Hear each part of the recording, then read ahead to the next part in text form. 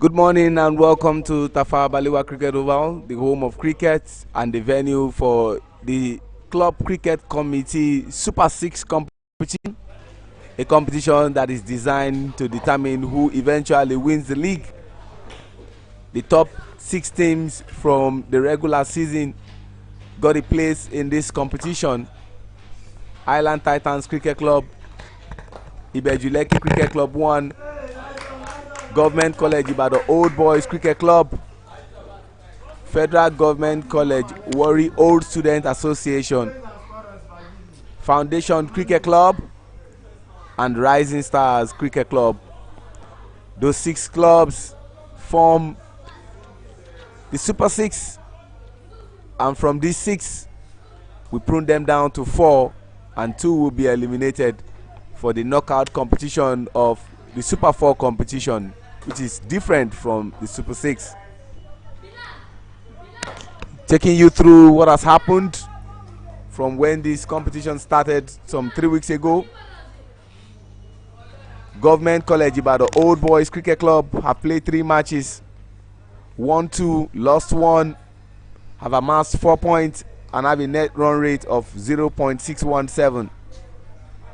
Ibejuleki Cricket Club 1, the defending champion of the league, have played 3 matches, won 2, lost 1, have amassed 4 points and have 0.388 net run rate.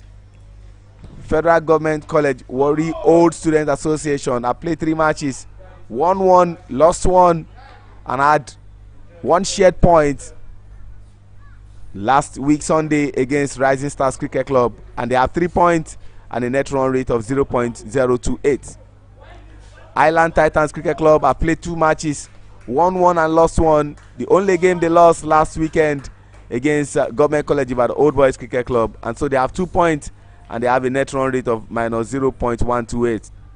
Foundation Cricket Club have played 3 matches, won 1, lost 2, and have 2 points and have a net run rate of minus 0.216. And Rising Stars Cricket Club have played 2 matches, won none, lost 1, drew 1, and have 1 point and a net run rate of minus 2.226. This is one of the most important games, the penultimate game for Government College Ibadan Old Boys Cricket Club, and a game that can determine their fate as far as winning the Super 6.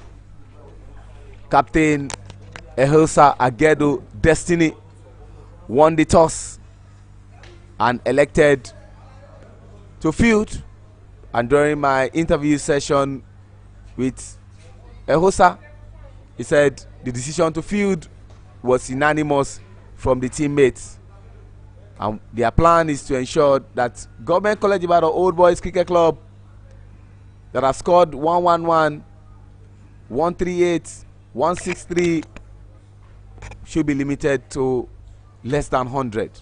They want to see them being reduced to that, and this is the most important game for them, as they were disappointed that Force Majeure did not allow them to play last weekend, where they shared points with Rising Stars Cricket Club after that loss against Ibejuleki Cricket Club 1. And for the captain of Government College Ibadan Old Boys Cricket Club, Isaac Okwe, he said this is the most important game of their lives. They need to win this game and probably put themselves in that pole position to winning the Super 6. And when asked about how many runs you want to put on board, he said, I just want the batters to score as many runs as possible so we can have a very healthy runs to defend when we are fielding. Chiemele Udekwe, national team player, will be coming from the Court of Appeal end, Nigeria's opening bowler, depending on what Captain Sylvester Okwe for the national team does in games. And my name is Oluwaseun Ajidagba. I'll be joined by my brother from another mother and my partner in crime when it comes to running commentaries, Abayomi Ayonusi. The umpires for today are umpire Sukomi Odedele, standing umpire, and the square leg umpire all the way from Ogun State, Taiwo Oladunjoye. Babatunde Ayinde and Oluwaseun Odeku opening the batting for GCI. Tunde Ayinde has been the best batter for GCI this competition. 38, 89, and 10 respectively. Starting with a wide ball, Chimele Udekwe.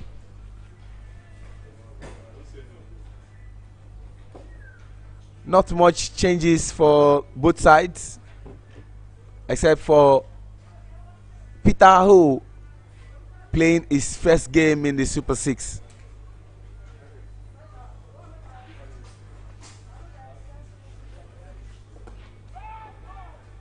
Lovely bowling there from Chimele Udekwe. And no run from Isaac Oyengba. Peter Ho getting an opportunity to play after coming around last weekend, but unfortunately couldn't get game time because of the rain.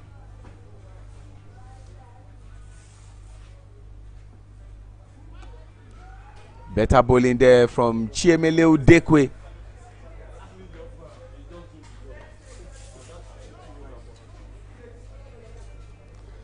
Salim Salau, wicket keeper,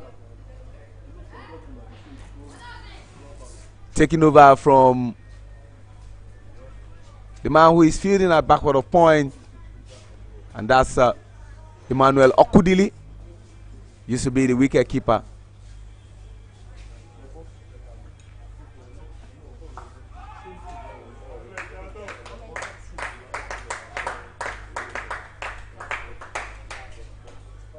Chimele making things a bit difficult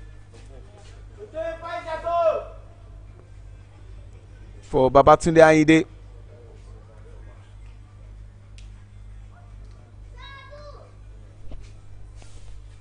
But like we always say, it's a bowling and batting game. It's a gentleman's game and also a waiting game. A loud appeal, but umpire Sukomi is not interested. And see that on replay.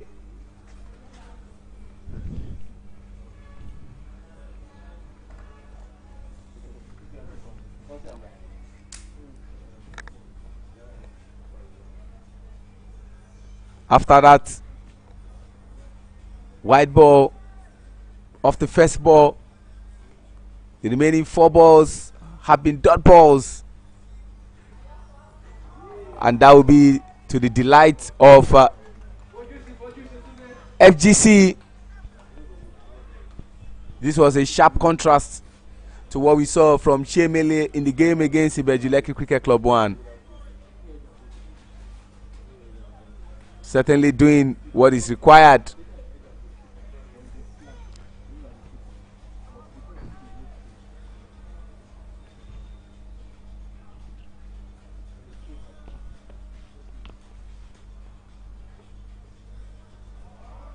Evidently clear from where I am running commentaries that that's a wide ball.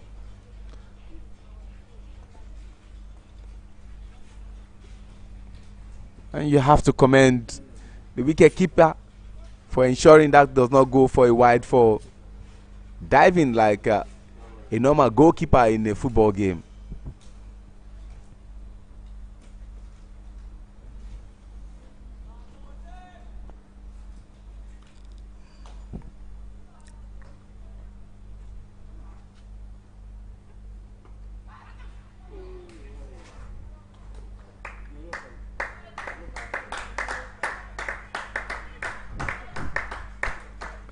And that has brought us to the end of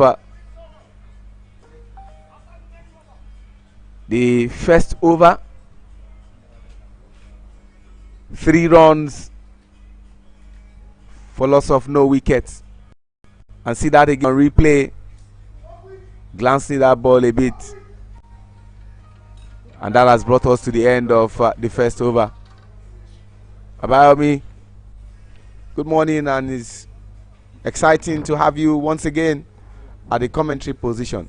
Good morning, Shil, and it's good to be back again at the commentary box. This is going to be one of the most interesting game in the Super 6, where GCI knows that if they win this game, they have one hand clinched on the trophy of the Super 6. But if they tend to lose this game, it just throws back the league open again, and which, do not forget, they still have the likes of Ibeju still in contention. A lot of people would say Ibeju has a chance of still retaining it, but GCI will fancy their chances, and that is what we are. Why did you sneak in Island Titans Cricket Club? Well, Island Titans have a very big huddle to play tomorrow. They have to play against Foundation Cricket Club, team that they are familiar with, a team that they've beaten before. Yeah, you're definitely right. But let's focus more on today's game. It's after the end of the first over. I must say that Tunde Ayinde, after scoring that 50, has technically gone under his shell. He's not expressing himself like he does before. He's more of trying to be a little bit careful of playing in his shell. He needs to express himself, and I think that's why the captain, Isaac Okwe, is still maintaining his opening pair of putting him and Chinwo Deku up front, at which Chinwo Deku, as vastly experienced as like we always say, if it's not broken, you don't fix it. Well, you just said that. So. And how? Wow! How on earth did Destiny Chilemania drop that catch? How on earth? Selim needs to understand there's no run outs there. It's already a dead ball. Chinwodeko did ask the umpire before he went over to talk. But how on earth did Destiny Chilemania drop that catch? But seems as if the way Tunde is behaving is a bit injured off that bowling of Peter Ho. The replay, I'm just looking at the replay again. Thank you, director, for that catch. It is one of the most simplest catches you can ever take in a slip cordon. The ball was right there for him as a slip fielder. His positioning was right. He followed the ball, and how did that ball drop from his hands? So I simply want to tag this as overconfidence on the part of Destiny Chilemaya. That was cool as you like catch. The way that ball came, and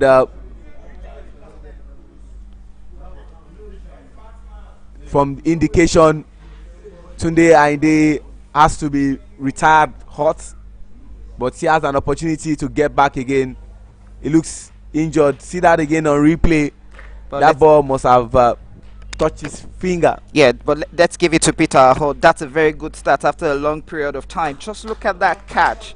How in Christ's name? I field on the slip cordon, and it's quite painful when you see slip fielders drop the most simplest of all catches. Yes, we take the difficult catches, but the simplest of all catches, that can actually be more painful. And Mike Kursk, Federal Government College, worried this game. Tunde, you see, coming out, has not lost his wicket. It must be stated, but needs to receive some treatment from that ball, and he survives his scare. I think that ball actually did hit his stump. I think he must have hit his thumb, but because from the way he reacted, his bottom hand, the thumb would have actually hit it, and probably his nails would have actually been open. But later on, we'll find out what really happened. Now you have Onikoye Ademola in for him, the man who scored a 50 last week Sunday. Absolutely, and was the best batter for the side. So as early as the second over, Onikoye is coming in.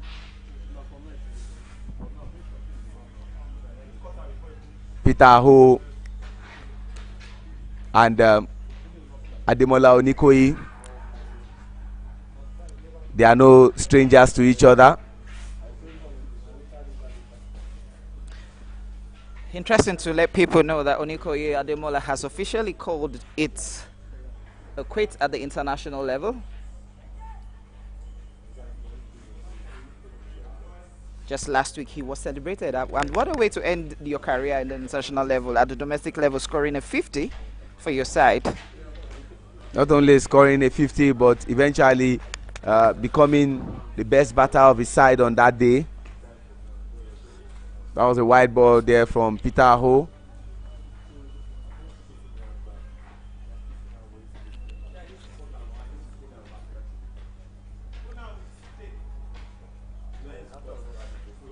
So I'm technically trying to understand what Peter is trying to do for Onikoyi Ademola. Is he trying to bowl 2 balls on the leg side, 2 balls on the offside? He needs to pick one particular line. We know Onikoyi is a master of all shots, but one particular shot that has actually gotten Onikoyi more out are the balls short of a good length, a little bit slower, where he tries as much as possible to play it over the 30-yard circle. But in this situation, Peter just have 2 protections outside, so which means he's definitely going to have to be careful with that kind of balls if he wants to try to bowl that.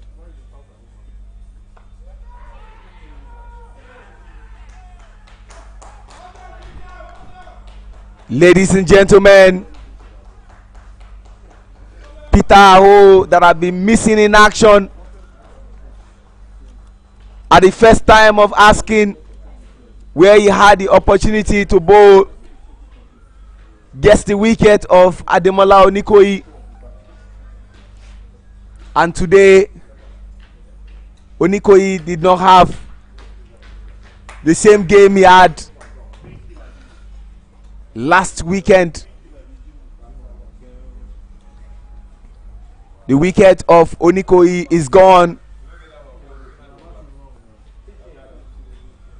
And Onikoyi, from the look, is a bit sad about what happened. I think let's say from the replay again. I'm trying to understand what shot he was trying to play. He went forward. I think he was trying to nick towards the slip cordon, but that late cut from Peter Aho actually caught him unawares, and he had no other option than just to present the bat. And I think he did take off the gloves for that ball to have carried that up, and Peter taking the wicket himself. JCI will be looking not to start this way.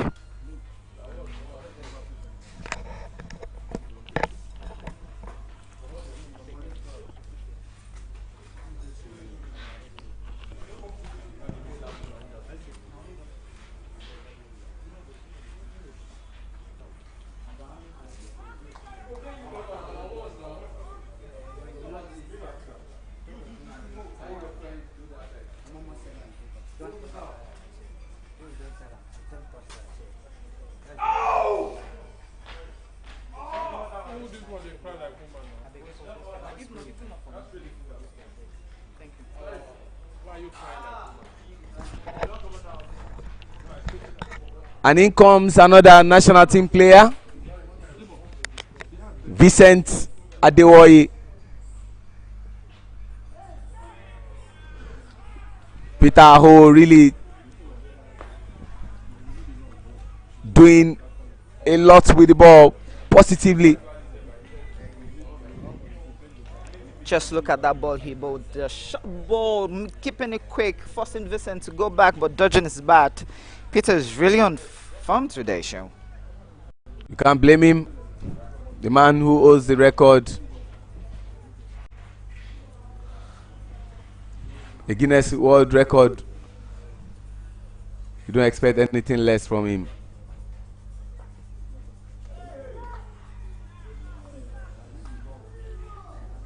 Vincent trying to take the fight back to Peter Aho. And that's to show him that, look, you might actually be bowling very well. The pitch might be favoring you today, but it doesn't mean that as a batter, I'm still in the center.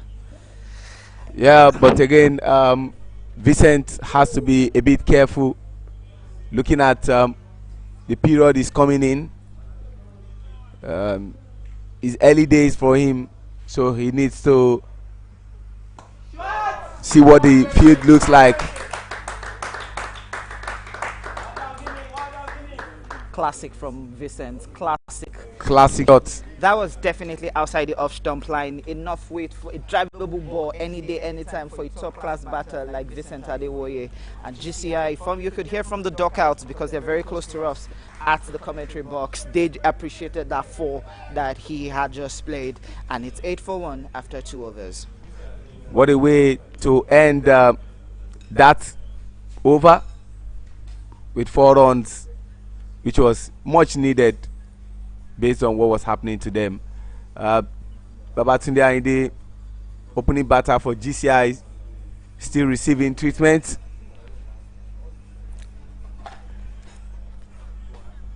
What we saw then was more of a finger that was slightly broken, but or call it slightly hot finger, but it's getting better little by little, and the game matters a lot to Tunde Ayinde and the entire teammates. I think JCI will be fancying the fact that Tunde is still outside, but probably hoping that his injury isn't that much. Oh, lovely shot by Shane Wadeku. I've said it several times, do not go to Shane Wadeku's pads. Oh, good stop. Oh, lovely stop there by Dimeji. And good run in there. I've said it several times, Shane. No bowler in this world should ever go to Shane Wadeku's pads. Shane is very good on the leg side. Just look at the way he glanced that ball. Once you go to his leg, to his pads, Shane doesn't waste any time. He just clicks it and it just goes all the way. But this time, Dimeji, very fast on his feet, was able to prevent that from going to the boundary. You can say that again. Brilliant from Dimeji. 3 is different from 4. Chemele Udekwe coming from the Court of Appeal and into his second over.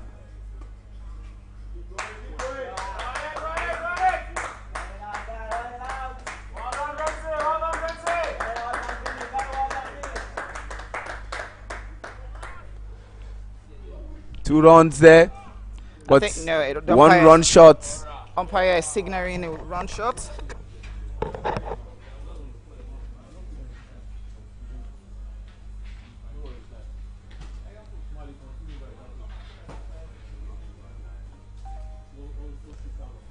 That was comfortable 2 runs, but why that became 1 run, best seen by the standing umpire Sukomi Odedele, who said it wasn't 2 runs but rather 1 run.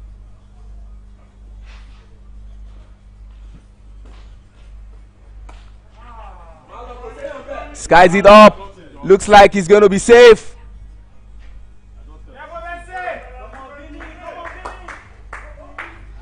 Vincent trying to pull that. He needs to be very careful. There was no power behind that ball. Chiemele very smart. Pulled off the pace of that ball.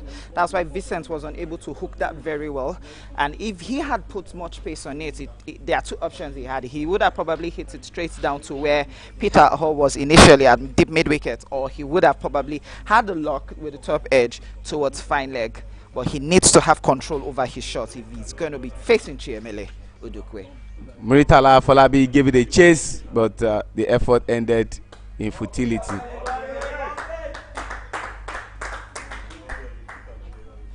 I'm going to say this, Shell.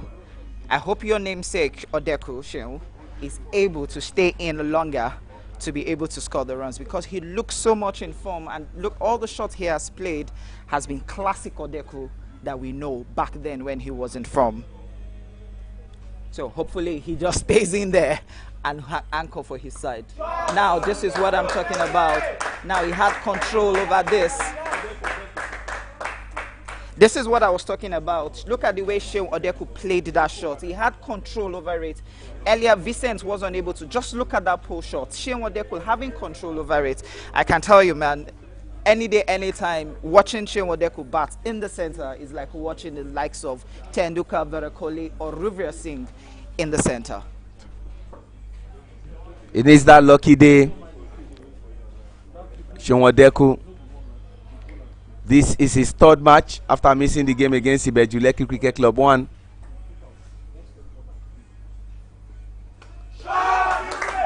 They had nothing to do about that.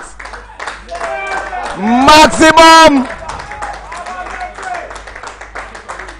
The first one of today, ladies and gentlemen, came in 2.5 overs. Vincent Adewoye, whenever I speak with him, he keeps saying, every time I go into bat, I just want to give my best, score a lot of runs. And that's what he's doing. And that's to the delight of his teammates. Just look at that. Just look at that shot again from the replay. Show he picked it. He picked that line. It was short of a good length outside the off stump line, giving Vincent that room to swing the bat, and it was just in the middle. And once you know the ball hits the middle of the bat, there is no way a fielder is going to stop that. Definitely a classic shot from Vincent Adewoye. 20-for-1. And you can also say that just like it happened in the second over, it also happened in the third over. The last ball of the second over ended with a 4, and the last ball of the third over ended with a 6 maximum. And the first one for today, Peter Aho, second over of his, coming from the pavilion end, white ball.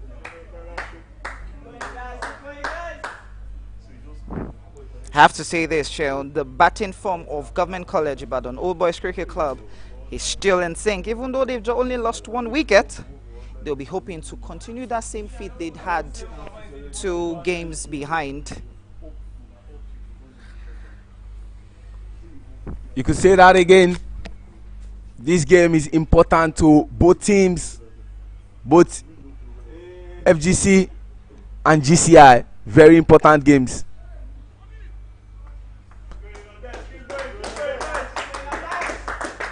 Better bowling there from Peter Aho. Like I said, for GCI, this game is important for them in their quest to win the Super 6.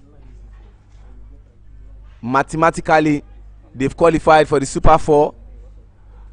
But this game is also important for FGC if they hope to get a Super 4 ticket as well as keep themselves in the conversation. Oh, lovely there. And that lovely stop. Oh, good stop there from Chemele Udekwe, ensuring that ball did not race for a 4.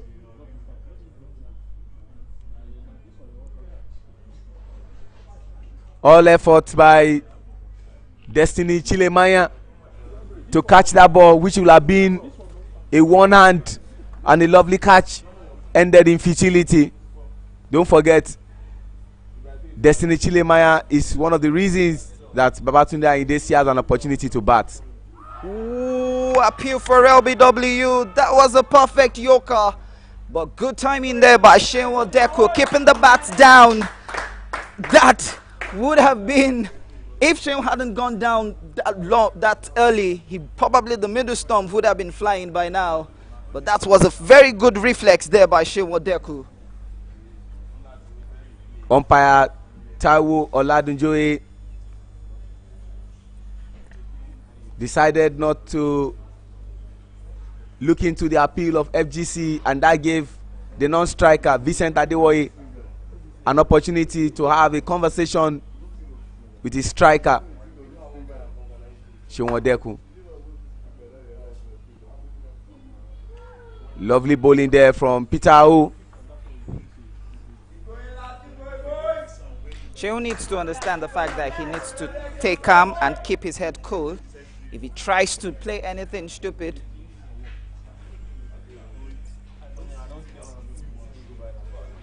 he tries to keep his head cool and all, but all the same, Shenwo needs to stay in for his side and probably hold on to when Tunde Ayinde comes in to bat with him, because those two are very good when it comes to opening the bat.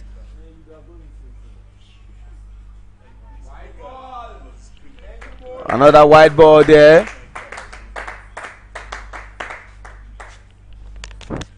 GCI are on 23-24 for loss of just 1 wicket in 3.4 overs.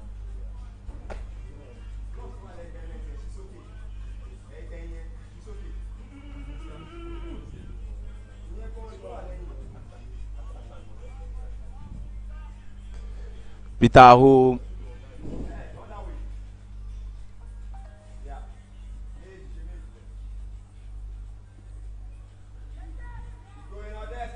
I think Sheon is finding a little bit difficult playing Peter's ball. Peter is keeping those balls low, keep bowling it with a little bit away from him. But the question is he bowling it across the seam or is he bowling it off the deck of the ball? So that's one question that Sheon Wadeko needs to ask himself every time Peter Hall comes into bowl. yeah, Peter who is very intelligent when bowling, and take nothing away from Sheon Wadeko, is also an intelligent batter.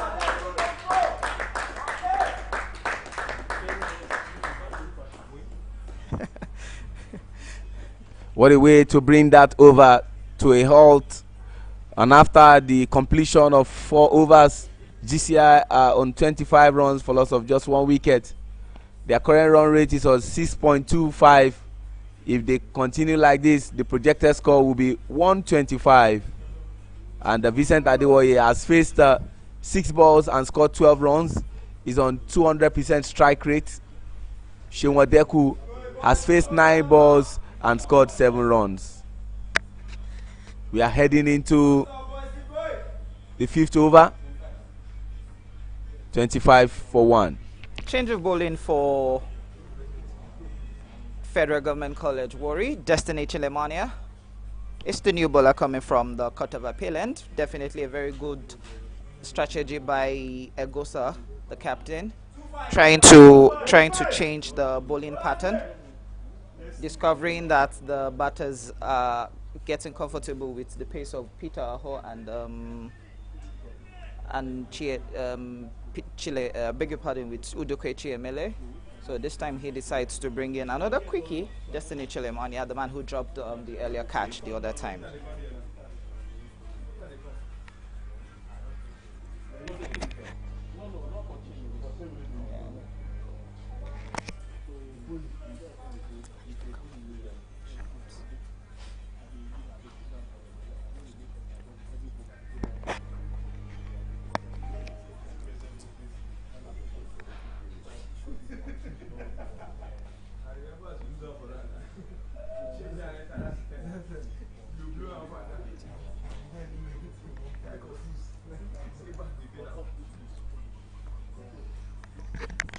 Chilemania from the Court of Appeal end. He's contesting with Sheon Wadeko, who's currently on strike.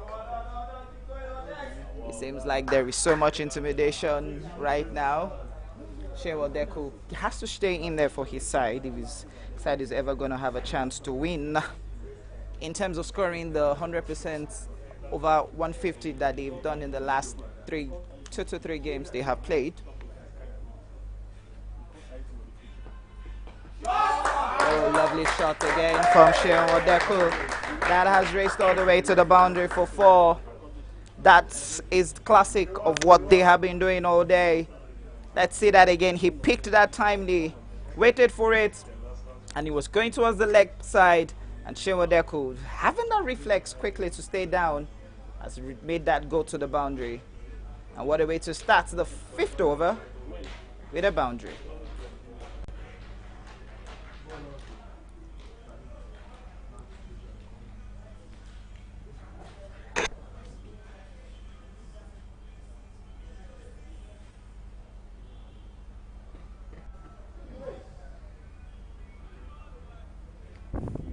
Good piece of bowling there by Chilemania. Good return back, keeping that ball a little bit quicker this time, not giving Sheon Wadeko that room to glance again to the leg side.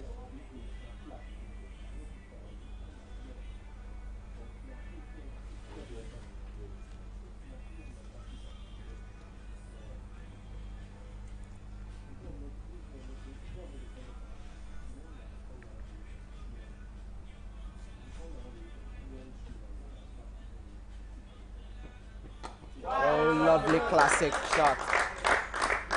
Just a single will be taken there. Doing the full face of the bat. Keeping control of the ball and the bat.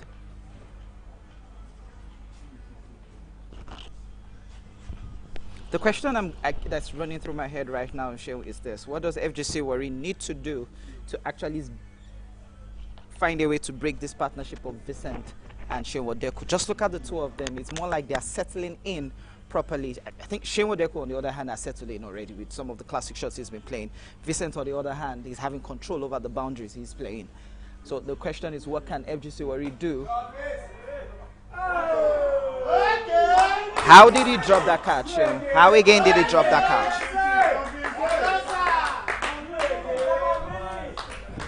What happened to Captain Peter, Captain Ehosa? I'm still looking at that. I just looked at that again. That drop catch can be very much costly to his side.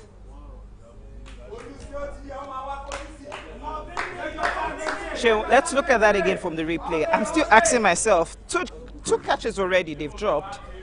Just look at that shot by the captain Egosa. No, that's a mid-off. How did he drop that catch? How? Two drop catches already, Shehu, in this game, and it's less than end of the. It's not even up to 6 overs already. You've dropped 2 catches. Shout out to our ground staff, Mark, and of course Abu, for preparing the pitch for games to go ahead as planned. One coming from Destiny Chilemaya off Peter Aho's bowling to Babatunde Ayinde. We got him injured, but he has an opportunity to play. And the other was at middle, Captain Ehosa Agedo Destiny of Destiny Chilemaya's bowling, dropping that catch. It was a cool as you like catch, but then GCI won't mind, GCI won't care. They just want to see their batters continue to remain in the batting crease and having fun. The question is, would this just 2 drop catches? Those are 2 vital drop catches, Shehu. 2 vital drop catches. If Chinemane had taken the initial catch, Tunde Ayinde would obviously be in the pavilion fully. And now you don't drop Vincent Adewoye, especially when he's beginning to see the balls. And there's a change of bowling for Federal Government College, Warri Old Boys Association. Isaac Oyemba is the new bowler coming from the pavilion end. 30 runs for loss of 1 wicket.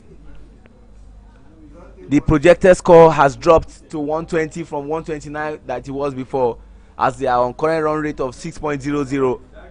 Shehu Odeku is now on 100% strike rate from the 200 he was before. It's slightly dropped. And for Vincent Adewoye, is on over 100% strike rate, having faced 9 balls and scored 12 runs. Good stop there by the bowler himself.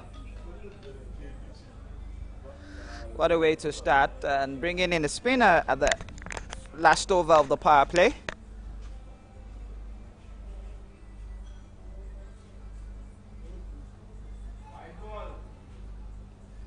White ball signal there by the umpire Taiwo Oladunjoye from Ogun State. I'm asking myself this question. The humidity right now is this. It's actually around the 38 degree, and the umpire isn't putting on a hat or a face cap. I wonder how his head will be so hot right now.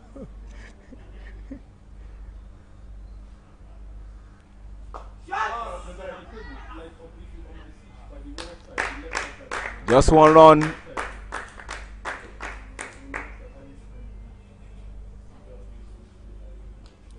Interesting to see, Shehu. A lot of people have come out to watch this game. You know how vital it is, because it's more like a decider in the league who takes it up. GCI has been one way or the other for the past 4 seasons looking to win the league.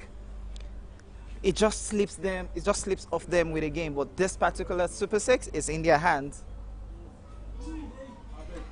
A swing and a miss there from Vincent, who wants to go big. I I think Vincent needs to have control over his shots. He needs to have control over his shots. You'll be a little bit perplexed, so you're a little bit quite surprised. He's just swinging it and missing. I can see from your facial expression.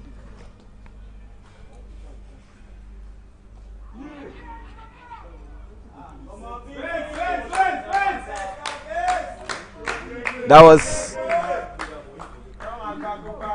simply what you can term to be indecision on the part of Vincent Adewoye.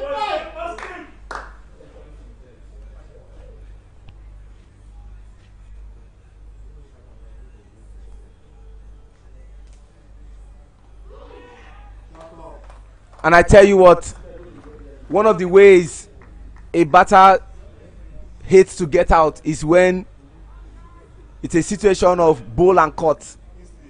You want an outfield player to catch him than for the bowler to do so, because that usually looks more like a simple catch.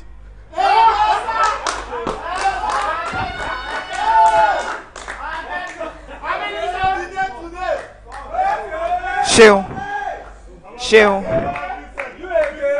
let's not talk about the drop catch.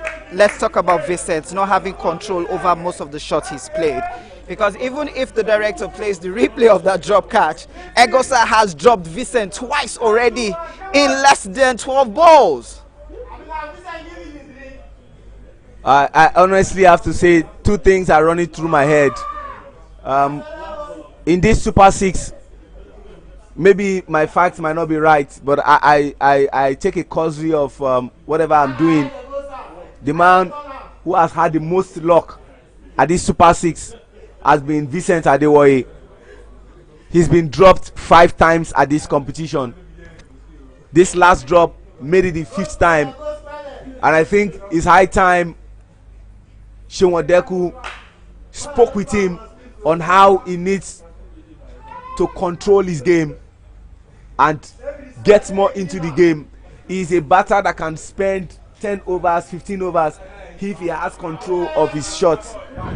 And for Captain Fegocowosa Agedo destiny, the destiny of Vincent Adewoye that was in his hands, he decided to give him another life.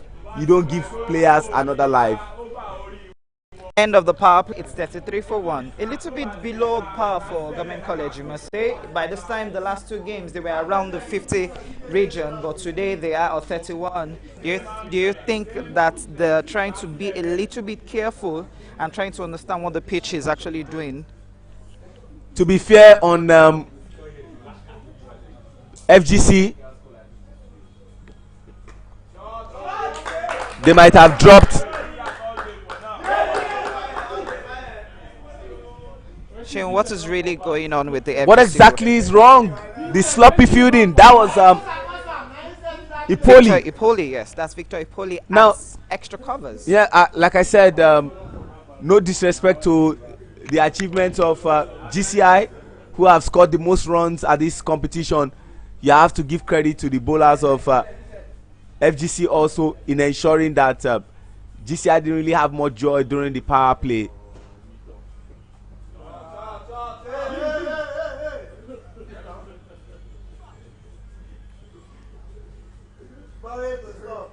Interestingly, Sheil, this is the first time, it just ran through my head and just been spoken to by the director. This is the first time we're actually running the commentary without saying the first 11 of both sides. So probably after this over, we'll just quickly run through the first 11 of both sides. Absolutely, I'm going to do that as quickly as possible. Maybe I will start first with the fielding side and give them the honors by virtue of them winning the toss and electing to field.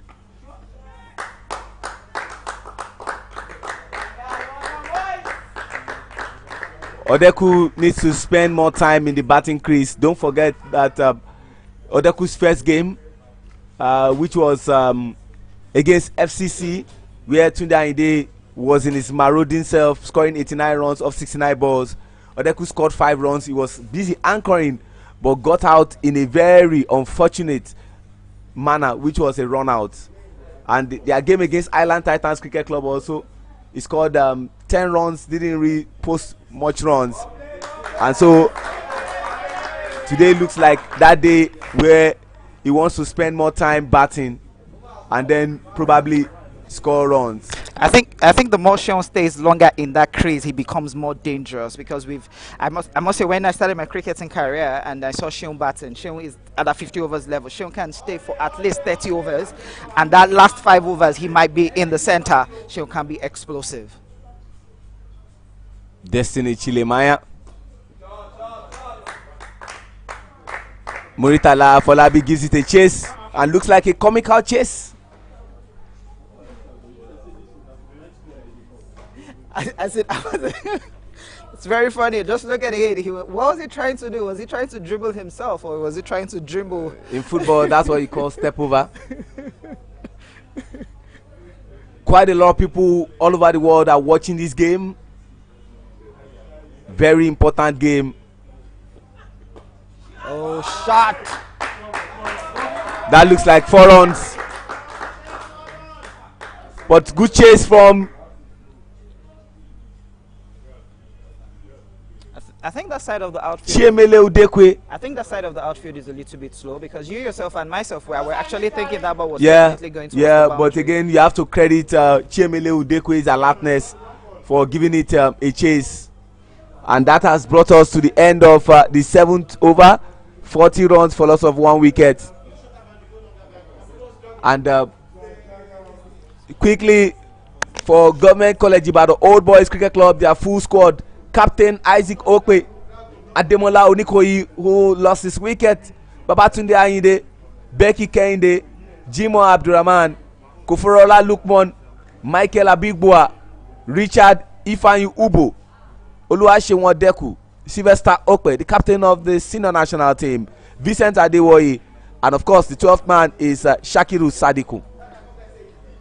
For Federal Government College Warri Old Student Association, the entire full squad: Ehosa Agedo Destiny, captain Destiny Chile Maya, Emmanuel Okudili, Victor Ipoli, Isaac Oyengba, Miracle Solomon, Muritala Afolabi, Oladimeji Oladunjoye, Peter Aho, Selim Salau, Chiemele Udekwe, and the 12th man Oluwafemi Shoyebi.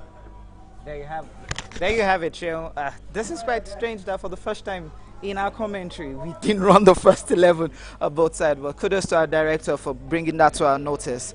And I must say it's actually a very tough one for both of us, especially for the fact that you and I have run more commentaries in the CCC league, and it's a selfless service. We must say, if anybody isn't giving us credit, Sheo, we will give ourselves credit. Absolutely, we love what we do, and we need to give the best league in West Africa the projection it requires. More importantly, getting to see the super players that we have that represent our national team and different clubs.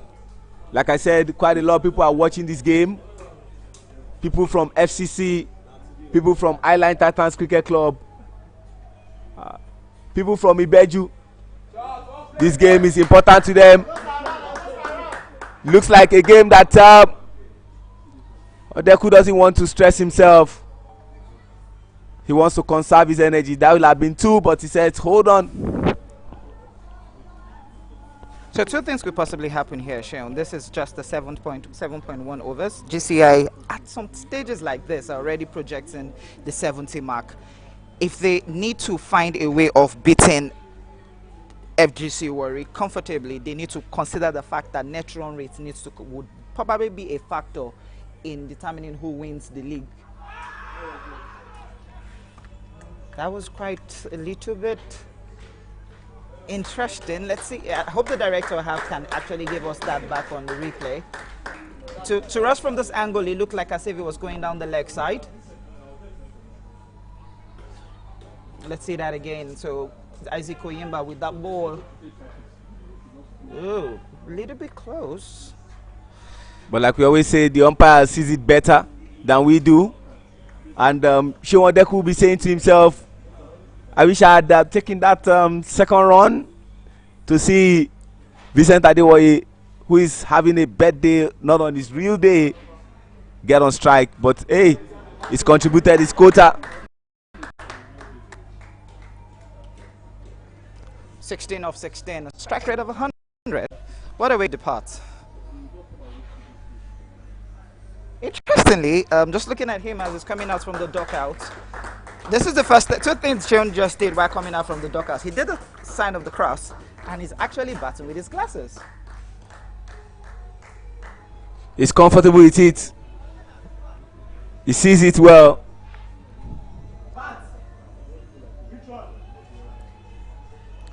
And in comes the man who has been given a second life. The two of them combined have 3 lives. Vincent Adewoye has 2 lives. 2 cricketing lives, let's put it that way, so people don't think that it's just his personal life. He has 2 cricketing batting lives already, which was given to him in platter of gold by the captain of Federal Government College, Wari Destiny. I know Egosa, actually. Yeah.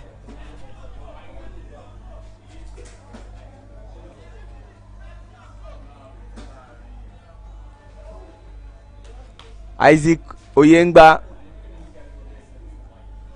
getting his first wicket and has just conceded 4 runs off 8 balls. He's having a good economy rate there. Tunde is back into the attack. Let's hope his fingers are actually quite good, so he'll be able to bat longer. So I think at this point in time, GCI will be hoping that Tunde stays longer, having lost their opening pairs, that in terms of Sheon Wadeku and Onikoya Demola.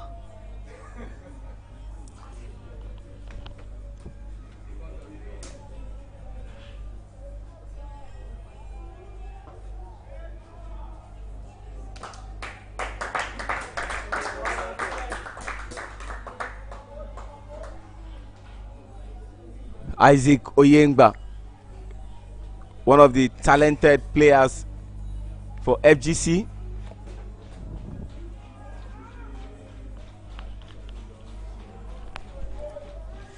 Still to go into the craze for GCR is the Okpe brothers, Isaac and Sylvester. They still have Jimo, Richard Ubo, and Lukman. That's definitely out. I thought umpire wasn't going to give a wide for that. Rather for Selim Salau to be jubilant that he got the wicket of Tunde Ayinde, umpire Taiwo Oladunjoye decided to break his heart with that declaration of a wide.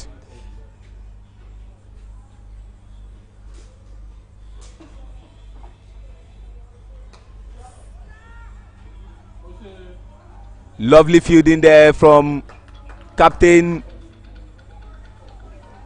Agedo.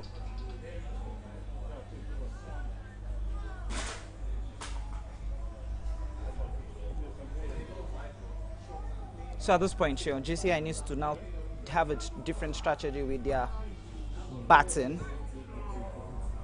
because as it seems like they are just trying to dot balls and not put up a huge total. They need to put up huge totals if they're going to be going against a team like Federal Government College. Worry.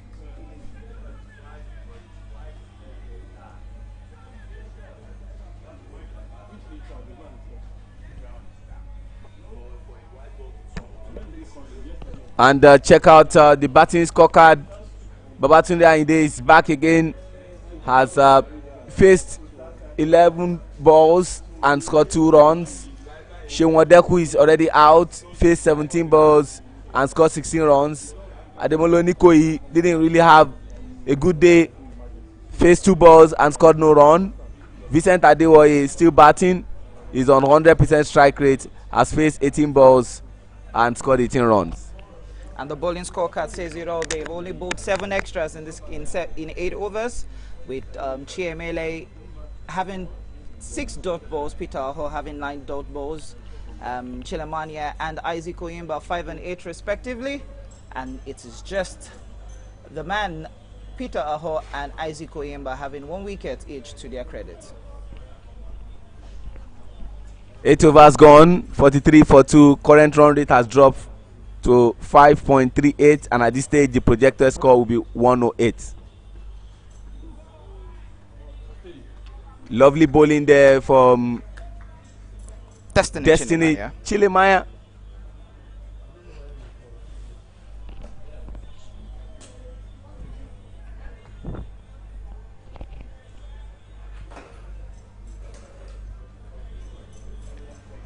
Destiny is in search of his first wicket and already is giving away 12 runs.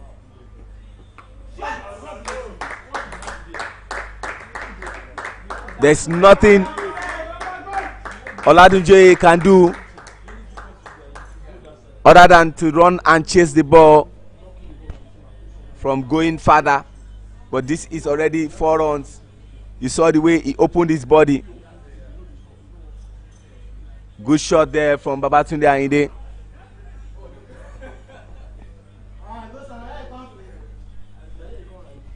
I must say that that was a very well controlled shot from Tunde Ayinde. Even though he has a broken thumb, he was still able to control that shot, and this has definitely paid off for his side.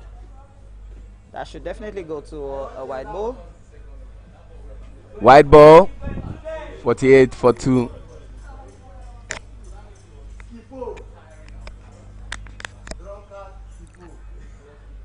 They need this duo to form a partnership.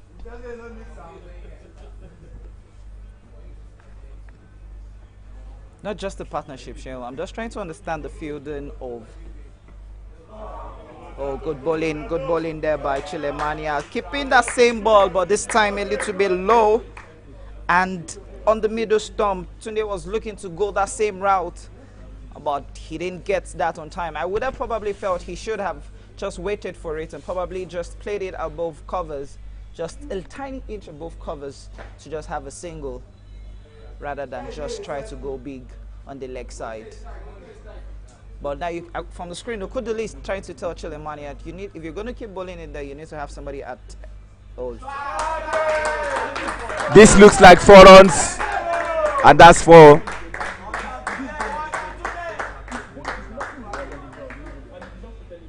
I must say this, Chilemania needs to understand he has to have control over his ball. Just look at that. Tunde Ayinde came out, gave himself room, understanding that his bowling is more on the offside, and being smart as he is, had the time to just play that ball, and that is a boundary.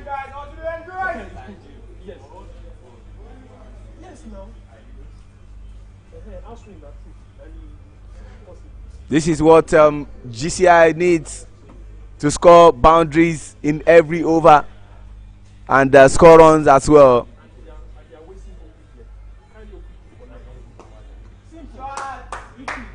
And this looks like they want to go for 2, but you can't do that with Chiemele Udekwe. Picked the ball very well and ensured that there was no second run. 10 runs already shown in 5 balls in this over. This looks more like going to be one of the expensive overs in this game.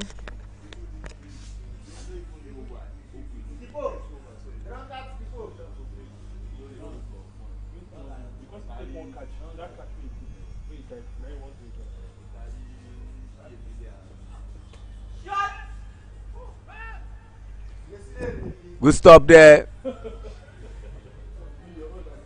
from Peter Aho to bring us to the end of the ninth over.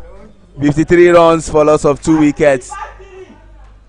The current run rate is on 5.89 and the projected score is 118. There's a bit of change. Captain Ehosa Agedo Destiny is out for Shoebi.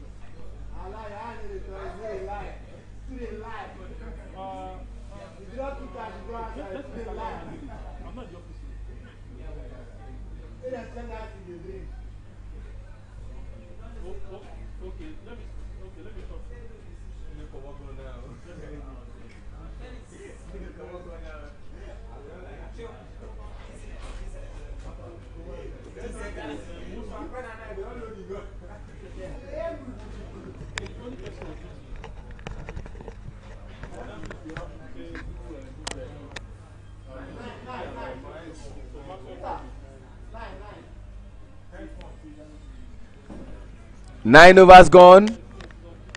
53 for 2. Isaac Oyengba.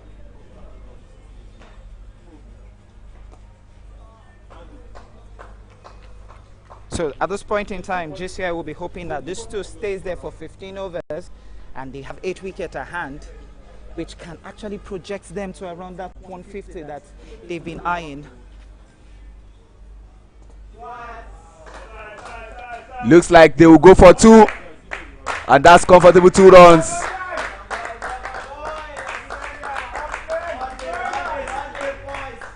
Check out where Victor Ipoli is coming from, and he was still faster than Dimeji, who was at square leg.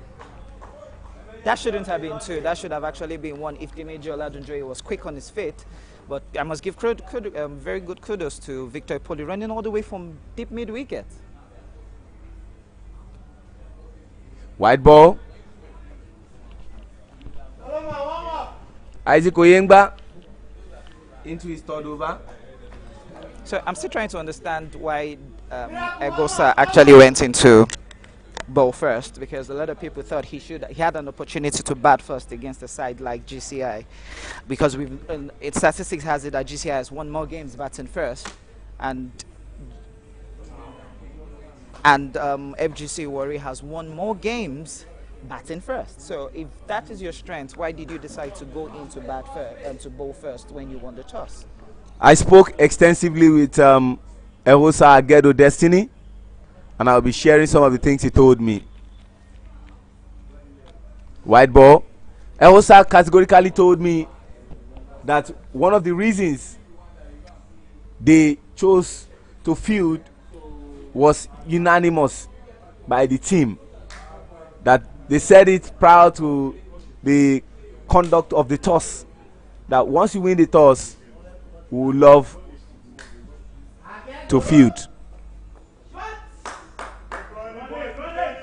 Can they go for 2? The major will give them that opportunity.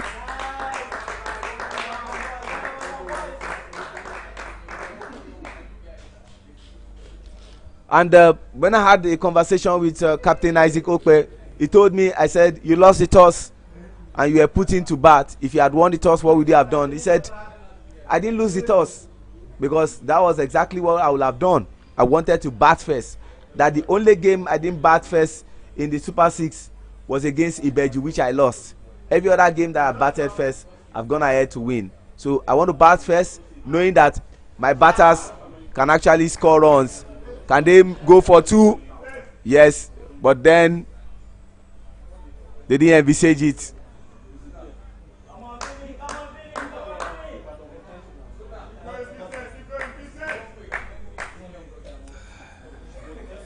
$59 for 2, 9.4 overs gone.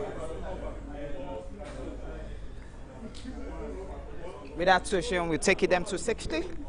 As a 60 for 2 in 9.5. Last ball of the 10th over.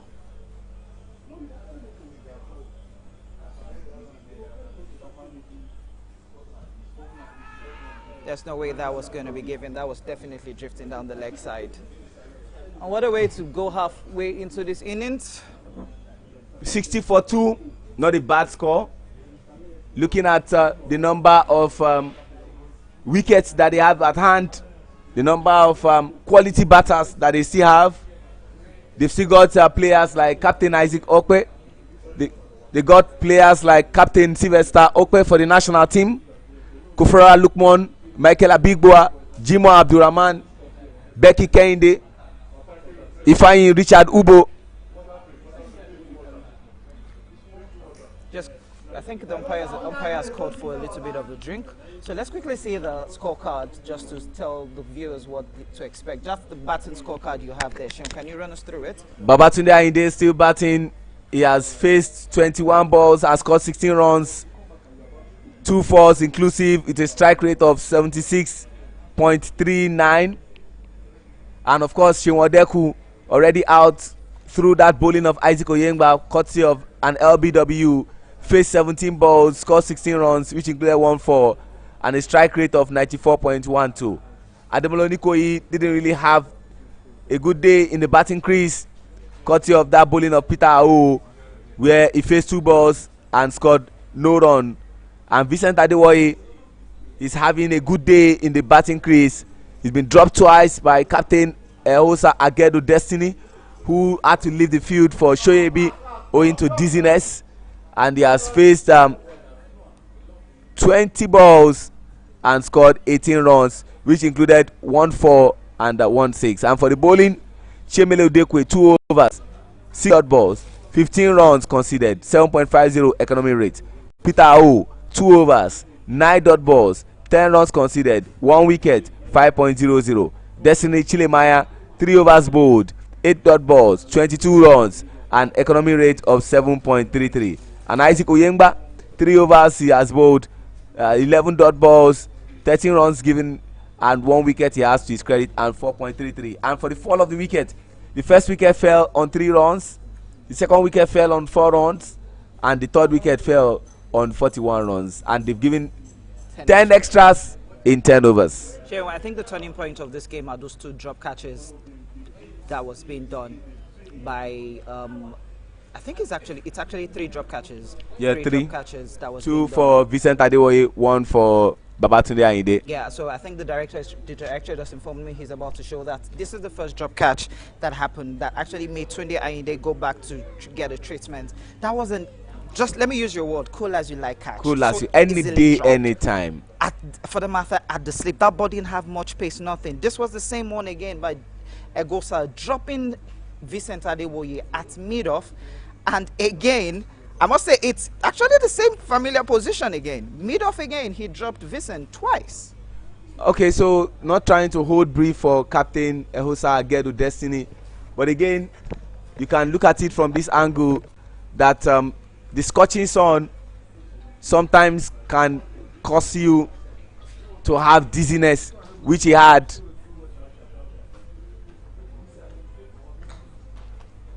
And just maybe it was a reason for Captain Ehosa to go out after suffering that dizziness.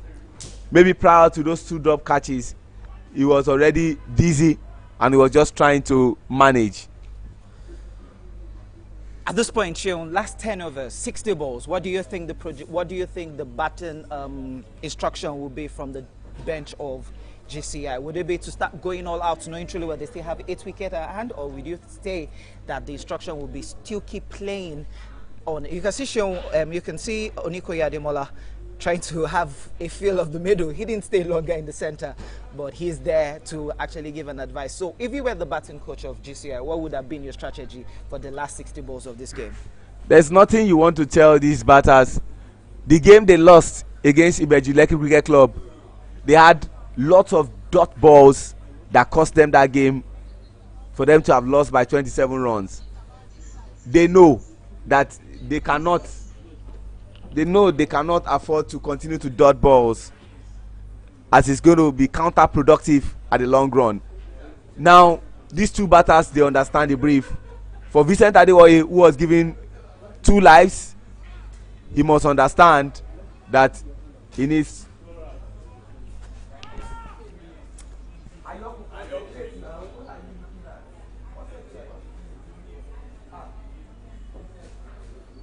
change of bowling for Federal Government College Warri. They have a new bowler in person of your favorite guy for Federal Government College Warri, Victor Ipoli. Well, I fell in love with Victor Ipoli's bowling for what he was able to achieve in the game against FCC. On that day, I continue to say it, that it's one of the greatest comeback I've seen in cricket history. And I say that with all sense of modesty.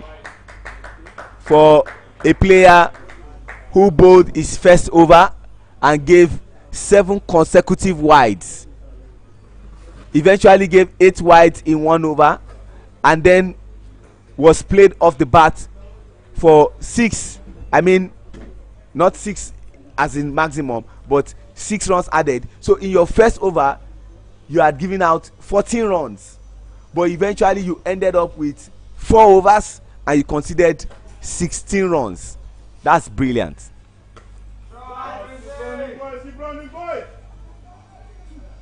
Just a single taken off that ball. Now there's this theory all around cricket. The first run has to be fast. I think at that point in time, these two batters had an opportunity to take 2 runs there, but they didn't take the first one fast.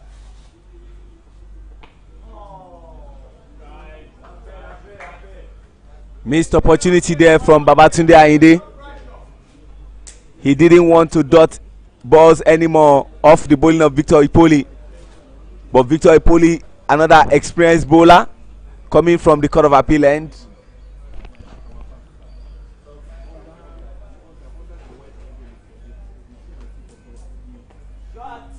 Oh, that will raise. Can they go for 2? Yes, they do. That's 2 comfortable runs any day, anytime, Sheon. There was no much power behind that shot. If Tunde had put much energy and much power behind that shot, that probably should have been racing towards the boundary. Moritala shouldn't even have an opportunity to pick that one because he's standing currently at mid-wicket, but he was at back. He had to go pick that ball at backward of square. So if there was a power behind that shot, that should have gone to the boundary. Now they are trying to run in between the wickets. Shoaib is out, the 12th man, and in comes Captain Fegocowosa. After that slight complaint to the umpire about dizziness, he needed to leave the field. So I just need to understand something. A lot of us call him Egosa, but you call him Ehosa. So could you give us shot. No movement, Sheon, no movement. Everybody in the field just had to look at that ball. That was a lovely shot there by Vincent Adewoye. And so you saw the no movement from Destiny Chilemaya and Emmanuel Okudili. They were deeply rooted to the ground. They had no opportunity to move, and it was more like the national anthem is being played and everybody must stand still, and that was what that shot meant. Vincent Adewoye playing that shot, and what a classic shot, and what a way to bring that lovely over to a halt. 69 for 2, 11 overs gone. So talking about the name Ehosa, you call it Ehosa, we call it Egosa. A few people call it Egosa. Maybe when you come back, you'll explain to us what the real pronunciation of that name is. Knowing truly well that you're very good with the pronunciation of Edo names. No, it's not. I needed to be sure. You know, sometimes you call some names and then you get corrections about those names. Like Nigeria's opening batter, who plays for Ibeju Cricket Club 1, we know him as Daniel Ajekun, but he once told me that his name is Daniel Agekum. He decided to represent Nigeria as against Ghana, where his father is originally from. And so there are some other names like Okwe, so those are names that you need to understand the correct pronunciation of how they. So I also need to ask him. I think his H is silent, but then he will be able to tell me whether truly, and he is back to bowl in the 12th over, the captain. He wants to take responsibility. So I'm trying to understand why the captain himself is appealing for that ball. Tunde moved totally away on the offside, and he was trying to go down towards the leg side. Let's see if the director has that again on the replay. So he triggered. There was no way that was threatening the stump. It was definitely. But again, on the Tunde needs to be very careful. The ball wasn't threatening your stumps, and then you just want to give away your wicket. You have an opportunity to bat all day. Bat all through. Make the bowlers work for the wicket and don't give them easy wicket like we always say.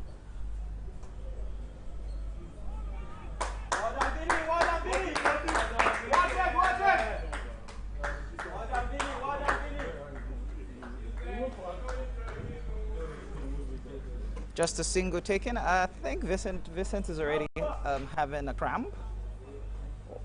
I think he has pulled his arms while trying to while trying to ground his bat. He's currently a little bit on the ground. I hope he's fine, because GCI won't be hoping to have another player outside for another period, because knowing truly well Vincent still has to bowl. He needs to stay in there. The captain needs him there. The team needs him there. The fans of GCI needs him there. His family needs him to be in the batting crease. When you talk about the family, I hope it's not his immediate family. You're talking about his sporting family in terms of GCI. I'm talking about his family, the Adewoyes. They need him to continue to bat.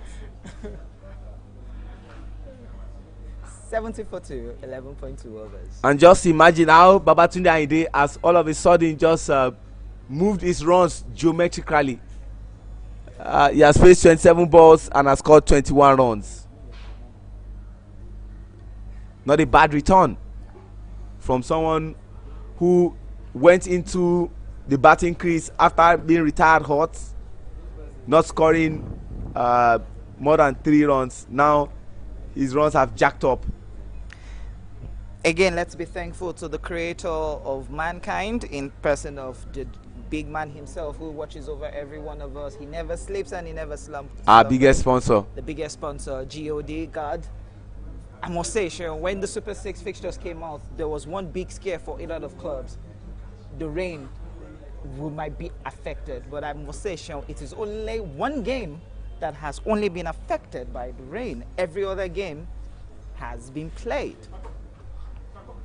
And when you look at the total number of games that have been played, you want to say that that one is minute.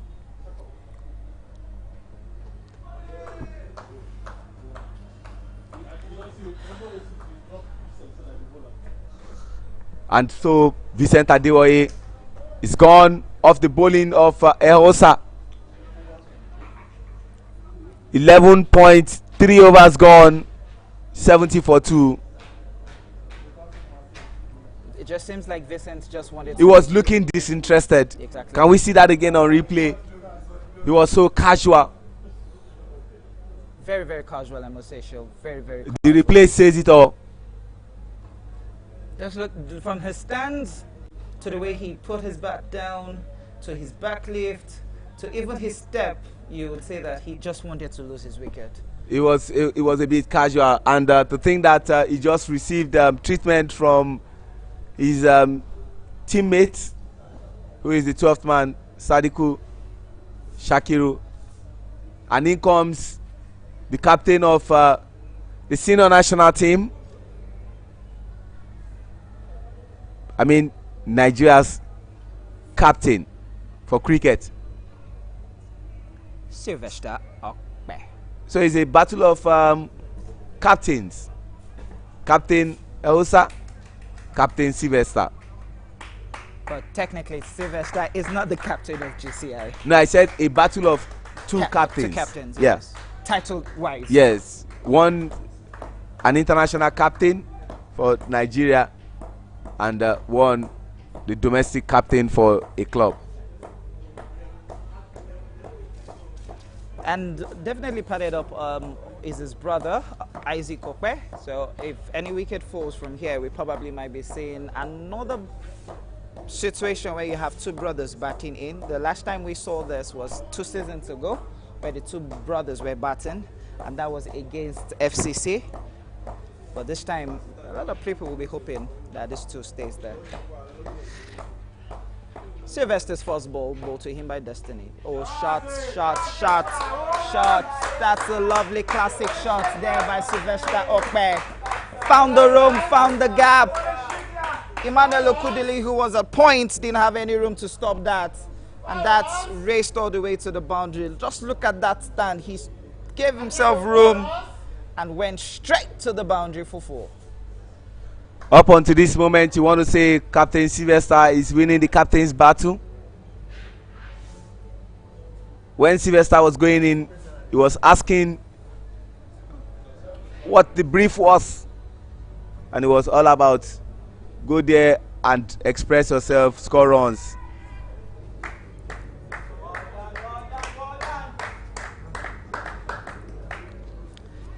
Five runs from 2 balls, great start. Obviously, the brief is quite simple. Just keep attacking, keep the ball ticking, because 150 is still very much doable. Even the projected score has dropped to 127. But they know anything above 100, or technically above 120, is defendable for them in the second innings. Oh, lovely stop there from the captain.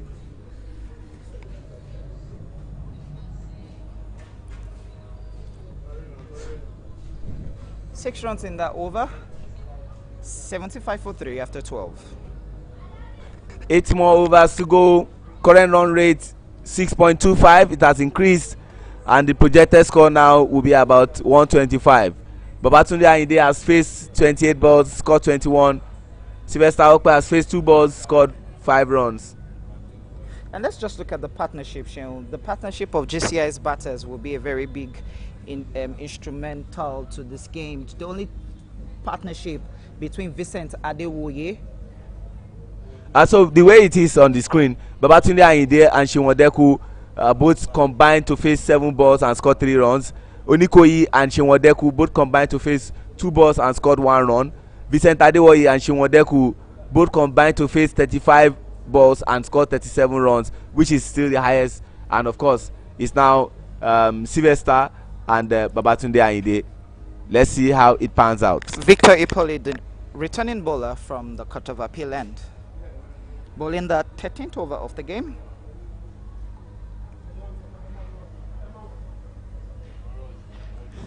This will be very, very interesting, show.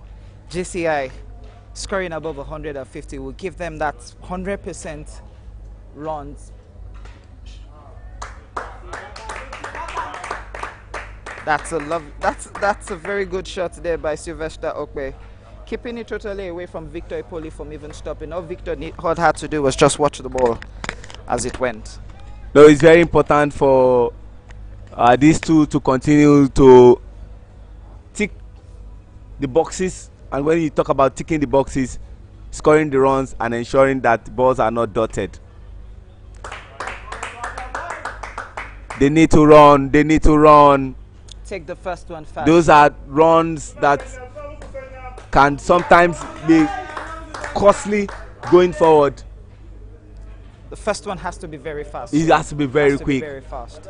Because that ball was actually in the 30-yard circle. Longoff actually had to run all the way. If they had taken the first one fast, they would have gambled with the second.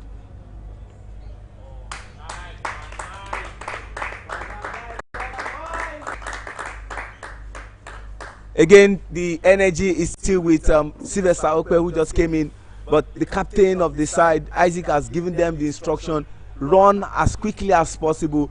When the boundaries don't come, put the fielders under pressure by taking those runs, and so you have to dictate how they set the field as the batter.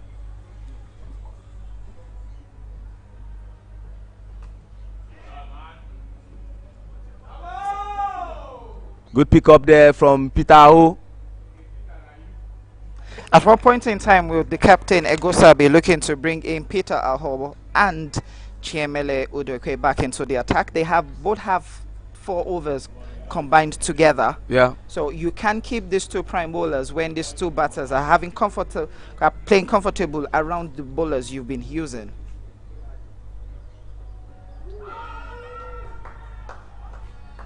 Umpire says not out. I thought there was a nick there, but the umpire Sukomi Odedele said nope. Don't forget that he sees it very well. He sees it better than we do. And he's just told them, let's get on with the game. Your request was not granted. Request not granted. You know, the interesting thing is when fielders appeal and then the umpire says not out, it just looks a little bit demoralizing for players. Better bowling there. And what a way to bring that over to an end. The 13th over, 79 for 3. We have 7 more overs and 7 wickets at hand for GCI. GCI will be looking to just cross the 100 mark before the 15th over. They have 12 balls to do that. These 2 are quite good in doing that. You just need to keep the butt ticking. But with the way things are going, 120 might be very comfortable for GCI. Did you say 12 runs? Your mathematics is poor. I said they need 12 balls. So, oh, sorry, yeah. Yeah, they need 21 runs of 12 balls to get to that 100 mark after the 15th over. I didn't intend to blame your mathematics. Yeah, wow. Change of bowling. Isaac Oyemba.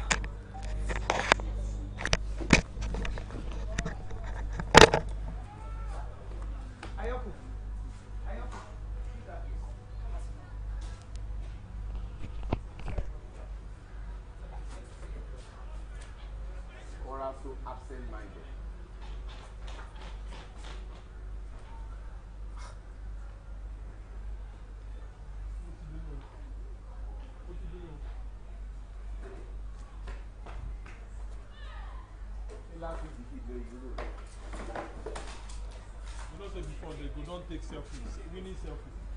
They don't take winning selfies now.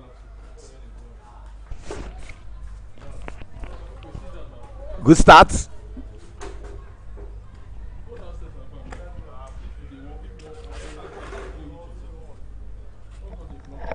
Isaac Oyemba coming from the pavilion end.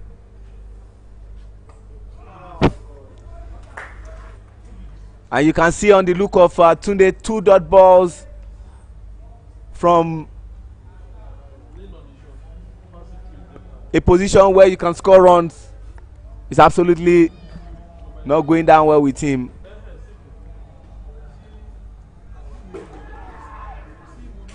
They should have done 3. They should have done 2.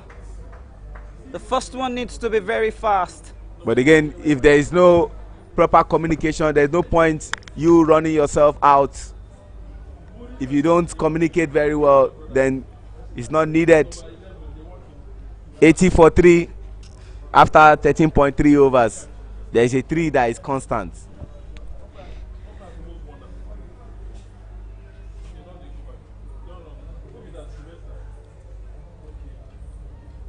Four fielders on the rope. Cow corner, long on lug of extra covers.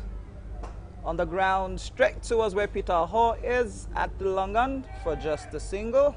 Yeah, they know themselves very well. Peter Hall knows his captain very well. Captained him at under 19 for that historic World Cup. Captained him at the senior national team. Still captaining him at the senior national team. Just 1 run.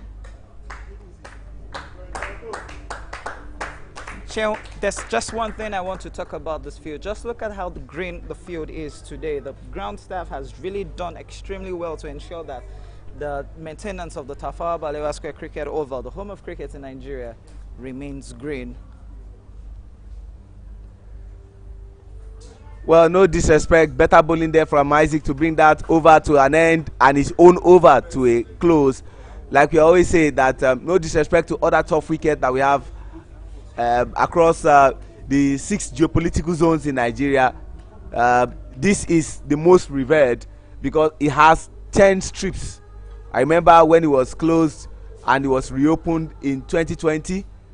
It had 10 strips, and the former governor of Lagos State, Governor Akinwumi Ambode, yes, was here to actually, give it a facelift, and it's good to know that they still maintain this 4 years down the line. 6 overs left to be bowled in the first innings, as it's 82 for 3 after 14. At this point, I'm actually imagining what the batting camp of FGC Warri will be like. They'll be hoping that they just keep GCI under 100. Impossibility is nothing, but it looks difficult with the number of batters that are still left. The overs that are still left, it's going to be difficult for them to restrict them under that score that Captain Ehosa envisaged after winning the toss. Destiny Chilemania into the attack again, straight over covers. Extra covers will come into play. 2 runs taken. Destiny Chilemania bowling to Babatunde Ayinde. Babatunde Ayinde. He's been more of, Tunde has gone more attacking with him. There's nothing more to do. You are not taking the wicket home. You need to score runs. You need to avoid dot balls at this critical period. It is their period now to bat. and when you bat and you score intimidating runs, it has a way of affecting the psyche of your opponent. Another shot straight towards extra covers again. They'll go for 2. Yes, they need to start doing that now. Shane, just look at what the wicketkeeper Salim Salah, his gesture earlier on when he picked up the ball. He was telling Destiny Chilemania, stop bowling those balls on the offside, giving Tunde so much room. If you want to attack the wicket, attack the wicket. Stop giving him so much room to swing, even though he has protection at the dip. But he needs to find a way to just ensure that he gets those balls at the right angle. Now he's moved Muritala Folabi. I think he's going to be having 2 covers for Tunde Ayinde. Well, I hope that Destiny has his destiny in his hands and he understands what he's doing with his field setting. Yeah, this looks plumb, Cheon. This looks very, very close. I think the umpire, Sukomi Odedele, was definitely 100% right about this. Just that field change was making Tunde trying to go down. He was definitely plumb. Tunde moved his leg into the line of the ball, front foot, and he has just look at that again on the replay. It was so plumb that the director had to do that twice. He was trying to look to walk that towards the leg side. All he needed to do was just keep the bat fruit, and he just did it. We need to see it again on replay. Tunde has himself to blame. I was going to say that I hope the request of Tunde asking for water will not cost him. Look at what he did. He gave the umpire that opportunity to make that declaration. You could see that Destiny Chilemaya moved everybody to the, and that place was very, very easy for him. If he had just driven that, even a block, it's a 1 run based on how Destiny set his field. But I'm sure that he has run his race. He can come and have his water and come and sit with his teammates. The second innings is there for him to do justice to that. But in comes Captain Isaac Okpe, and he understands the brief because he knows what is obtainable. He knows himself and his brother needs to bat this through, and then batting it through, they need to take it to a very, very appreciable position such that they can defend. It's 86-4-4 in 14.3 overs. 2 captains at different levels. One, the senior national team captain for Nigeria, and one, a club captain. But one thing is common, Sheon. The same blood runs between them.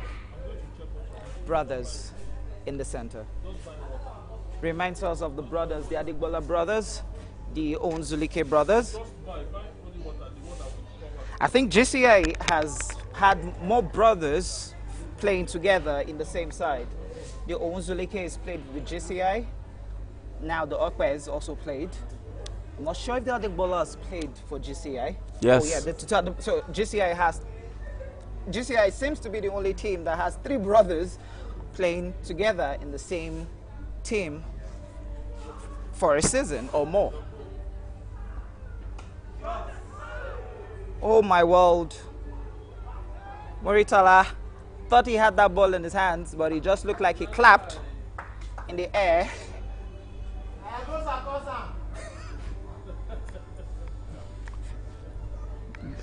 Lucky Isaac and see has opportunity to continue to bat.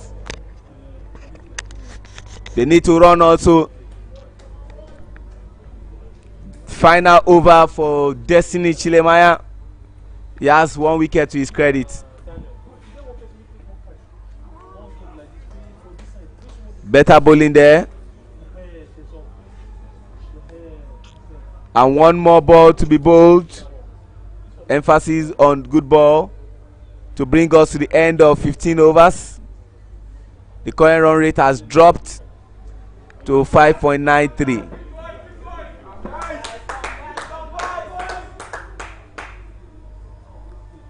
The weather is quite a little bit hot, even on the tent where we are, Shell. It's very hot. Just a single any day, any time. 89 for 4 after 15 overs. Like I said, today, 1 player who is missing again is Elijah Monday. Don't forget, in their previous game, he had a collarbone injury that kept him out when he was fielding, and so it was fitting enough that the team will give him time to rest. This year has plethora of players who are inching to get game time. There's still no place for Chibike Itogu. We call him Zoom Zoom. Was around for their 2 games that they won, FCC and Island Titans Cricket Club. Unfortunately, he's not here today.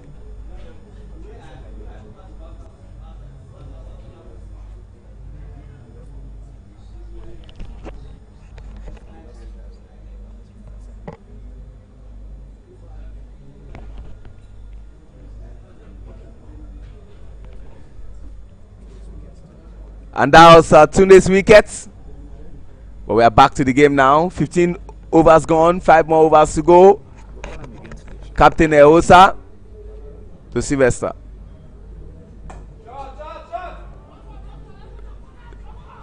They want to go for 2.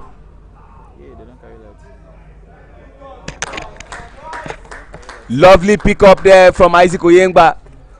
And great communication between the duo of Isaac and Sylvester to avoid the run out. And he has an opportunity to bat and face Fegocowosa. Battle of 2 captains for their respective clubs. Who wins this captain's battle? Will it be Fegocowosa? Will it be Isaac?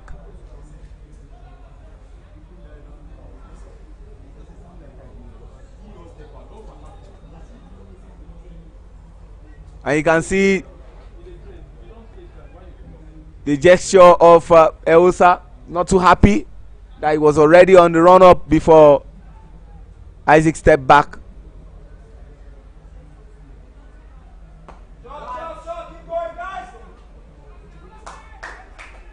Chiemele will not allow them to go for 2.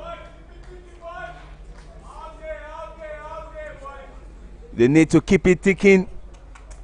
We are getting into the 16th over.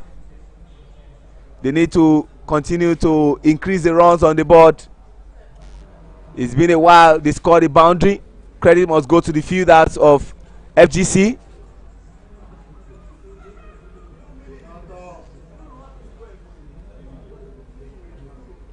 Appeal for how was that? And the umpire said not out. Taiwo Oladunjoye.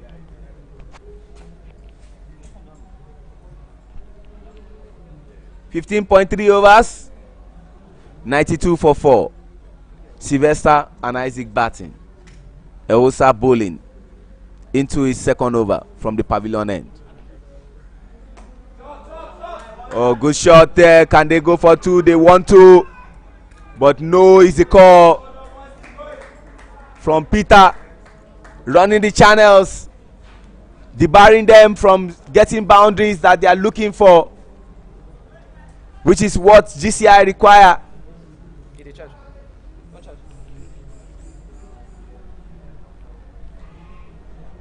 Fegocowosa thinking about it at this critical period. I don't want to concede boundaries off my bowling. After that 2 mishap for Vincent Adewoye, where I dropped him at similar positions, they must not score boundaries off me. But the GCI batters are saying to themselves, it's high time we started scoring runs off every ball. Though not in the scripture, but thou shalt not dot balls anymore.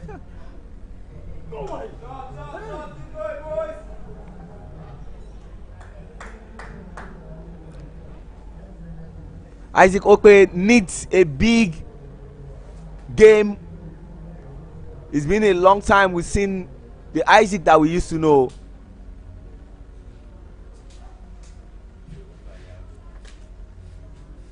Sean, it's 98 for 4 after 16 overs. At this point in time, you would say the 2 brothers know that they need to start hitting the ball. They have to start hitting the balls. Every ball counts at this point in time. Yeah, you could say that again.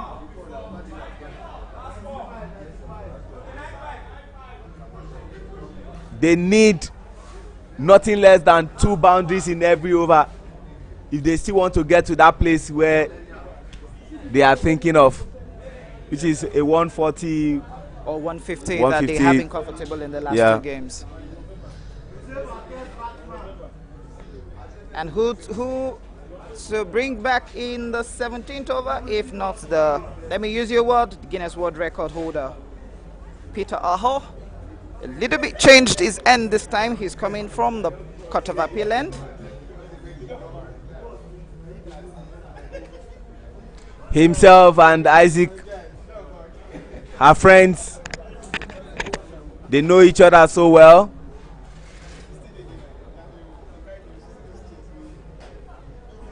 But at this point, they are actually quite enemies. No, not necessarily enemies, but again, they are at different ends now, playing for different teams.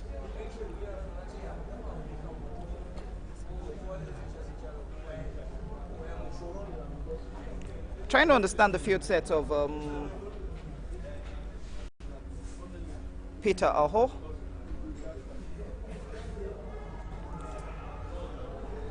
That's definitely going to be a leg by. Yes, signal there by the umpires to come here. They did leg by first ball. 96 for 4.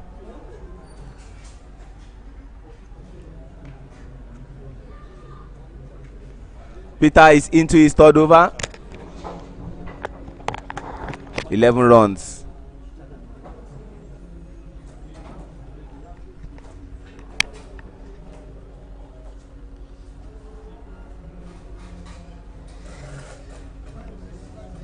Four runs left to get to 100.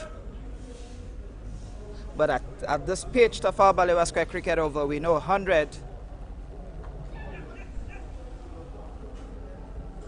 Not where Sylvester Okpe would have hoped to hit that ball to.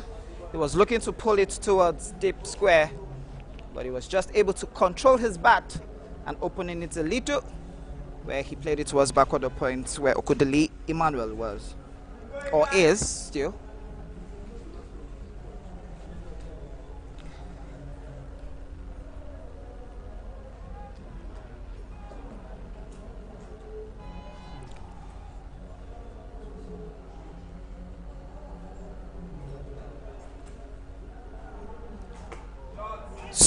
So perfectly bowled, well ducked out. All round good cricket. So just look at the perfect yoker by Peter Aho. No, you can say that again. Peter is really putting on his thinking cap. He knows what Isaac can do. He knows what Sylvester can do. And he doesn't want to give them any chance.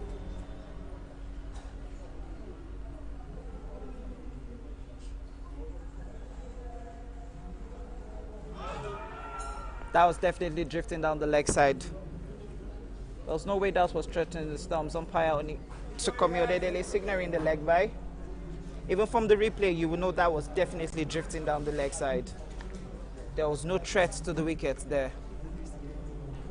But again, at this over, you have to say that Peter has done excellently well with the ball by debarring this GCI team from scoring boundaries, which is what they require.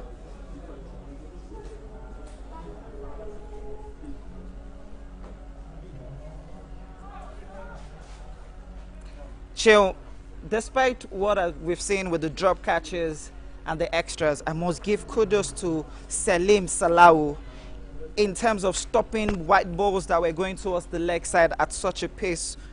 Just look at the way he dived to stop this ball. This young lad has shown that with the gloves, in terms of keeping, he's a force to reckon with. There's never been any wide fall, despite some misplaced bowling that we have seen sometimes from the bowlers of FGC. He's tried to clean everything up when it goes wrong. 4 runs, 1 day. That's classic shots. That should take them above 100. Let's see that shot again. Classic there by Sylvester Okpe. Just look at it. Timed the ball into the middle of the bat. Gave himself room, even though it was a little bit tight an angle. But he gave himself room. And that has gone all the way to the boundary for 4. What a way to end the over, Shen. 102 for 4 in 17 overs. The current run rate is 6.00. And the projected score at this stage will be 120. Sylvester Okpe has faced 16 balls and scored 17 runs, while the brother Isaac Okpe has faced 7 balls and scored 4 runs. Like I've said, Isaac Okpe needs to come big. He needs to come through. He needs to bat well, and he needs to post runs on board. Even if he doesn't put the runs on board, he just needs to. No, he has to. He has to. His brother is actually playing more. No. He also needs to come good. Not only the brother, the team needs him also to come good.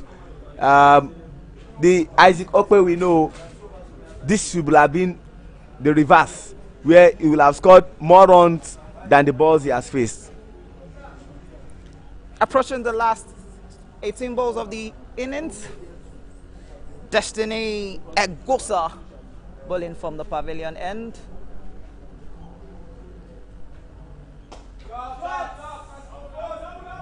That should be 2.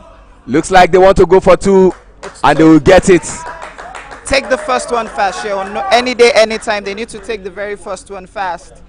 That's the only way they can actually get the runs on the board. If you don't take the first one fast, there's no way you can get the runs on the board. And we're looking at things this way. 120 looks visible. Also into his third over.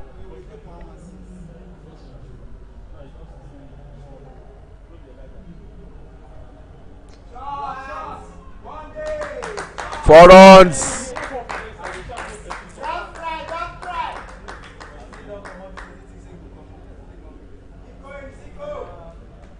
But again, you can see the dismay in the eyes of the captain of FGC, Fegocowosa. But was it on the offside or the leg side? You know, that place there was not much protection, but he expects Dimeji to do better than what he did.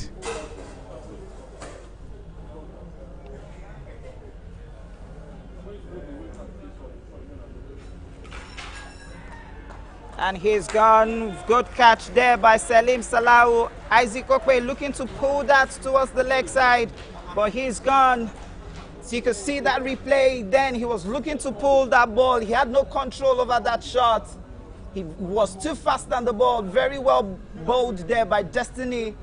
Just look at it again. He delayed that ball. Isaac went too quick. He had the good intent, but the ball was too fast for him. And GCI has lost their 5th wicket in just 17.3 overs, as it's just 108 runs on the board. Out goes Isaac Okpe. Wouldn't really have much with the bats.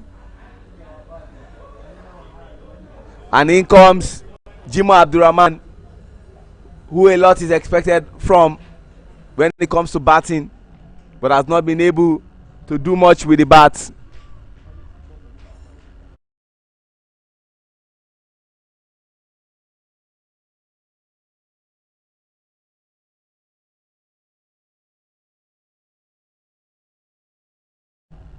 And in comes Jimo Abdurrahman, 108 for 5 in 17.3 overs. The current run rate is 6.17. The projected score is 123.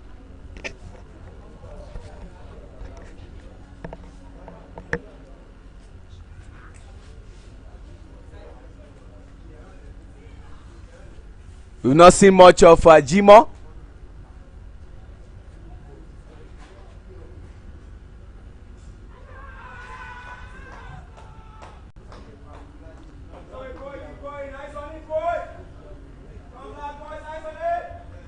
Two more balls and we would come to the end of the 18th over.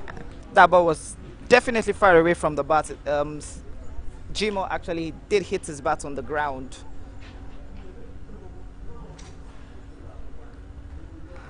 I don't know what he wants to do. Yeah, there are 2 more overs. Certainly, we want to bring a Peter Aho to complete his over in the penultimate. So with the way things are, he has Peter Aho to probably bowl the 19th over. He has Udekwe Chiemele to bowl the 20th and over. He also has himself. He has himself to bowl. So he has 3 options for the 19th No, but and the 20th you will know that he will definitely bring Peter. I'm not envisaging anything. I'm not preempting anything, but will likely bring Peter to come from the Court of Appeal end in the penultimate over. But what we cannot say is who bowls the final over. Oh, very well bowled by the captain, keeping it yoker length. Not trying to do anything silly. And what a way to end the 18th over, 108 for 5. Oh.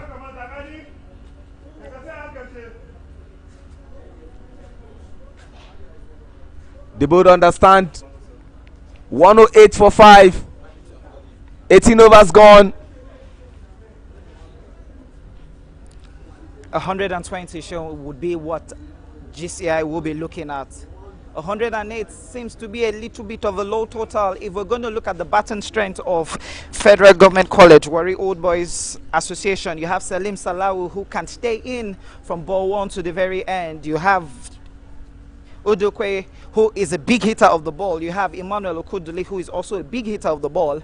And you also have Peter Aho, who is also a big hitter of the ball. So they know that they need to put roughly around 120, 125 to be able to comfortably win this game in a grand style. Anything around 110 might be a battle that they might be asking themselves. But again, cricket has also taught us that the low total you score, the more aggressive you become when you are fielding. But again, with the caliber of batters that GCI have, they will want to do more than what is currently on board. Chiemele Udekwe coming from the Court of Appeal end. Oh, and this race for 4. Oh, 4 runs. Exactly what they need. That was too full. And the captain understands very well. They are teammates. They know each other. See that ball on replay. The chase was in futility as the ball raced for 4. I think he was trying to look for the yoker length, but the moment the ball came off his hand, it was just definitely going to be too full. And that was a 4 that was well appreciated by the GCI duckout, which that 4 has now taken them to 112 runs. And you could see Salim Salau go to meet Chiemele to tell him, this is what I want you to do. They were teammates at under 19 level. They know themselves. I'm talking about Salim Salau and of course Chiemele Udekwe.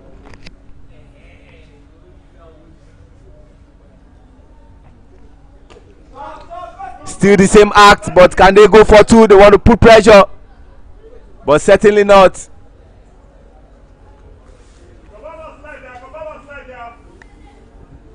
Destiny said this destiny of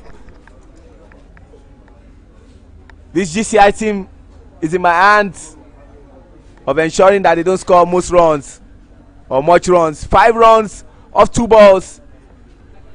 Jimo Abdurrahman has faced 3 balls and scored no run. He cannot afford to dot any balls. He knows he has to score runs.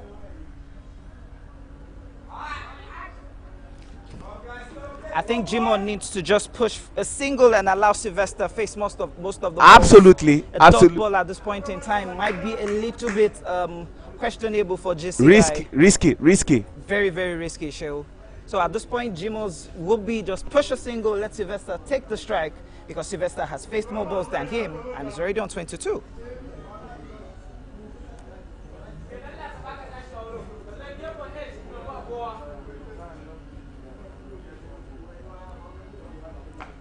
Yes, that's the call. Good call there by Sylvester Okwe. Appeal for a run out.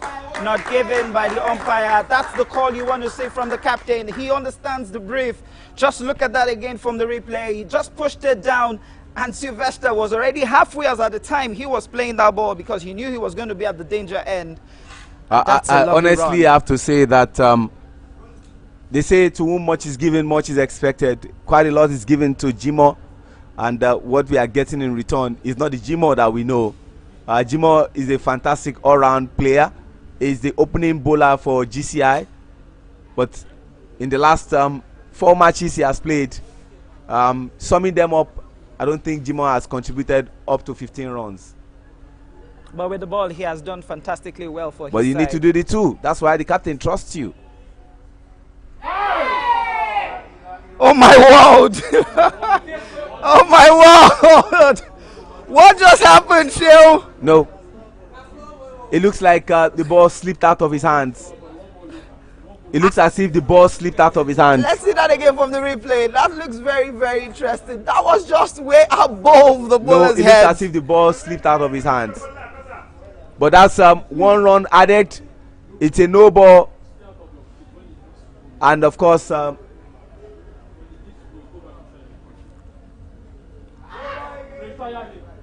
That should be a wide. Yes, that's a wide. 2 balls. I think at this point in time, the umpires need to cut him off. The square leg umpire is coming up to the umpire to tell him that since he has bowled 2 beamers, he needs to be cut off. And the umpires are having a consultation to this. no, but what was that? That first one was. A beamer straight over the bowler's, straight over the batter's head. So Is the it an second- approved ball? No. It's a no ball. It's a no ball. So that's what we are saying now is, for those who are watching us and to put it into proper context, the ball he bowled previously was above the batter's head. It was a no ball, which was a 1 run advantage and a free hit. So the free hit that he was supposed to bowl, he still gave a wide. So that means No, he actually, the umpire later reverted the call and signaled a no ball because he was still way above the bullet. so. The batter's What head. are we saying now is that are we having 2 no balls? Yes, definitely, Sheo. 2 beamers actually. 2 Yeah. no balls, beamers, which Yes. means in laws of cricket, once a bowler bowls 2 beamers, he needs to be cut off from bowling the remaining over. So which means now at this point in time, they need to bring in somebody who hasn't bowled before to finish up this over. But the person who is coming down to bowl is somebody who has bowled before, and that is Peter Aho. So if Peter Aho is going to be bowling the remaining 2 balls at this point, it means he's not going to bowl the 20th over, which means a new fresh bowler has to bowl the 20th over. Absolutely. But I it's still the 2 no balls is still in play. Yes, please, Sheo. So that means 2 no balls are still in play. four balls are still being expected. There are 2 more balls to go. There are 2 more balls to go, but we still have 2 no balls.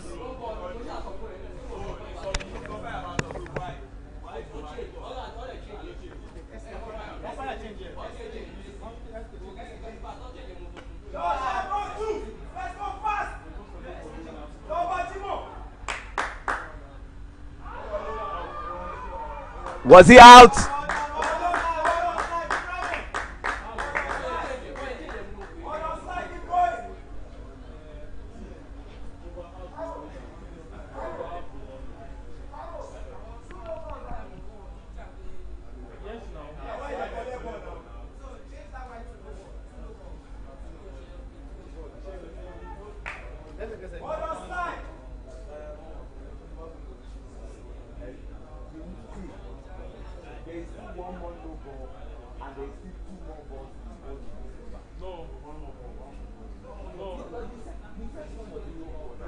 It was 2 more balls to the end of the game now.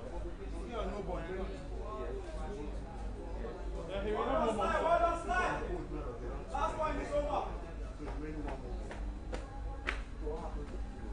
Okay, now, if it's not like now, I will accept no ball. I will accept again no ball. I will accept 3 no balls. By the time I go 1, it's 1. They'll cut it out now. They don't make me go check 1. You go see the goal that one.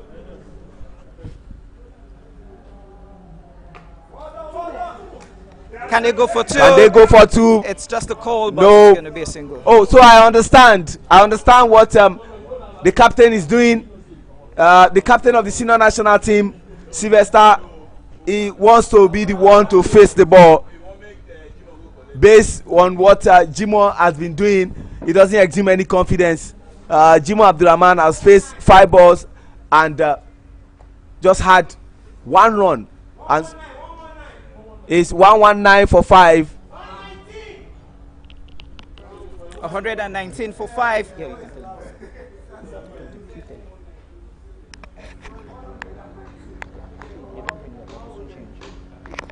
119 already for 5 in 19 overs.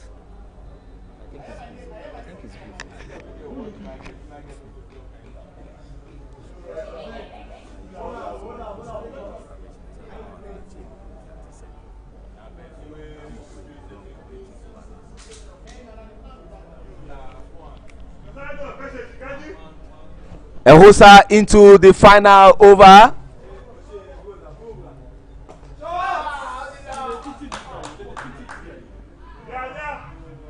Oh, lovely fielding there from Chemele.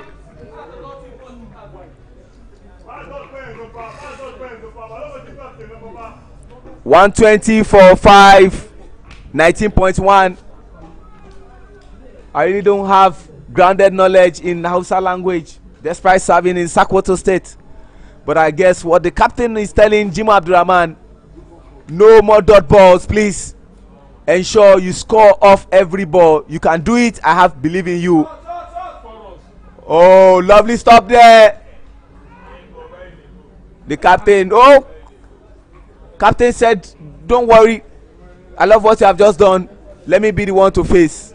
Sylvester Okwe, understanding the brave, he knows he needs to face small balls in this in the 20th over. And the dot balls he keeps might not just be what they need. 121, Shell, possibly or visibly 125 will be something GCI will be hoping for.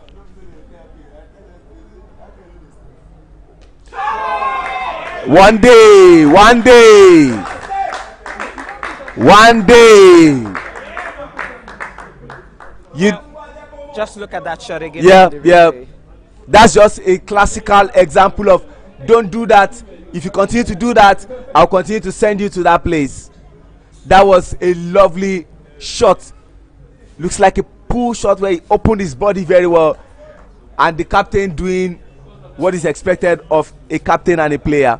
Now it just looks like 130 is very much visible. Now they are currently 125 with just 3 balls left in this innings. Just look at Sylvester Okwe now, 30 of 24 balls. He's taking charge. He's counting the balls, which matters the most.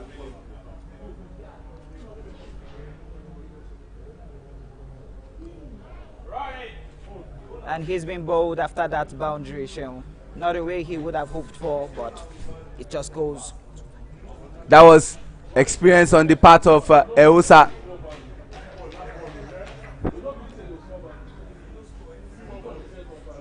I think at this point in time, the GCI duckouts will be happy with the way Sylvester Okwe did approach that. They know it was just 2 balls left in that over and in that inning, so if he had lost his wickets with that attempt, really did pay off.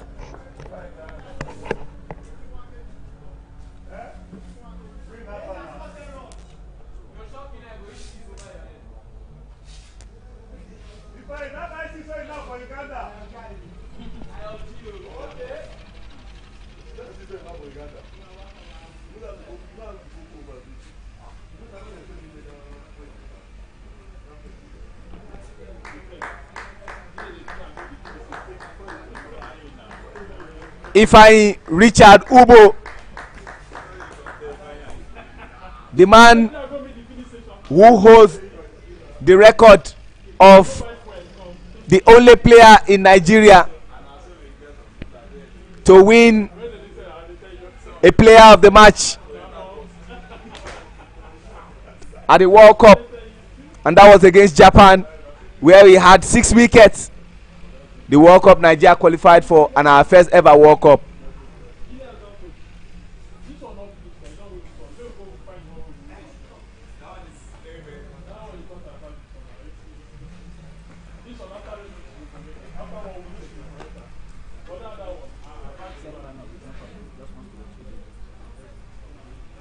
Ehosa versus Ifeanyi. Ifeanyi has taunted Ehosa. Can he do that with the bats?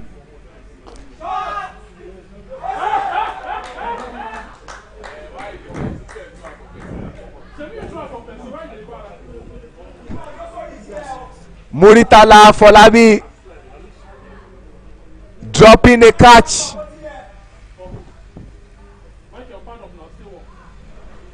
Last good ball of this over. And Jimo, what does he do? Oh, a missed opportunity.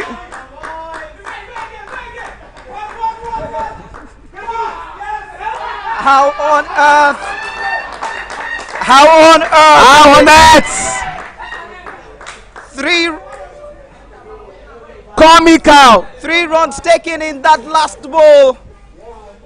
3 runs taken in that last ball. 1 run turned to 3 runs. And that would take GCI to 129 for 6. You know, I said it, Sean, 130 looks visible. And just in a comical way, they gradually crawled into it, but just 1 shot as 3 runs was taken off the very last ball. And Sean, there you have it, 129 for 6 in 20 overs. Ladies and gentlemen, Richard Ubo on 100% strike rate faced 1 ball, scored 1 run. GCI 129 for 6 in 20 overs. Check out the match summary for the first innings. Sylvester Okpe, the top batter, 30 runs off 25 balls. Babatunde Ayinde, 29 runs off 37 balls. Vincent Adewoye, 23 runs off 23 balls. Ehosa Agedo Destiny, 3 wickets for 25 runs in 4 overs. Peter Aho, 1 wicket for 15 runs in 3 overs. Destiny Chilemaya, 1 wicket for 29 runs in 4 overs. Big shout out to our 2 umpires. Umpire Sukomi Odedele and umpire Taiwo Oladunjoye. And that is the size of the package for the first innings. We shall be back for an entertaining second innings.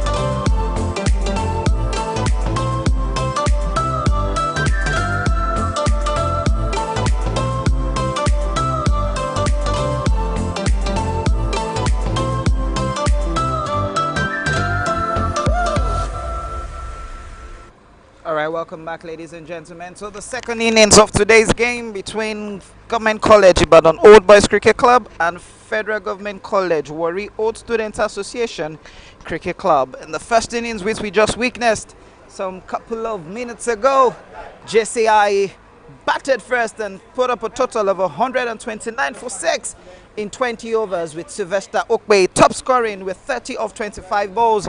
He was closely followed by Babatunde Ayinde 29 of 37 and Vincent Adewoye 23 of 23 balls. And Egosa, the captain, was leading the pack with 3 wickets and 25 runs for 4 overs.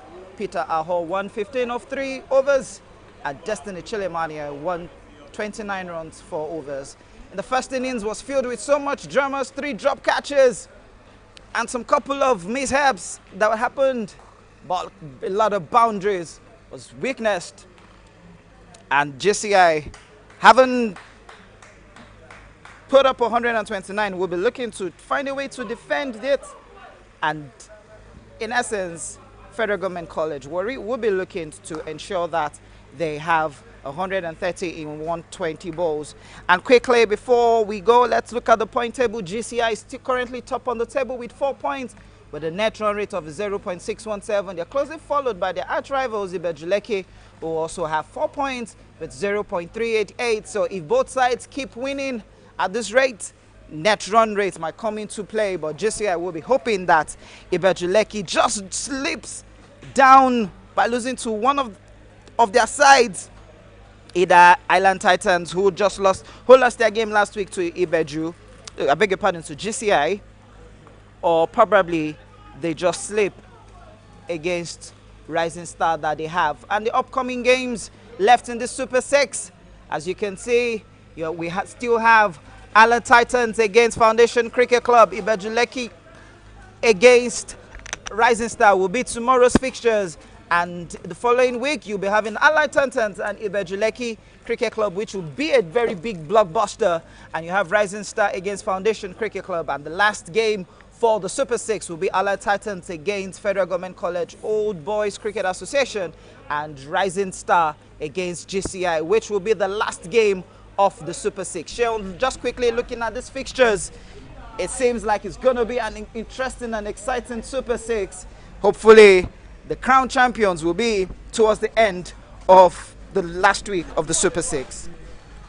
From this end, Biomi is already intriguing, is already exciting, is already mind-blowing based on what we are seeing.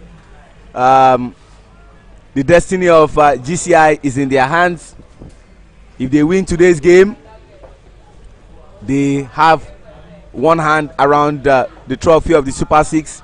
But from where I stand, GCI have qualified for the Super 4 competition.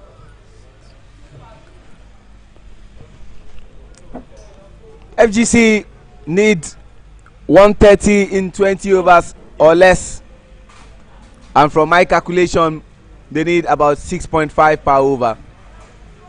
They also need this game to get back into reckoning and probably an opportunity to still stake a claim in the Super 6 trophy. Jimo Abdurrahman.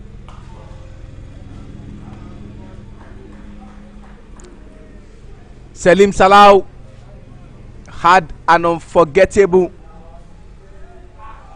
game against Ibejuleke Cricket Club, where he only scored 4 runs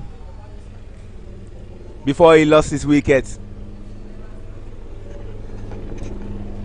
Jimo understands that he cannot afford Salim the luxury of staying so long in the batting crease.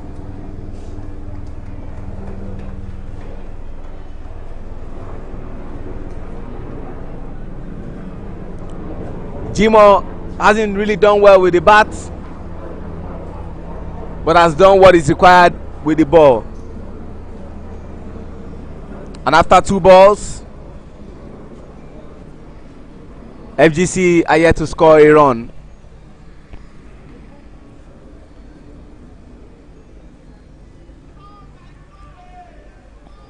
Interesting to share. I just wanted to keep quiet all through just to see what he has been doing. This is a typical Gmo. We know keeping those balls shot of a good length, flying over the bat outside the off stump, forcing the batters to go back on their back foot to play those shots. And that is what he has been doing. Trying to look for the edge of Selim Salah's bat. And hopefully, if he gets that edge, he might be the first wicket that his team will be having. Now, this time a little bit full, but Vincent Adewoye, who we can see now is perfectly okay with the way he picked up that ball. Another dot ball. Would we be seeing another the first maiden in this game? With 2 balls left in the first over of the second innings. You know what games like this do to you is the more dot balls you continue to put up, the more pressure it becomes on the team. They want to go for 2, and yes, they do. That's a sloppy fielding there by Richard Ubo, allowing the batters converting a single to 2. Not the way the GCI players are happy about. The replay says it all. He had the chance to pick up the ball. Just look at Shenwadeku letting it go. And how did he allow the batters run 2 for that? He needs to concentrate, focus on the game, and avoid any distraction. And unfortunately, the penultimate ball of that over ensured Jimoh Abdurrahman will not have a maiden over. But again, like we said, if 6.5 is required in every over for you to get over the line, and you are not doing it, it becomes a big problem for the batting side. Don't forget, last weekend against Island Titans Cricket Club, one of the things that really affected Island Titans was the fact that Nazim Sheikh and Sulaiman Rushewe, though he was unarguably their best batter, dotted too many balls, and at every over, the more dot balls they continue to pile up, the more runs of what is required continue to go up. And now they need 128 runs in 114 balls. What is required is 6.74, and what they currently have is 2.00. At some point in time in this game, they need to understand they need to just take a bowler on. But the question is, which bowler would they be taking on in this GCI bowling attack, where you have 4 quick bowlers and 2 spinners? And it's going to be a very difficult one, because you can take on the likes of Isaac Okpe, Richard Ubo, Jimoh Abdurrahman, and Vincent Adewoye. Those guys are actually good bowlers. And then not to talk about, let's not forget the spin bowlers, where you have Tunde Ayinde and Sylvester Okpe as well. So you could say those 6 can destroy any team, any day, anytime. You can say that again. Richard Ubo coming into the attack from the pavilion end.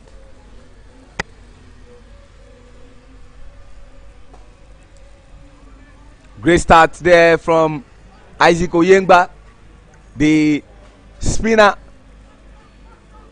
for FGC, and he's getting a pep talk from his captain that what you did for that first ball, if you do 6 of it, they will find you difficult to play. So I'm looking at the field set for Richard Ubo. Just 2 fielders on the onside, square leg and mid-on, and every other fielder are on the offside, which means the bowling attack that GCI are planning to do is to keep more balls on the offside. Do not allow the batters to have a chance to cross the ball towards the leg side, because they don't have a protection on the leg side. Abayami, you can say that again. Skies it up. Tunde Ayinde didn't judge that well. That was in the offer to take. How did he mistime that ball? You can pardon him for that injury he suffered. He's just playing through pains, and see that again on replay. But again, you cannot blame the field set of Ifeanyi Richard Ubo. This is a perfect field setting. Anything on the leg side and the position where Becky is a bad ball. When you have people fighting for you on the onside, don't go to the leg side. You just have to keep the ball there because that's where you have most of your men. So I'm not surprised that he has more men there, and where you have men is where I expect you to continue to bowl the ball.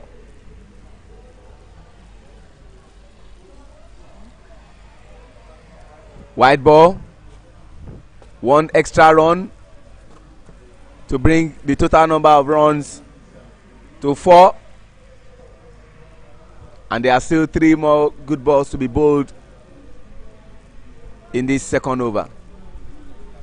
Never has there been a team confirming supremacy over their opponent. Will this game be that moment?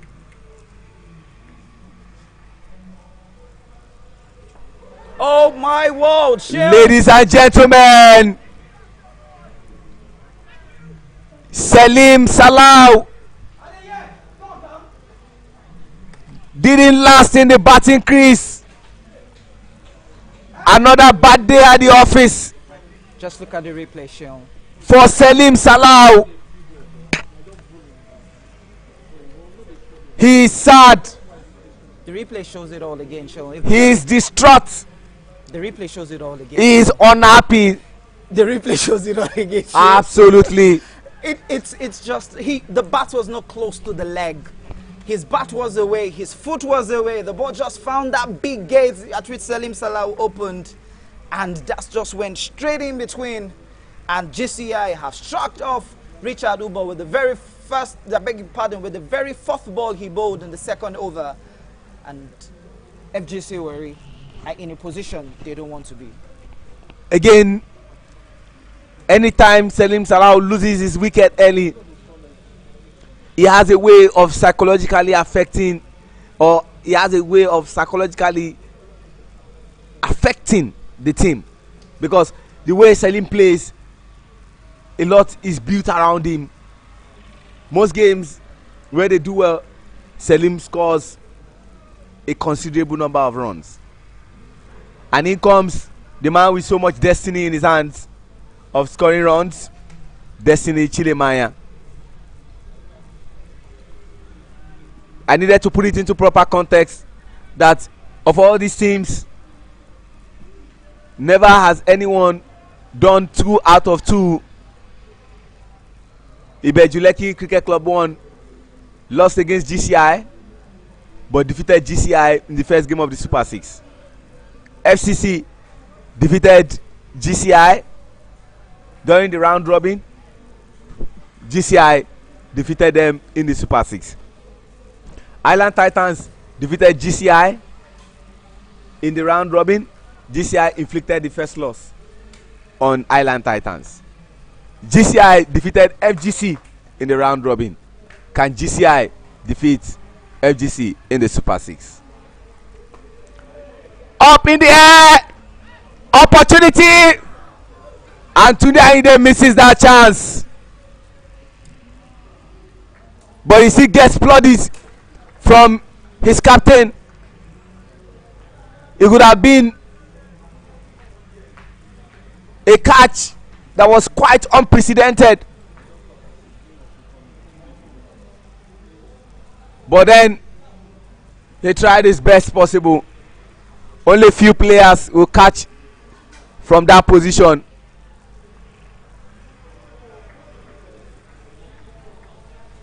And Destiny Chilemaya, his destiny of whether he will continue to bat was in the hands of Tunde Ayinde, but Tunde said, Destiny, you can keep batting.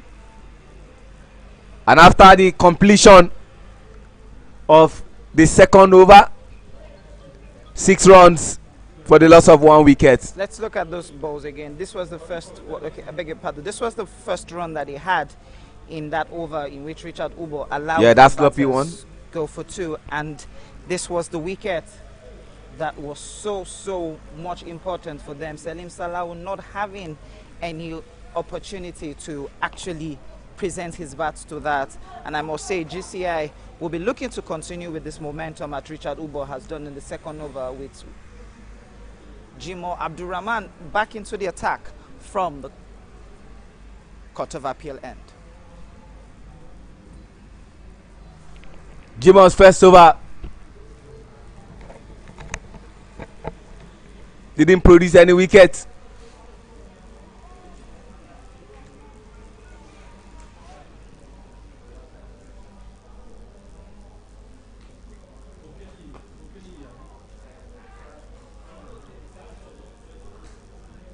Good running in between the wickets from Isaac and Destiny.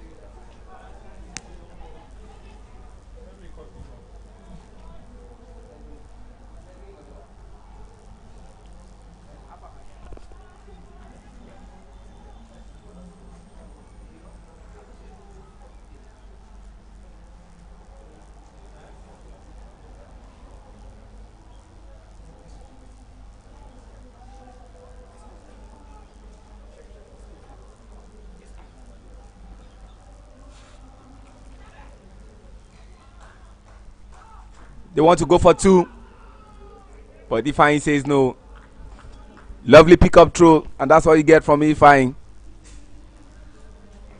I keep eulogizing and waxing lyrical about this young man, the only man in the history of Nigeria to win a player of the match at the World Cup.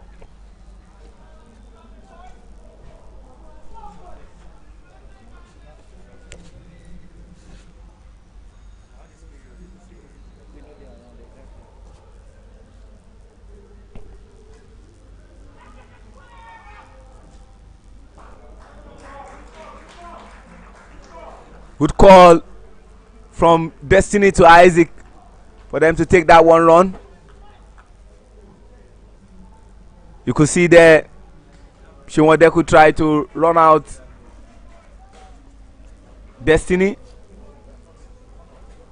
but unfortunately it couldn't happen.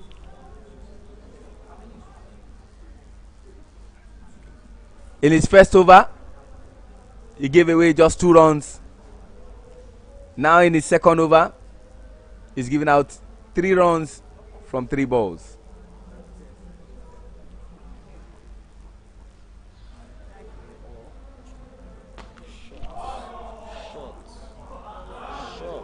Maximum 6.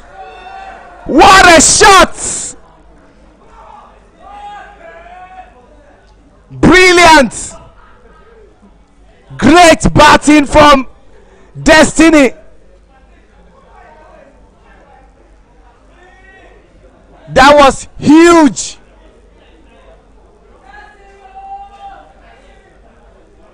Lovely from Destiny.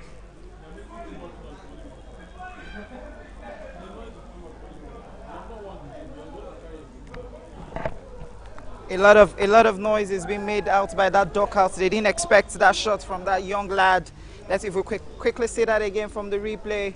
Just look at that shot. He timed that into the middle of the bat.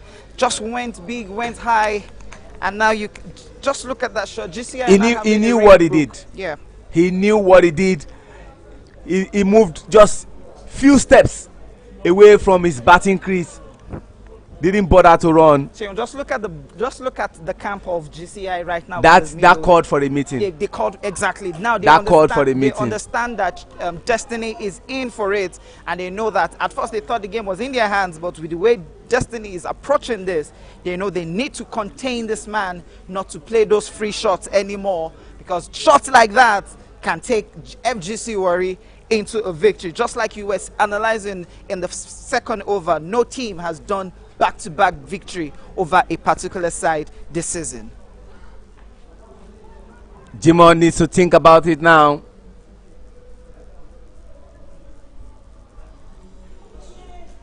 A swing and a miss. Just look at that sledge from Jimo walking off to the batter, telling him, if you can play that 6, why weren't you able to play that quicker ball? And you can see Shinwade could try to mimic the batter, telling him that one was a fluke. Why didn't you go after that same ball again? But I think Jimo did actually bowl perfectly well with this ball that he just finished bowling. That other, the one he bowled for a 6, he took the pace off it, and Destiny took the advantage of that. But this time he bowled it with so much quickness, and Destiny couldn't approach that ball. Last ball of the 3rd over. This is the fight you want to see. Jimo taking the fight back to Destiny Chinemania. You can say that again. One of the greatest cricketers I ever came across has to be Sean Phillips. And Sean will keep telling you, the man from South Africa, who at some point in time represented Nigeria, said, as a bowler, you've got 6 balls to do damage to a batter. And as a batter, you can detect the field sets of the field inside. And I remember what Jimo did to Destiny was what happened some years ago when Australia took on South Africa. Ricky Ponting was batting and hit Makiana. People call him Intini, but I've had opportunity to meet lots of South Africans and they call him Makayana Intini. He went to meet Ricky Ponting and told Ricky Ponting, I am the one who have the last laugh because I have the ball. Yes, he had the last laugh. And so let's see what happens between Destiny and Jimo. Good start. It is over. They need 115 runs off 102 balls. Their current run rate is 5.00 and what is required is 6.76. But they must be very happy with the penultimate over, which was the 3rd over. That over was a good over for them. This was the man who got the first wicket. Can he get a second one in this over? Good bowling by Richard, keeping it full, forcing Destiny Chilemania, as tall as he is, to go down. And he was quite lucky he didn't sleep to fall. But yet they still managed to sneak in a single.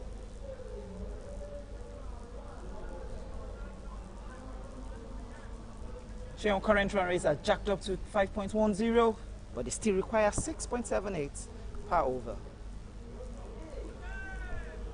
That was a missed opportunity from Isaac.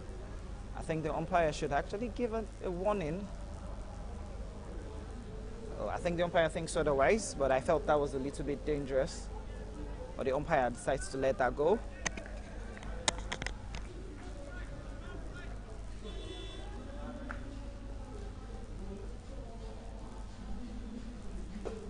Oh, good ball, run out chance at the bowler's end.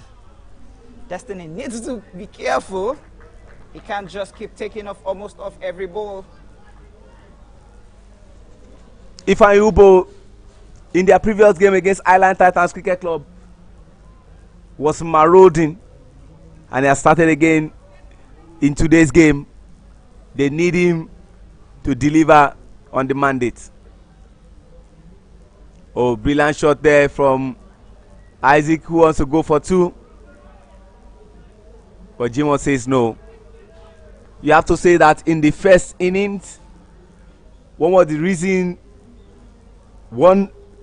reasons GCI did not score more than 129 was the brilliant fielding of Chiemele Udekwe and Peter Aho, who ensured that those runs were not converted into doubles.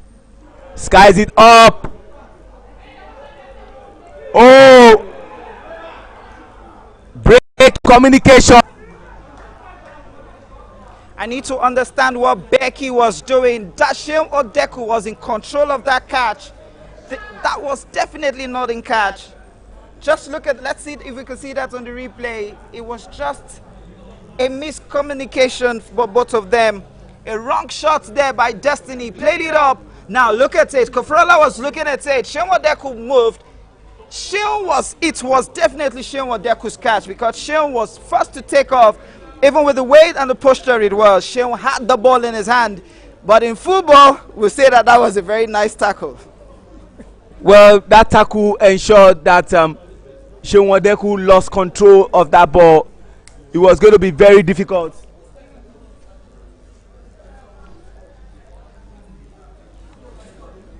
It was going to be very difficult for Seun Odeku to still hold on to that ball. Let's just look at that again from the replay, Seun. I must say, it was a wrong shot. It was there in the offer. I think if the wicketkeeper had gone for that catch, that would have been more safer. But that was a very good tackle, nonetheless.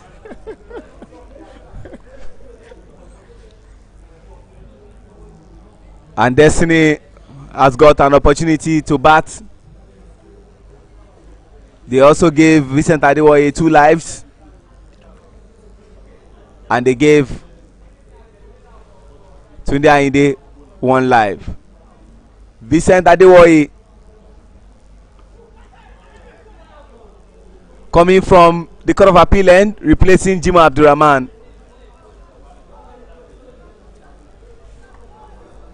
Vincent Adewoye, by standard of his, didn't really have a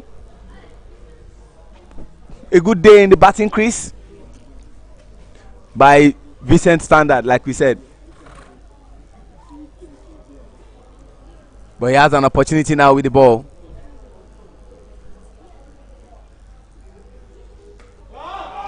Oh, brilliant shot. Brilliant shot. That was excellently executed by Destiny Chilemania. I think that drop catch now is going to be questionable. Just look at that shot. He waited for it.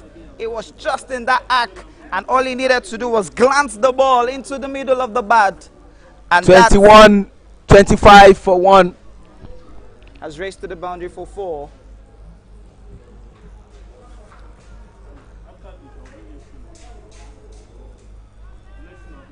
$105 runs needed.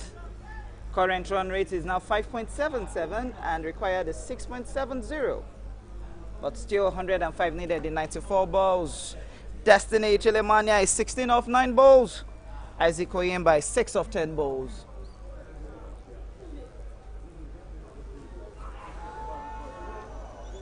Appeal not given.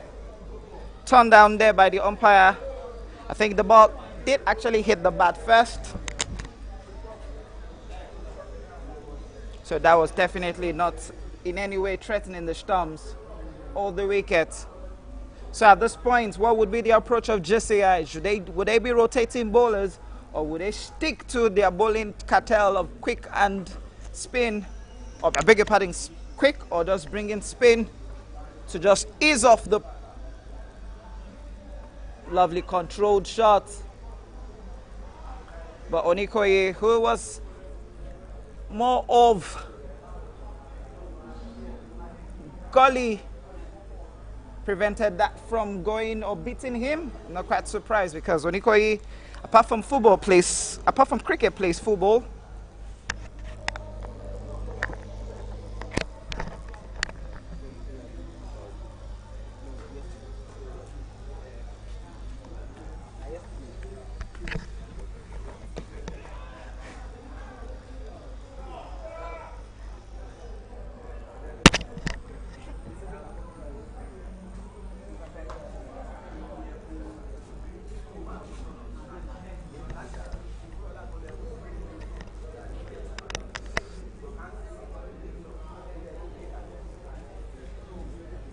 .26 for 1, 4.5 overs. Last ball of the 5th over. Vincent Adewoye has just conceded 6 runs. Still searching for that wicket.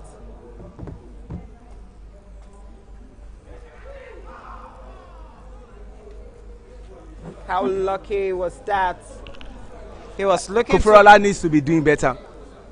He needs to do better. If you are the wicket keeper of a side like GCI, you need to come good. I'm sure Vincent will be saying by now Isaac should have been walking back to the pavilion. FGC Warri had 3 drop catches. GCI now has 3 drop catches. Do you think this is going to play, or do you think this is playing into FGC Warriors' hands, or GCI are just not taking those chances as they come? Well, in between the two, GCI needs to take their chances, but I'm sure the batters of FGC will be saying to themselves, we need to continue to bat. 26 for 1 after 5 overs. Richard Woodboy still back into the attack from the pavilion end. And that will be his third over. At this point in time, I think Isaac is just trying to utilize Richard Ubo to the very end. No, but he's bowling well. Oh, missed opportunity. Destiny will have been gone. Where is he running to? Absolutely, he has the answer to himself. Nobody knows the reason for that kind of attitude. That would have been a cheap wicket to give away.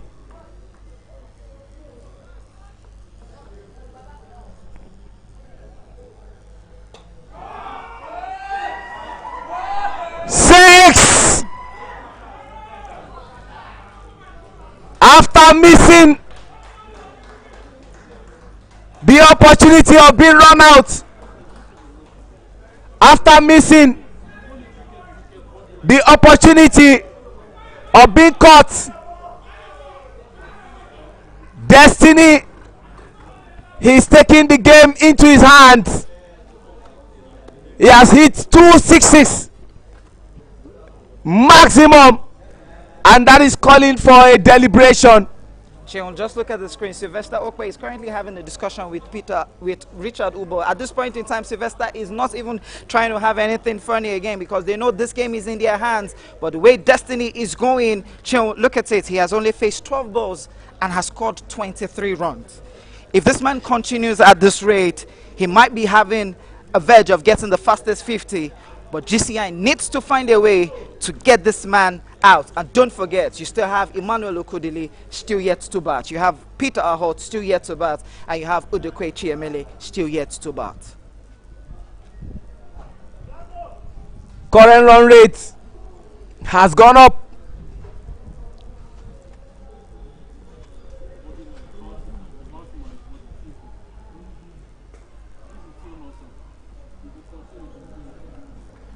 Better bowling there.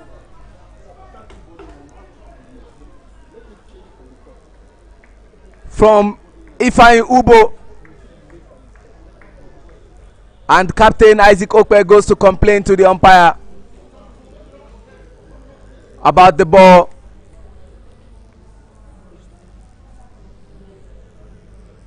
And both of them are having a look at the ball. And they've resolved on the game to continue.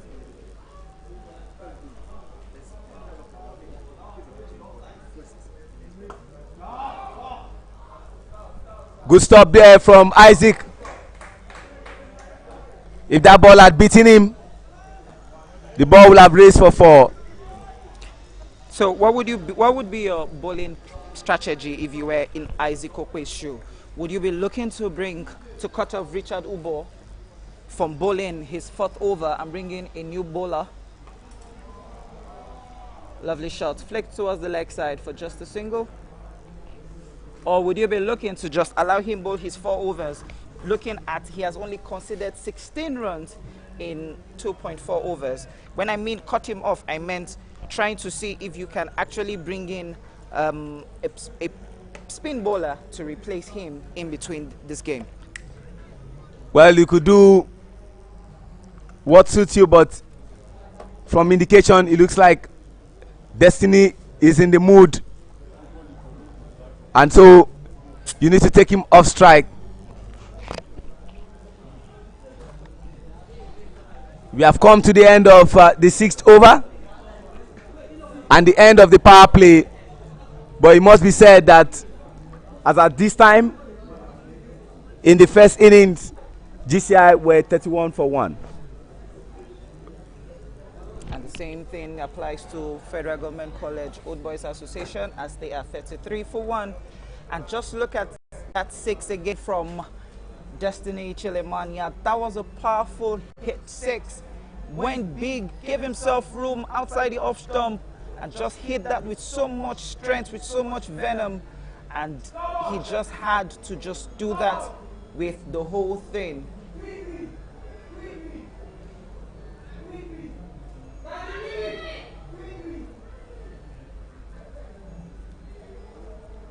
Current run rate is 5.50. They need 97 in 84 balls.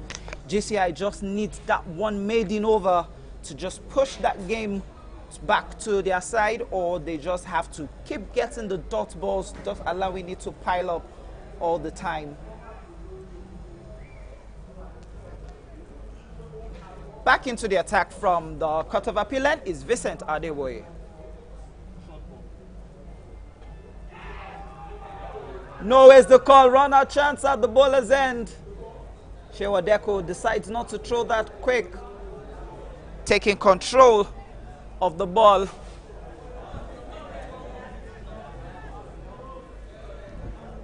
Now, at this point in time, GCI has actually opened up the field because we've had the end of the power play. You have Richard Ubo at third man, Onikoya Ademola at extra covers, Isaac Okwe at long off, Jimo Abdurrahman at long on, and Sylvester Okwe at deep mid wicket. Your best fielders on the rope for Destiny Chilemania. But while I agree with you, putting your best men at the ropes, the 2 sixes that Destiny has played, no fielder will catch such a ball. They are huge and fat sixes.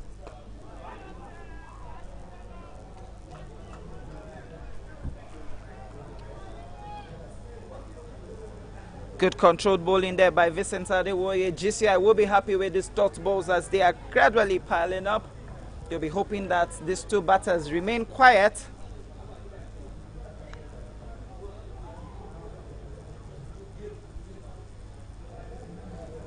They need those dot balls if the wickets are not going to be falling. There was no way that was threatening the storm. Vincent Adewoye should know better. That was way above the waist level. In fact, that was way above the knee. If the replay shows it all, just look at where that ball hit. It was way above the knee. It was definitely not threatening the Storms. And that was a good call there by umpire Sukomi Odedele.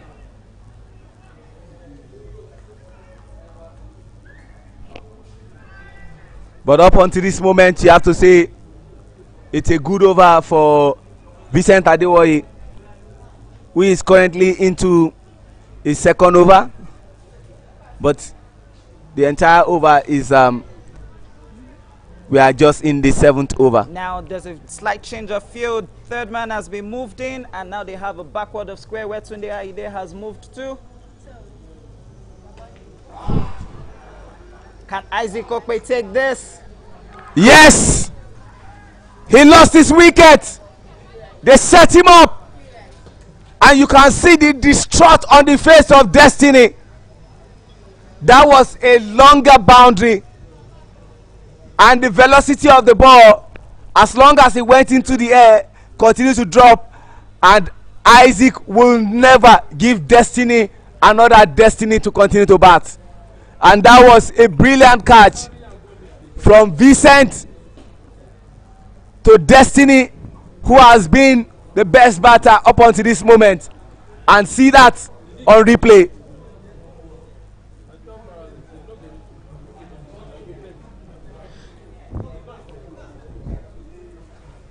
They needed this wicket. They needed a new batter to come in and come and start from ground zero. And out goes Destiny Chilemaya, who has done his bit with the bat. He would have loved to go on and on, but like we always say, time is the greatest defender. No Cristiano Ronaldo, no Kylian Mbappe, no Lionel Andres Messi can get past. Not even a Virat Kohli, a Shubman Gill, a Puran, an Abhishek, a Mahindra Singh Dhoni can get past. In comes Emmanuel Okudili. That shot, he had no control over that shot. He gave himself room, took a trigger back towards the Storms, but Vincent Adewoye, the moment he saw the batter going behind, just took the pace off the ball. And if you could see again from the replay, it was played from the bottom of the bat, not the middle of the bat, and that was why that ball did not travel that much. Look at it, he went back, played it from the bottom of the bat. Isaac Okwe, just like I said, keeping the best fielders on the ropes.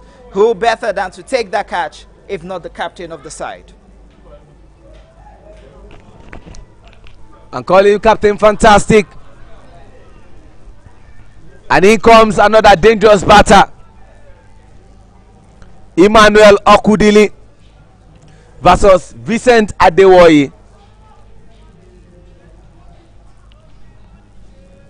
A good over for Vincent Adewoye.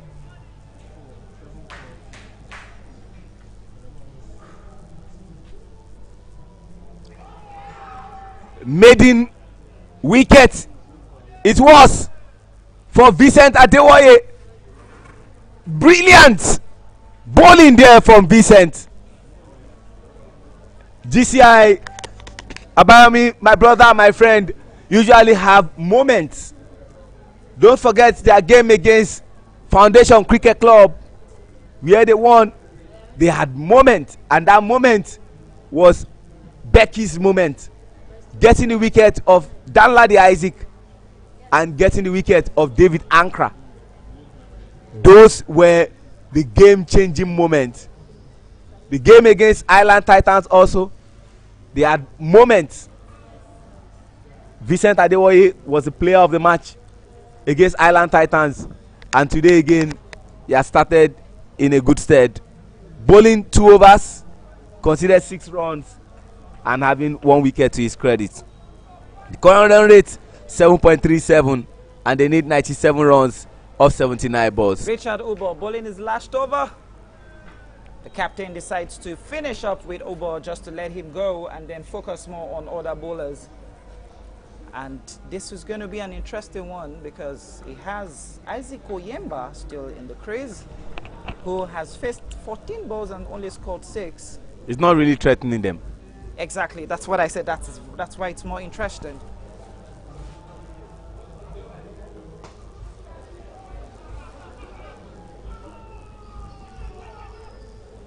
Oh, lovely pickup from Vincent Adewoye.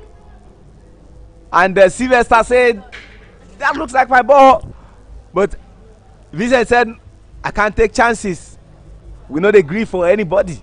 That was a good communication between both of them. They had the chance to both find a way to cut that run, and Sylvester Okwe, smartly experienced, allowed Vincent to continue with that momentum, and he prevented the batter from going for a second.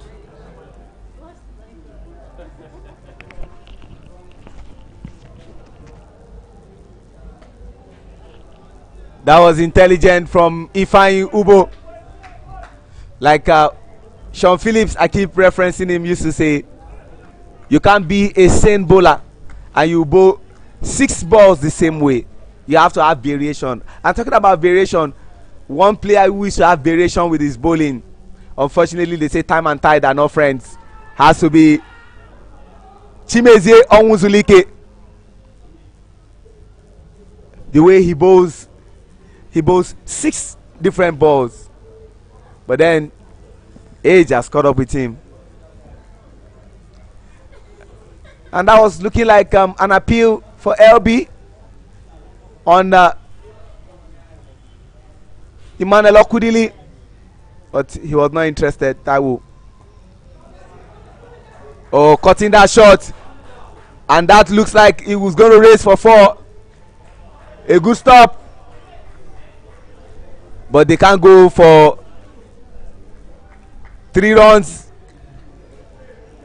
Good stop there by Becky Kende. Lovely piece of fielding there. Brilliant. There you have it on the screen. He slided in. Oh, that was lovely, brilliant fielding. Brilliant from Becky Kende. He's here to bowl. We know what he brings to the table. If Ubo into his final over, one thing is for sure, if Ubo will not have a maiden over. Wide ball. That was definitely a wide ball. It was right behind the bowler. I beg your pardon, it was right behind the batter. So that was definitely a good call by the umpire. Let's just quickly see that piece of fielding there by Becky. He had to chase. It looked like he was about to give it up. Lovely. Then he just dived in. And I'm sure that Emmanuel will be disappointed in himself that he should have gone for 3. Yes. He underrated that ball thinking he was going for 4.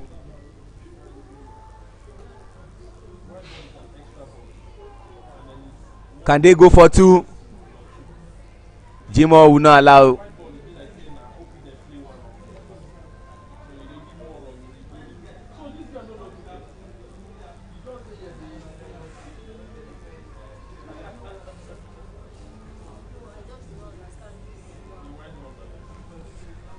Last ball of the 8th over, Shell. And after the wicket of Destiny dropped, they are finding it difficult to score boundaries.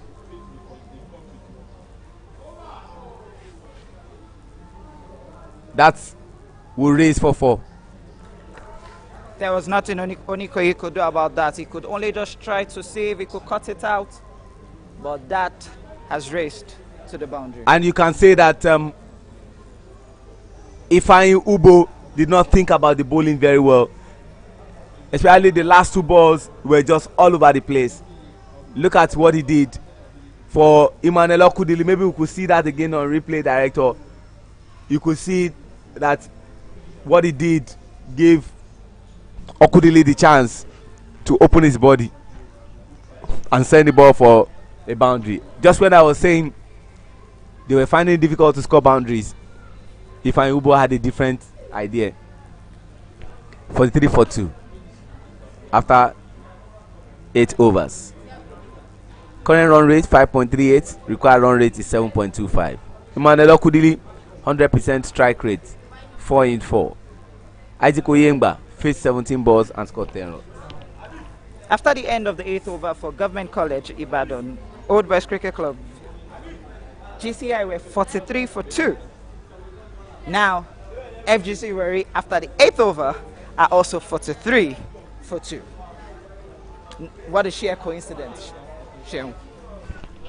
Brilliant from you and brilliant from us, and that's what we say about keeping records of some of these things that happened.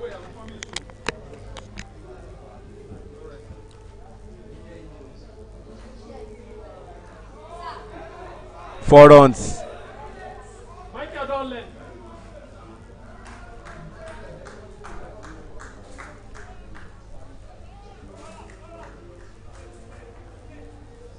It's played off the bat. Vincent Adewoye didn't want to go through that. Another way you would have started your 3rd over. Going down the leg side, there was no protection for him at fine leg. And just gave Isaac Oyemba that room to hit that ball to the pavilion. I beg your pardon, to the boundary. Just look at that. There was no protection for him. Michael was in the 30-yard circle and he had to run. Now they're having a discussion, Isaac and Vincent.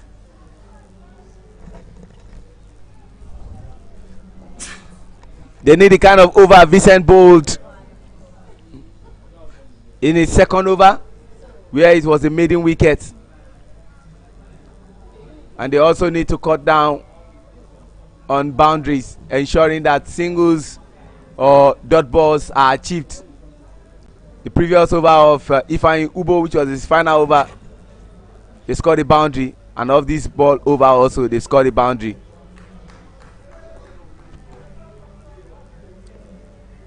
With the way and manner at which this game is going, Sean, I hope we won't be seeing a super over, because these two sides are really putting up a fight for each other. You know, immediately you gave us the start of what happened after the 8th over for GCI. It became a bit scary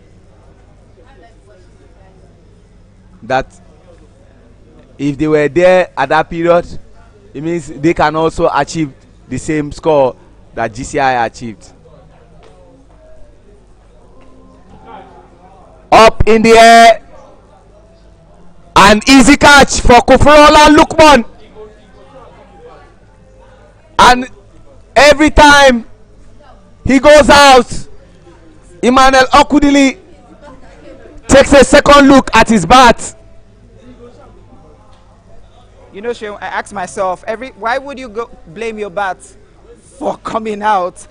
That shot, Emmanuel Okudili did not have a single control over it. The replay shows it all. Just look at it, Sheon. There was no control on that ball.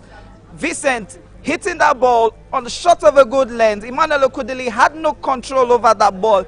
He played it from the top of his bat, and any day, anytime, the wicketkeeper should take those catches. More importantly, that you have gloves that makes your hand bigger than any other outfield player. Emmanuel Okudili always looking for the boundaries, not interested in singles.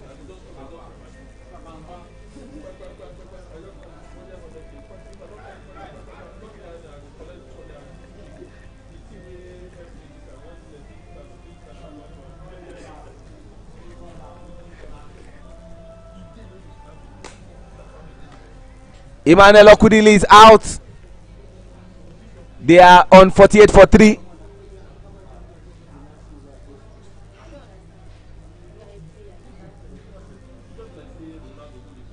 And they need a miracle. And definitely a miracle is in the center for FGC, as Miracle Solomon has gone in to bat for his side.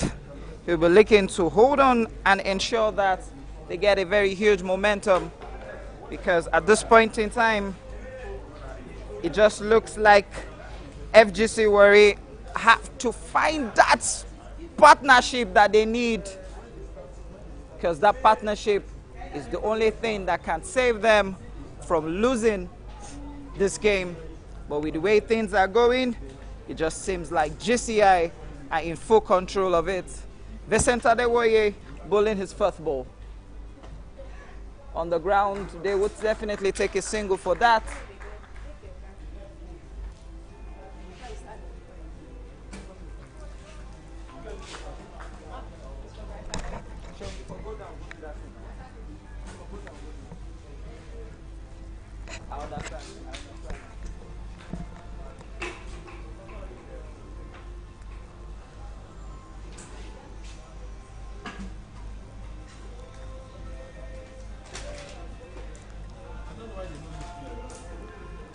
I think Isaac Okwe will be looking to change his bowling tactics very soon. He's been using pace for the last couple of overs. Can he introduce his brother Otunde Ayinde to spin? Or would he continue with that? Very well bowled.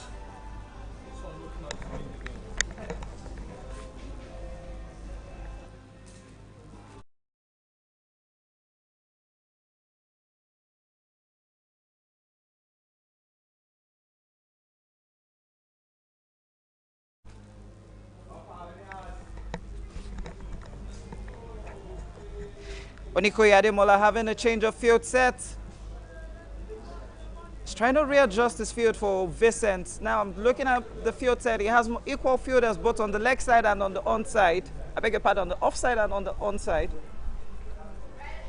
Very well played, but Sylvester Okwe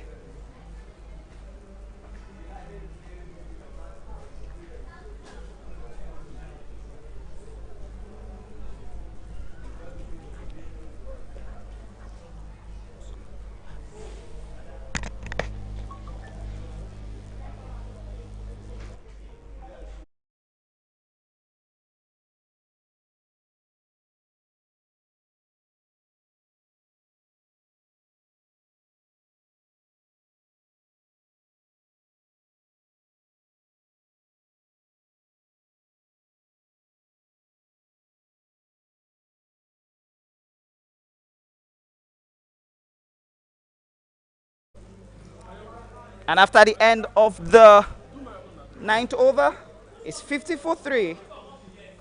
And if we're going to look at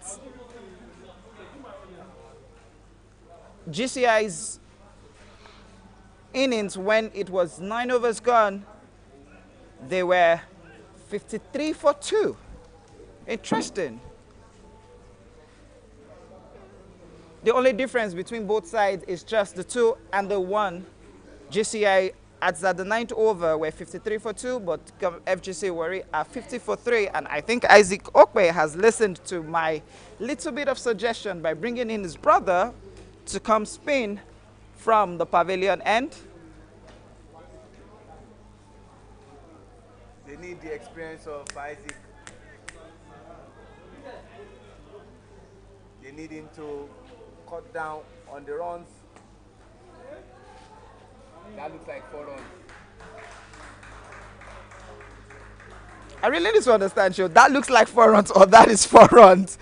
With the way he played that with so much power and so much venom, you could see that even the boundary fielders themselves, the only thing they just needed to do was just go pick up the ball.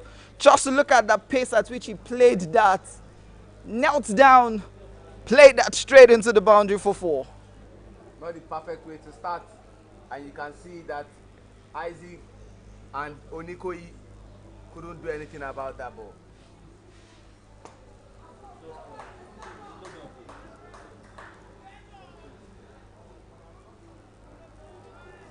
Five balls already for Sylvester Okwe off 2 balls. Can he cut it off? He has the ability to do so. He's vastly experienced. Played at the World Cup, played at the biggest level.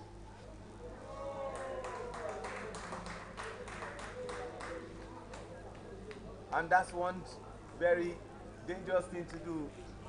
When off every ball they score on, it can be very dangerous.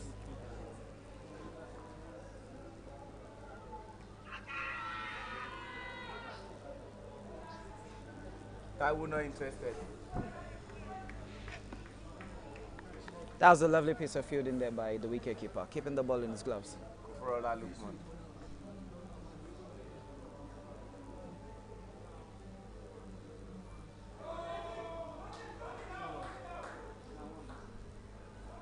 Yes, they make 2.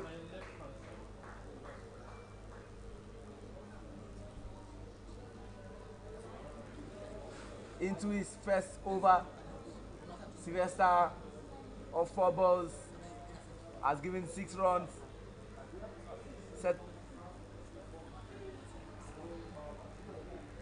Certainly not what was expected.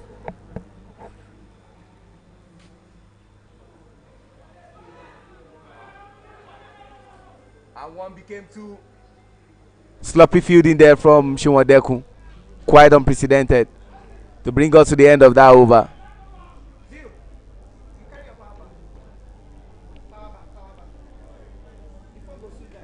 The current run rate is 6.00 and they need 70 runs in 60 balls.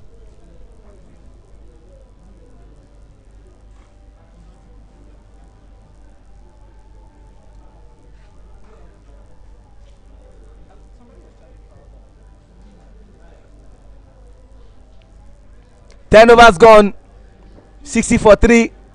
Isaac Oyengba 25 of 26 balls.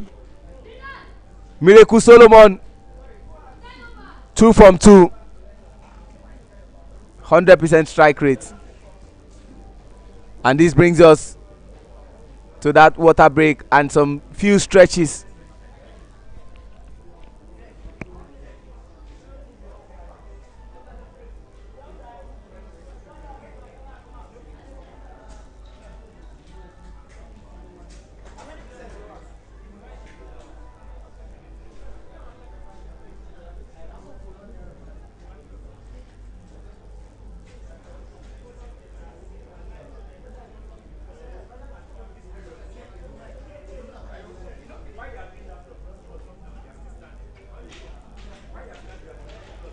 Flog it now.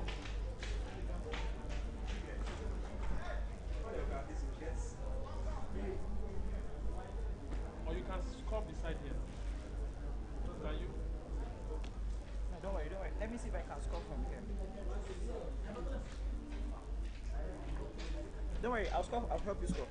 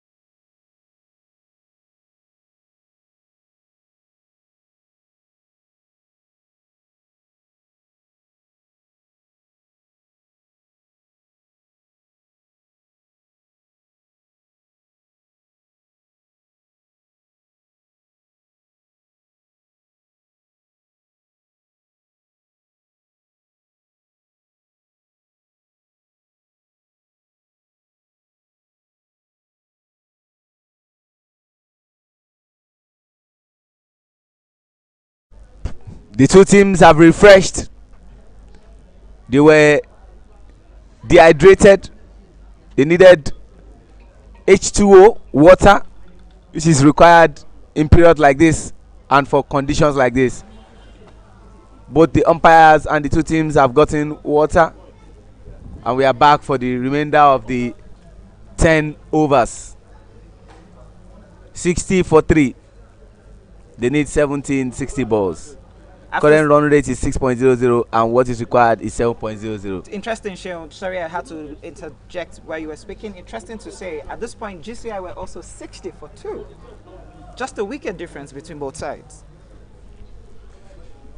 This is turning out to be a drama. Becky Kende coming from the Court of Appeal end. Good start for Becky. Miracle Solomon and Isaac batting.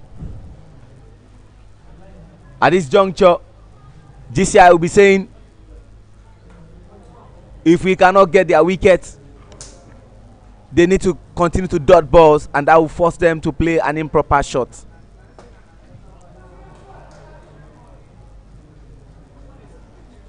Good effort from Becky.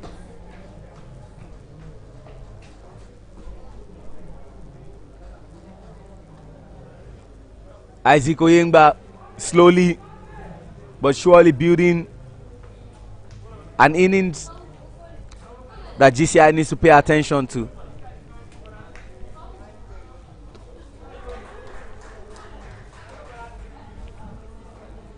Sensible batting.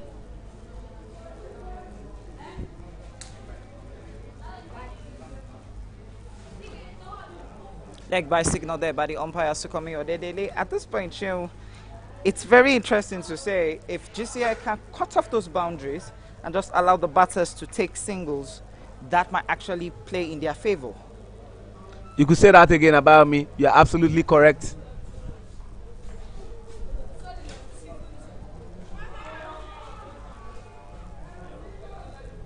Appeal, loud one. But the signal by the standing umpire, Sukomi Adelele, shows it's a leg by.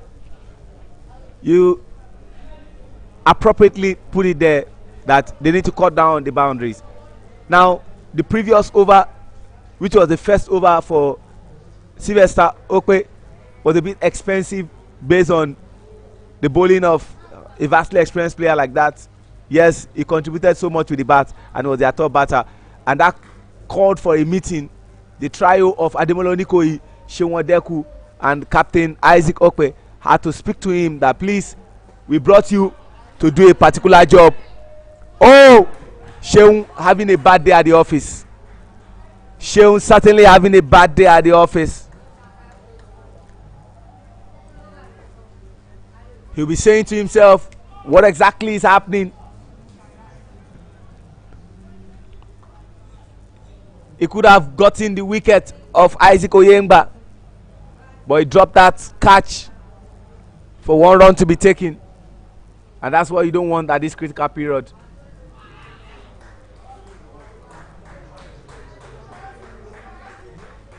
What the appeal was, only Becky understands.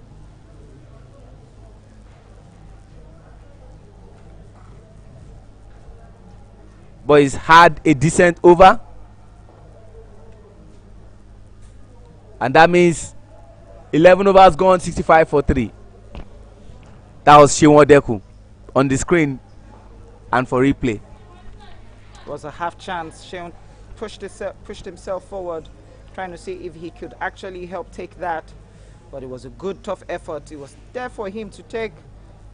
But you know Seun of those good old days.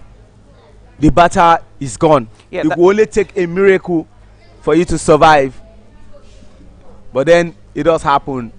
They understand the importance of today's game. They know if they win, they have one more game against Rising Stars Cricket Club. Rising Stars, from our calculation, still has about 2 more matches to go.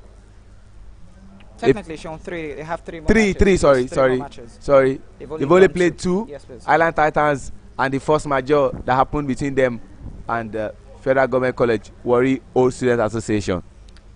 Into the attack from the pavilion end is the captain himself, Isaac Okpe. And guess what?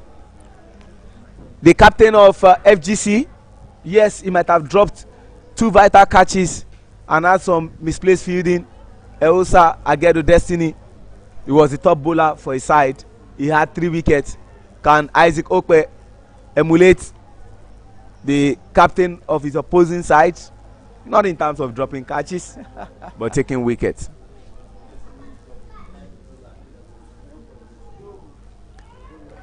I think what Isaac might be looking at is just to have more dot balls than having wickets, because he knows that. No, he loves the wicket also. Yeah, he will love the wicket. I understand the fact that he also loves the wicket, but he understands very well that the more dot balls he gets, the chances of his side. No, the more dot balls, about me, we have always said it that what is required will continue to jack up, and that will put pressure on the batting side.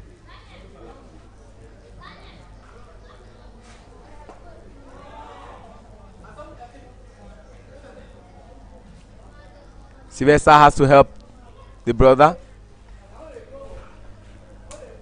cutting an extra run, just 1 run.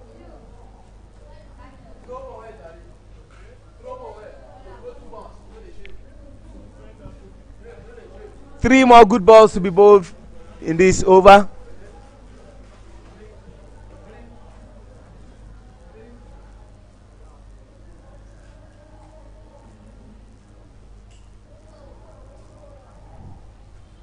Sensible bowling there by Isaac Okpe. Saw the batter coming out. All he needed to do was just make sure that the batter had no response. Cutting off the pace, giving it a little bit of a bounce. Outside the off stump, dot ball. Miracle needs an helmet, and just after this over, he might be provided with one. That is, if he survives this over. What is Isaac Oyemba trying to do? If you want to scoop the ball, scoop the ball. If you want to play reverse shots, play reverse shots. You are asking me what Isaac is doing at the commentary position. I think Isaac knows best what he's doing, and Isaac is the only one that can answer what he was trying to do. Interestingly, it's Isaac to Isaac. Oyemba Okpe. I-O-I-O. But when you put an AU, it means I owe you. I owe you. A battle of 2 IOs. Thank you, Abayomi, for that line. Oh, lovely. They want to go for 2. But remember, yes, we said, remember, it's Vincent. But Vincent just said, I'm a human being. And sometimes I could have some misfield, and one of such is that moment, and that's the moment where Shoebi runs into the crease to give Miracle, that is hoping for a miracle today, the helmet. And finally he said, based on the 2 helmets you brought for me, none suits me.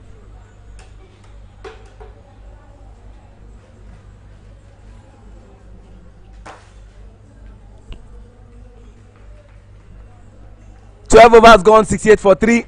Current run rate 5.67. Current run rate is 7.75. They need 62 runs in 48 balls. Becky Kende into his second over, coming from the Court of Appeal end. Miracle.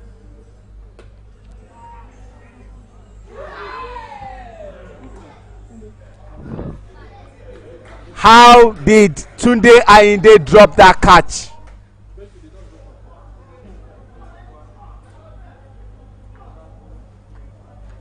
I think from the replay show, we would actually have that answer to it. There is no explanation for Tunde dropping that catch. There is no explanation, and I hope that drop catch does not come back to haunt GCI, or drop catches as it were.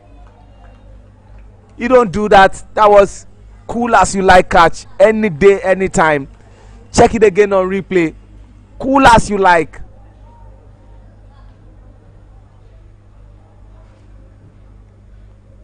You will get to see it much later. No ball. And then 1 run advantage.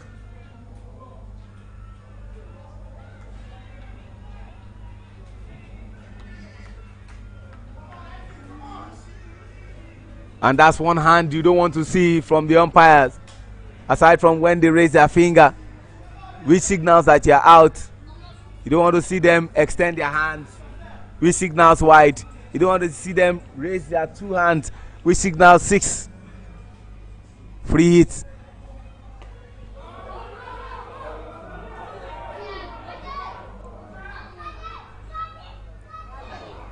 A missed chance. 2 runs taken off the ball.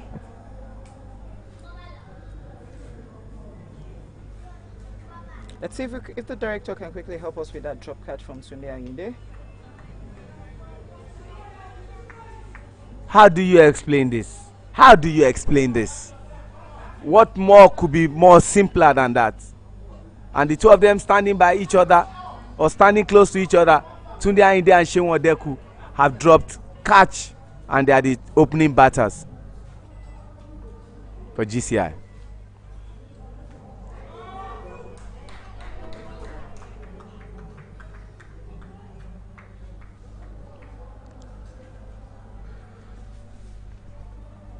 This has been a relatively good over for them. Seun, let me just make this interesting to you. As at the 12th over, GCI was 75 for 3. FGC Warriors just needs 2 runs to get close to that.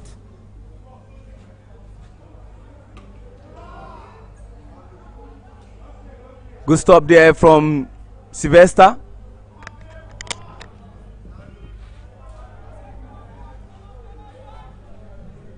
This is good. This is becoming an interesting game show. It's definitely interesting. Watching it from the pavilion end and having the opportunity to see the replays and all the statistics just makes it look like a game that might get to the very last over.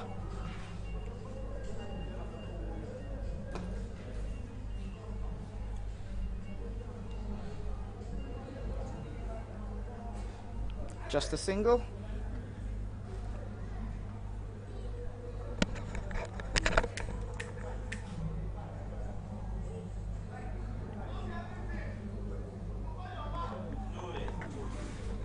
$74 for 3. And if they get 1 run off this ball, courtesy of Isaac Oyingba on strike, it will have amounted to the same thing. Yes.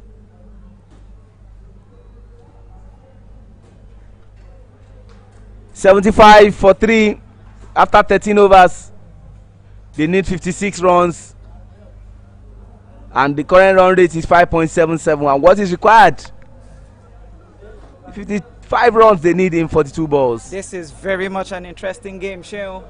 I must say, it just looks like one game that might be ending in the 20th over. But the way things might go, one particular over can change the momentum of this game. It might be in favor of GCI or it might be in favor of FGC Warri. It's just only a matter of time.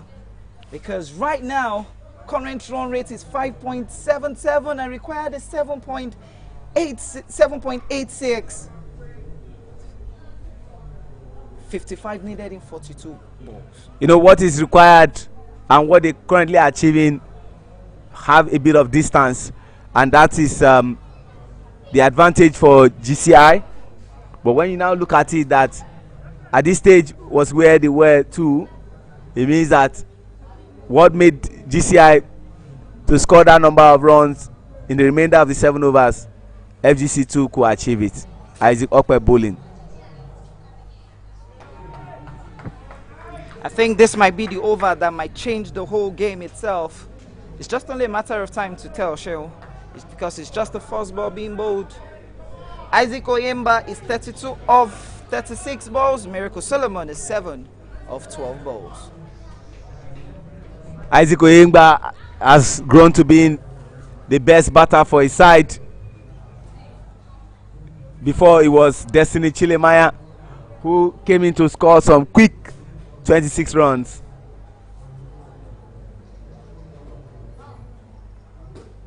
He still continue to fan. Let's go fishing. 2 balls, 2 dots. Isaac Okpe is putting up the experience that is required at this critical stage. He said it to himself.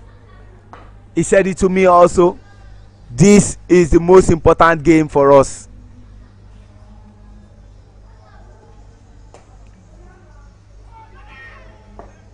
Good stop there. Good effort from Shewan Deku, who has come in to bring his own experience into 4. You can't take it away from him. Up until this moment, you can say that every game Shewan has played in this Super 6, they have won. Aside from the game against Ibejuleki Cricket Club, where he didn't get to play.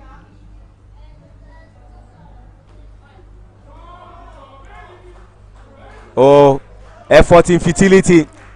4 runs. That was a lovely cut there by Miracle Solomon. Miracle Solomon. Found the edge of the bat. Straight to third man. Lovely boundary. You could see that all Jimo could do was to accompany the ball like police officers usually accompany money when they are taken away from the bank. Or you say an important dignitary going and you have escorts following that person. That was all Jimo could do. But I'm sure Isaac should be thinking about this very well.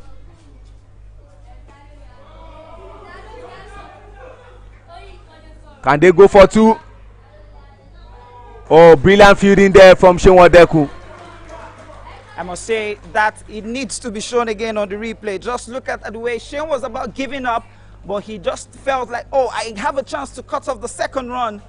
And he just threw in his experience and allowing the batters to just go for just a single. Lovely piece of fielding there by Shewan Deku. Give it to him any day, anytime.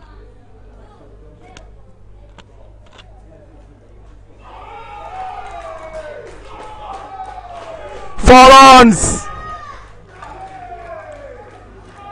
Brilliant from Isaac Oyengba to change the complexity of the game. They need 49 runs in 37 balls. Just look at that 4 again, Shane. Perfectly timed. Waited for it. And there was nothing that Kofrala Lukman could just do than just to look at that. And that raced to the boundary for 4. Now, just look at your screen. The discussion has now happened.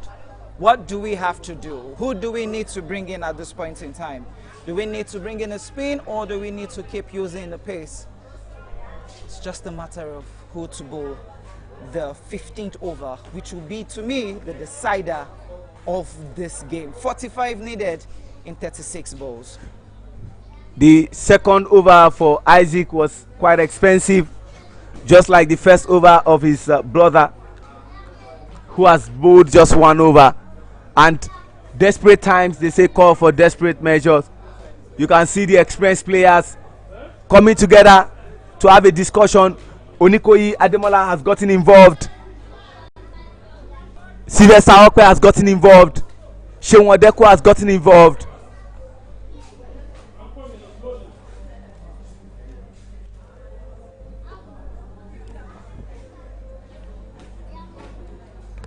One four.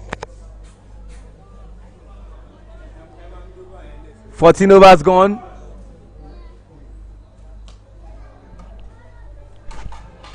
$85 for 3. Becky coming from the Court of Appeal end. And he's coming to bowl his 3rd over.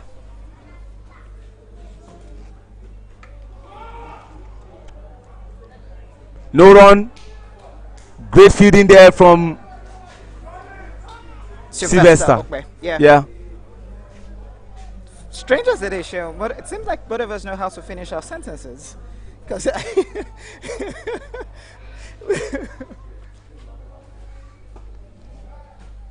no run. Good fielding there from Onikoyi. They've now put up an attacking field, ensuring that they cut runs. But looks as if Isaac needs to go back a little bit for Miracle. But maybe he understands what he's doing.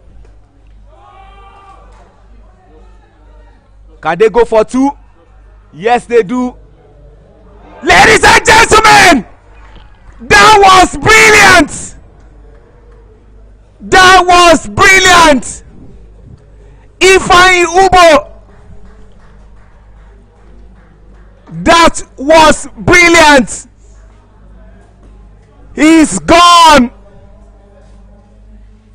Isaac Oyengba wanted to go for the second one.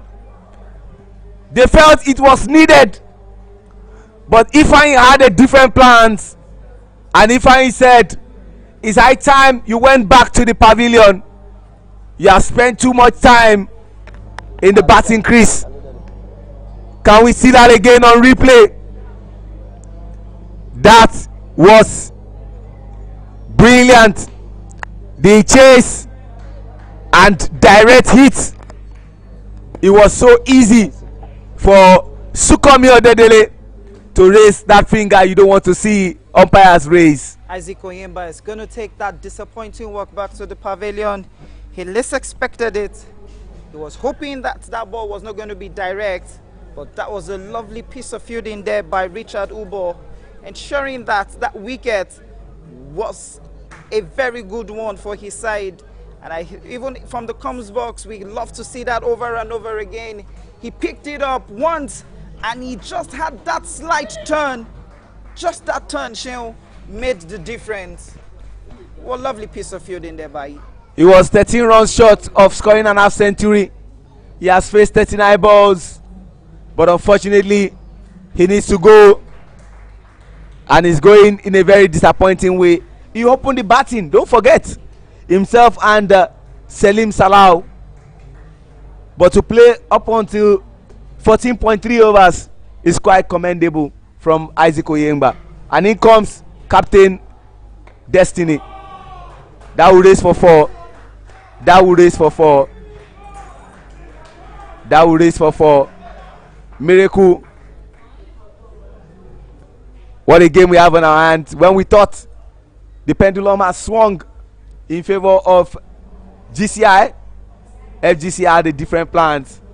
And you can see Ademolo Nikoyi again trying to reorganize the field setting. We have always said that setting a field is the prerogative of the bowler, the prerogative of the captain, and sometimes a senior member of the team who is not the captain and is not the one bowling but has vast experience. Wide ball, they won't mind. Sheon, look at it now. It's 91 for 4 in 14.4 overs. After 14 overs, GCI were 82 for 3. So they have achieved. They have more runs than GCI has had then, but GCI had wickets in hand.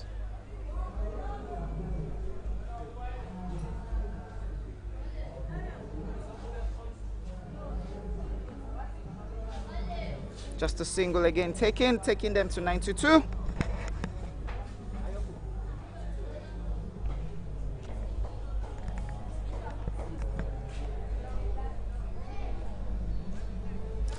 Last ball of the over, Sheon, 15th over. This is, to me, this is the penultimate over of the game that decides the winner. But in a way, the pendulum has swung both sides. At some point in time, it went GCI's way, but that 4 brought them back. It was just less than 10 seconds in between that the game just changed and went back in both favors.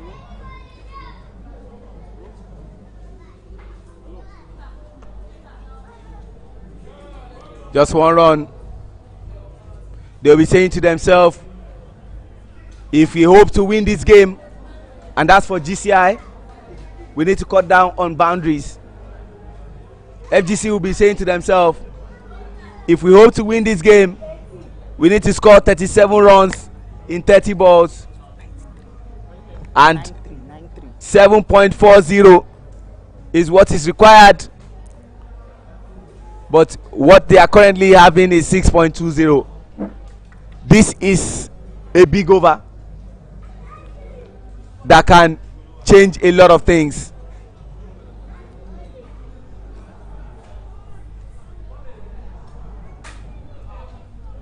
Captain Isaac wants to give the ball to Sylvester, and that calls for a trio discussion between Sylvester himself,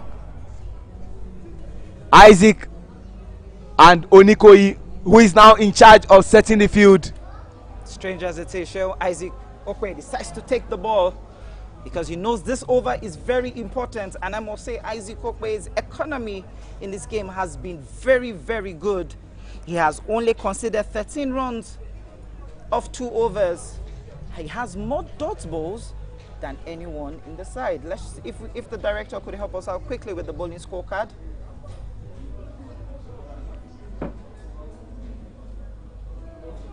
But one thing we have to say is that it's a captain's battle now. Eosa versus Isaac, the same battle we had in the first innings when Isaac was batting. He has to think about it. It's in his hands if he hopes to take his team to El Dorado, that is promised land. Good way to start. He's still in search of his first wicket after bowling 2 overs.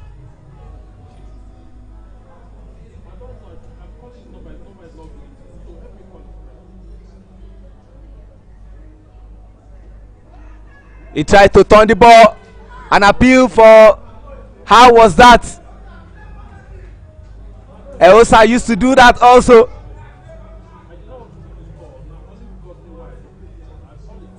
This game is getting heated in the center. You can say that again. The two captains actually having a discussion. Egosa telling him he actually hit my bat, and Isaac telling the captain, I have an opportunity and I have the right to appeal if he thinks otherwise.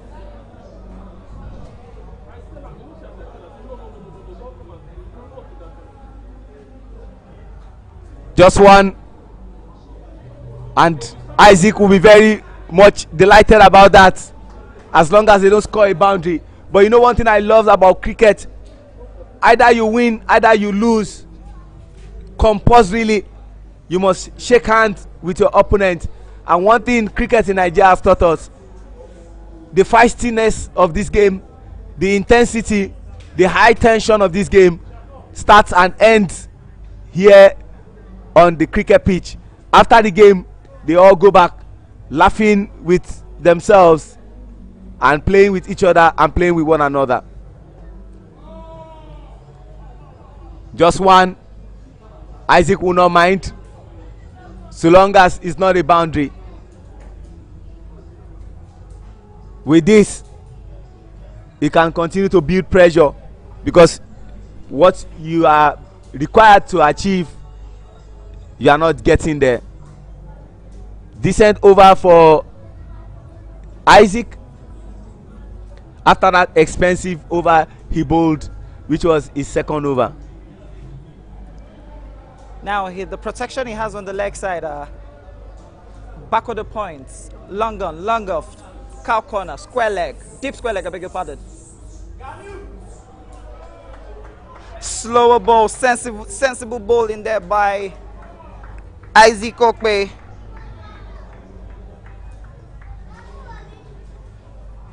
If after this over all that was scored is just two runs, it means pressure will shift to the Warri Bay side.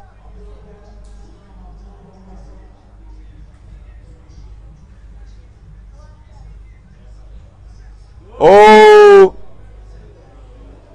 when he thought he would end this over well, he concedes another 4 runs, and hands on head says it all. for GCI.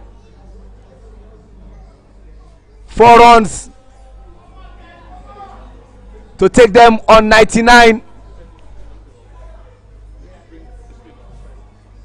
after 16 overs. Now they need 35. The current run rate is 7.75 and the current run rate is 6.19. Drama we have.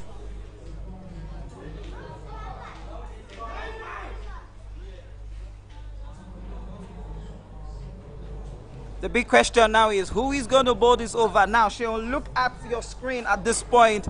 The discussion is so high. You could see Sheon Odeku now has joined into the camp of those who are going to take decisions because they know they need this over. Are they going to be giving it to Jimo, who I think they should give it to because he has bowled extremely well? You need to risk Jimo at this point. At this point in time, you need to risk him in this game.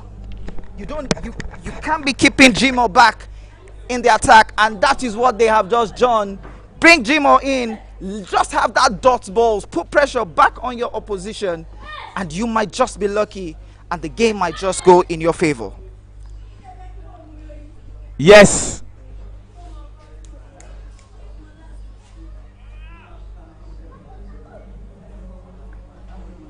$16 overs gone. They need 31 runs off 24 balls. Jimo Abdurrahman.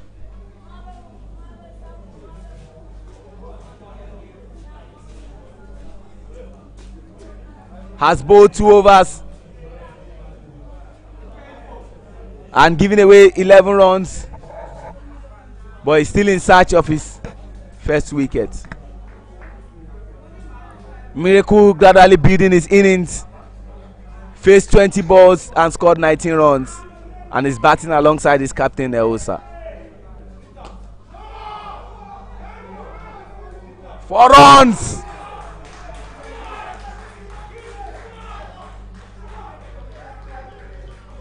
This is what GCI needs to avoid.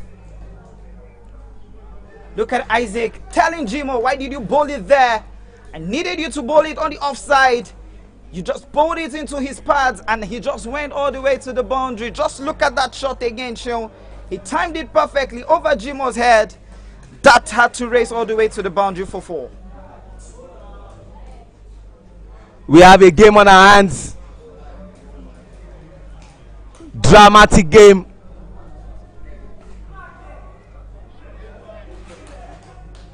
Good stop there from Becky Kende.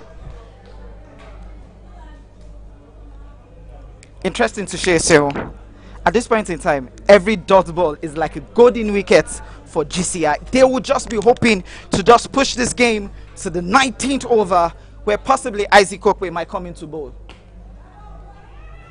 Jimo thinking about it after bowling an awkward ball that Miracle sent for 4.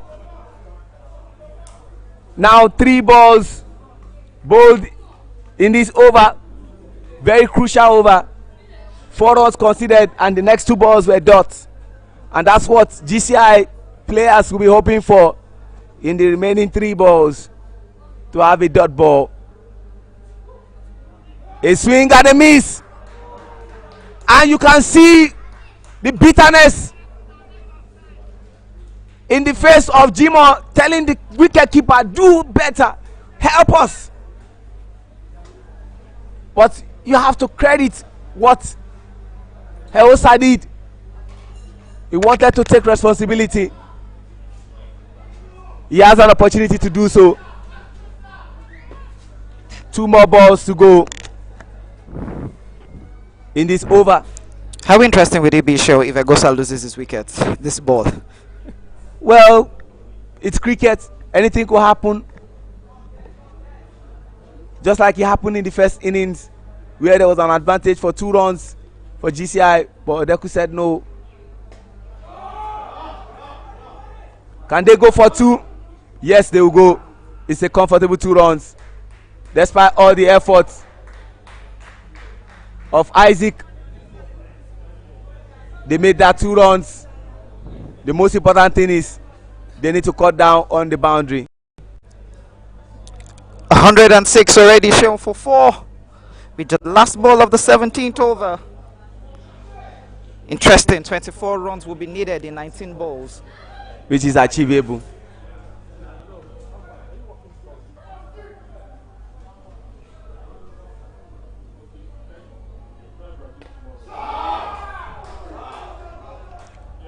Can they go for 2? Lovely piece of fielding there. Richard Ubo covering the arc, ensuring just 1 run will be taken. That is brilliant piece of fielding. 107 for 4 after 17 overs. What a frenetic finish we are in for here. So Sheon, let's just quickly see if we could run through the bowling scorecard.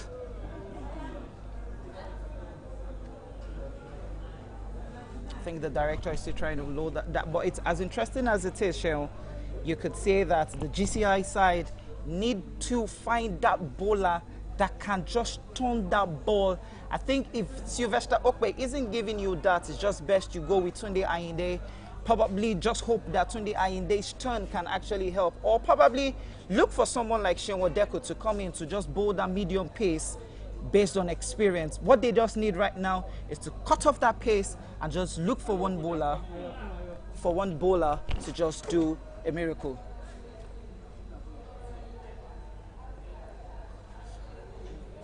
Vincent Adewoye coming in to bowl his last over.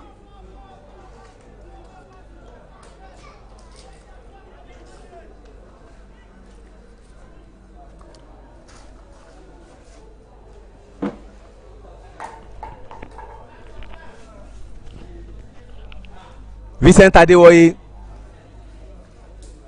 has been entrusted with the ball. Sheon, just look at the bowling scorecard. The only bowler who has had more dot balls has been Richard Ubo.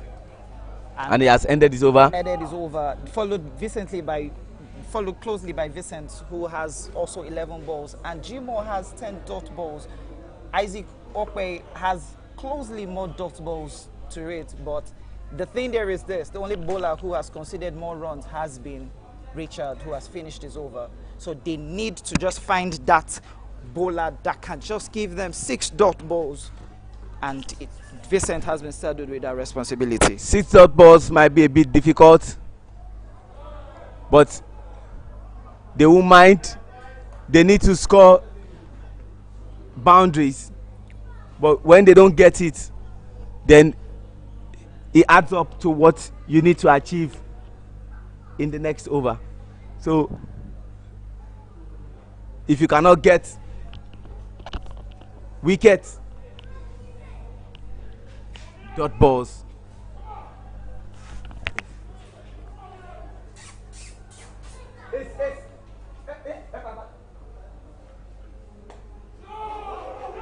just a single. Can they go back for 2?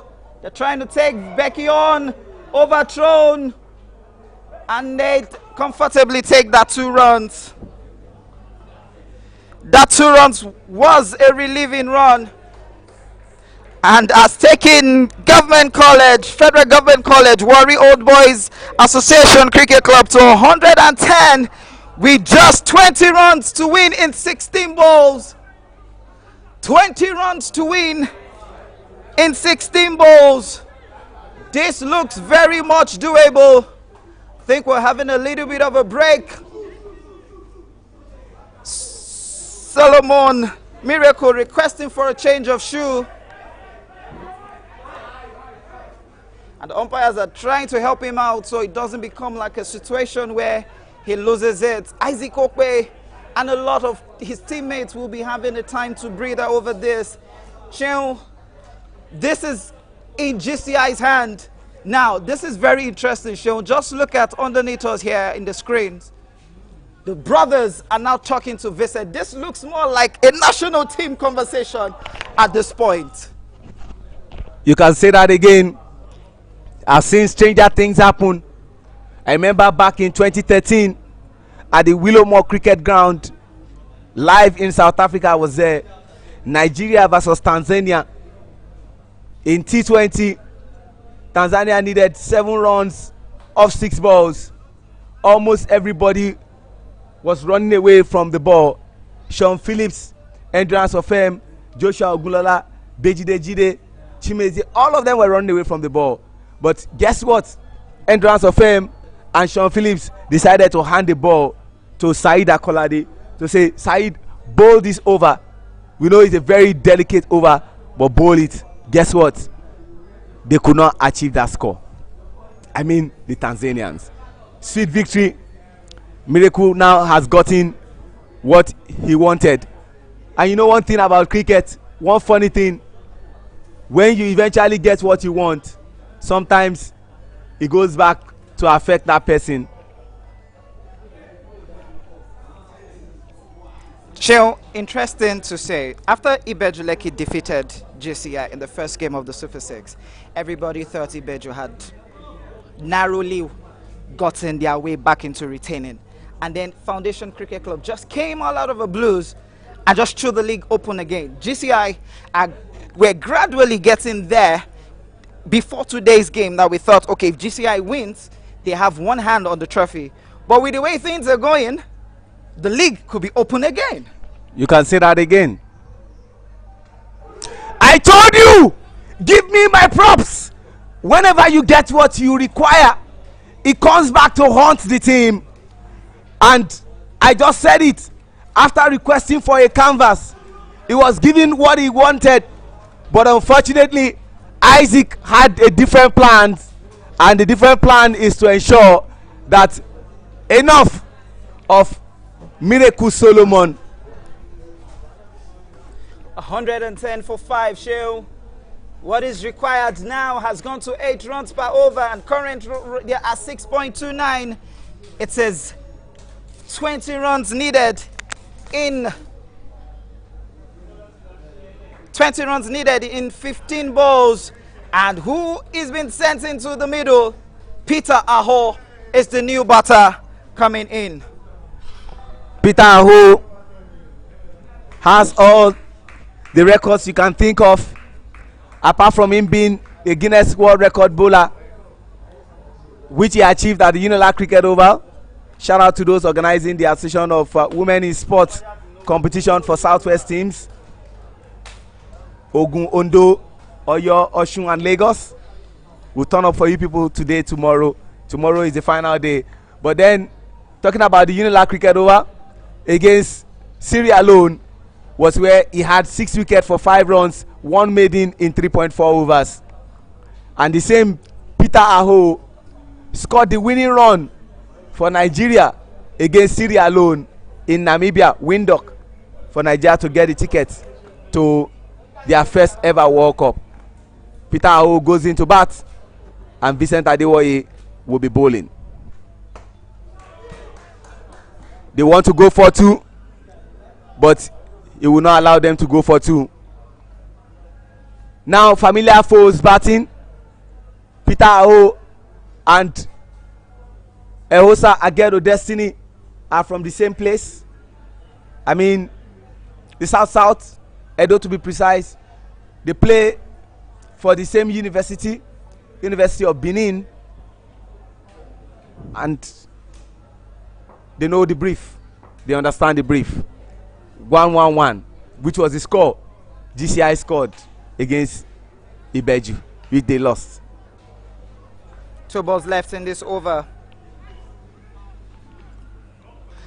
A lot of encouragement are actually being clamored out by the GCI players.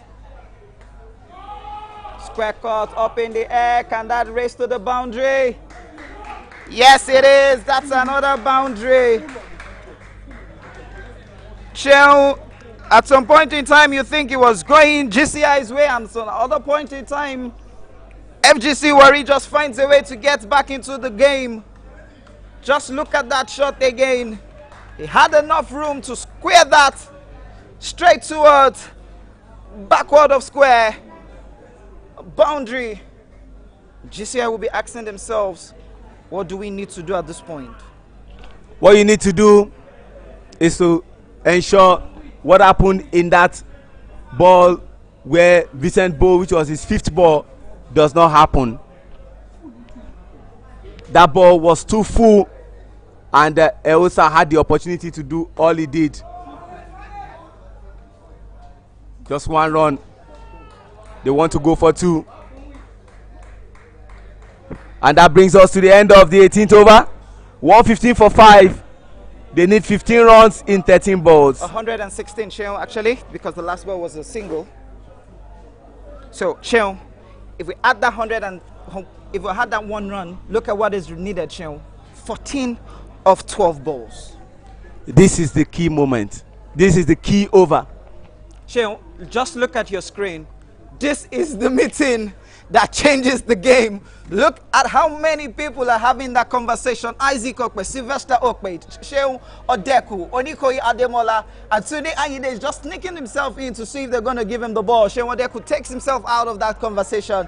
Onikoyi is still having that conversation. Who will be charged to bowl the 19th over? Sheun, this is more like the deciding over of this game. Jimo Abdurrahman might be the one bowling the 19th over, but I wouldn't say they should give it to Jimo. I would have said Isaac Okpe should bowl the 19th over because he has more experience bowling the 19th over. Giving it to Jimo might be a little bit costlier, but the captain is thinking of the 20th over. But if I were him, I would be bowling the 19th over to have the 20th over with at least 10 runs to bowl to. Jimo has been given this ball. Jimo knows what he needs to do because they need to cut down on so many runs in this over, but Jimo is bowling the 19th over. Jimo to Ewosa. Ewosa understands the brief. Sheon, talking about the field set. 3rd man, extra covers, long off, long on, deep mid wicket. Straight on the ground, just a single might be taken for that. And then going back for the 2nd, a run out chance, and 2 runs is taken, Sheon. Sylvester Okpe is the guilty party there. There was no way. I don't see the reason why 2 runs should be taken there. That ball was straight to him. He needed to run to attack the ball, but rather he waited casually. Peter Aho and Egosa took advantage of that fielding, and they had 2 runs. Shell 118, 12 runs needed in 11 balls. What a game and a half. I hope the decision of Captain Isaac to hand the ball to Jimo doesn't backfire. A lot of people in the pavilions are interesting for people to know that the president of the Nigerian Cricket Federation is somewhere in the pavilion also watching this game. Yeah, the president is here.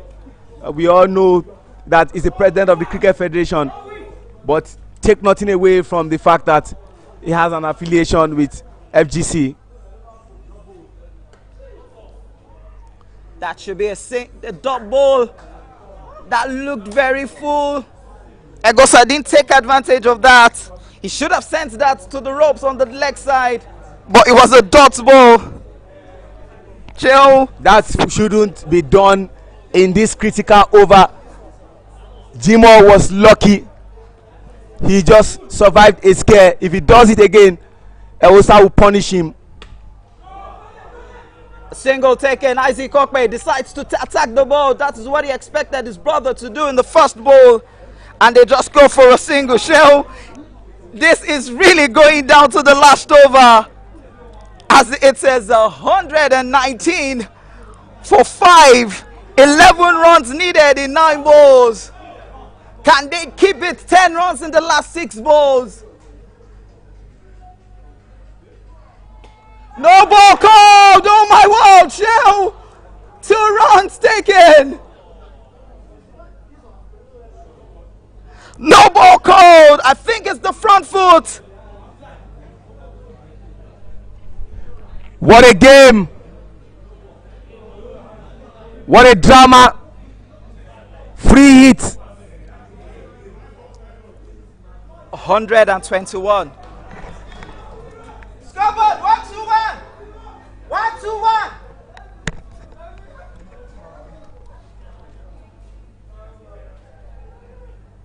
Straight back to the bowler.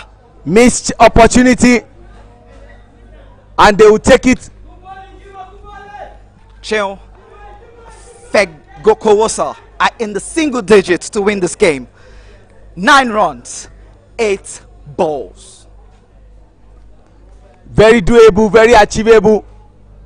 But GCI needs to cut down on any boundary if there's any chance of winning this. They go for the first. Isaac Okpe picks that up. And they go for the second. 2 runs taken, Chill. This over has been very expensive.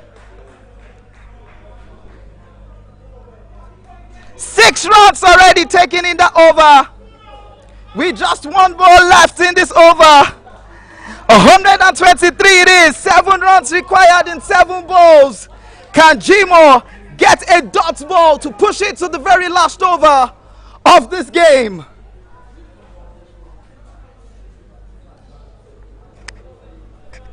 What a frenetic end from wherever you are watching, either live or online. Drama here at the Tafawa Balewa Cricket Oval. They want to go for 2, but no is the call. Chill.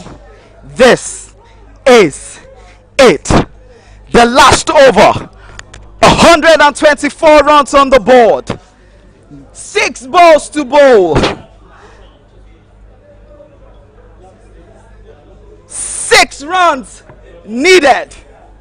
6 of 6. Who will be saddled to bowl the 20th over of this game? It's Peter Aho and Egosa. Will it be Isaac Okpe, or will it be Becky, or will it be Sylvester? Now, quick conversation between Onikoyi Ademola and Isaac Okpe. Isaac Okpe is with the ball. I think the discussion might be on which field sets they're going to be having. And Isaac is giving direction, so obviously Isaac is going to be taking the last over of this game. Remember, it's 6 runs, 6 balls. Isaac has been in similar situations for the national team. And now he's saddled with the responsibility as the captain of the side to take this home for his side. He has Egosa to bowl to. It's captain's battle. Who is going to win this battle? What he needs is just 1 run for ball. Isaac just needs 5 dot balls if he's going to have any chance, to win this game. He has traveled this road severally. He knows what is required. The journey for victory or losing starts from this over. They get 1 run and they require 5 runs Of 5 balls. of 5 balls.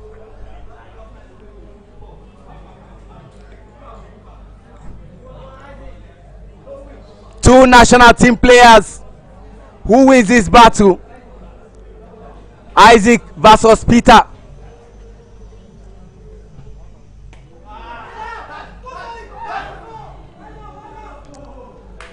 What a mistimed judgment of the ball.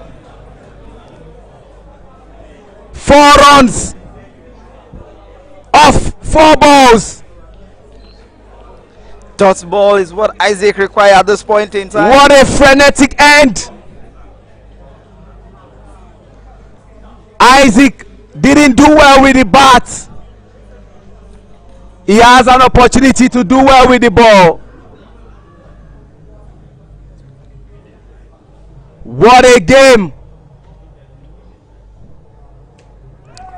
Run out chance. He doesn't need to throw the ball. Oh my word! What? Oh no! What is that? That is a comical effort there. Let's look at that. Isaac had every opportunity shown. Just look at that. He just needed to go walk back and just take that run out. One step, two steps, even if he crawls, Peter would have been taking that long walk back to the pavilion.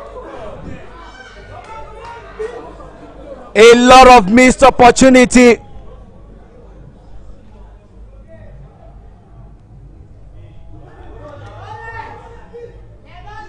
Another missed chance.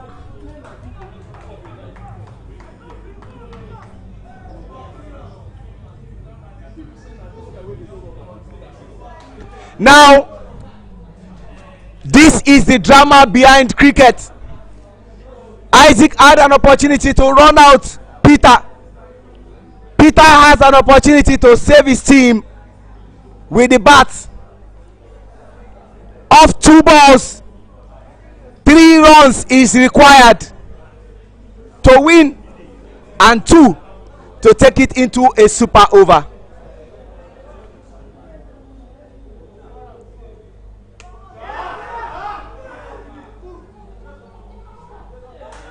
They go for the first.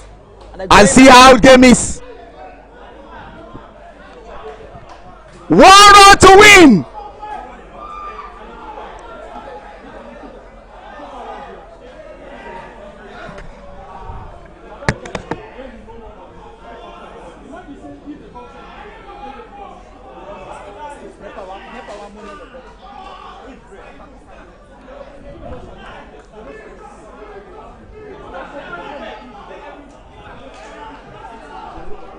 This game can actually get into a super over, or FGC will win. Fate in the hands.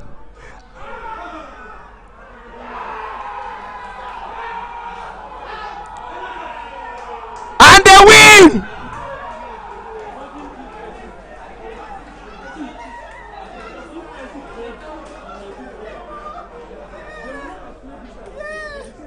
FGC won. Isaac Okpe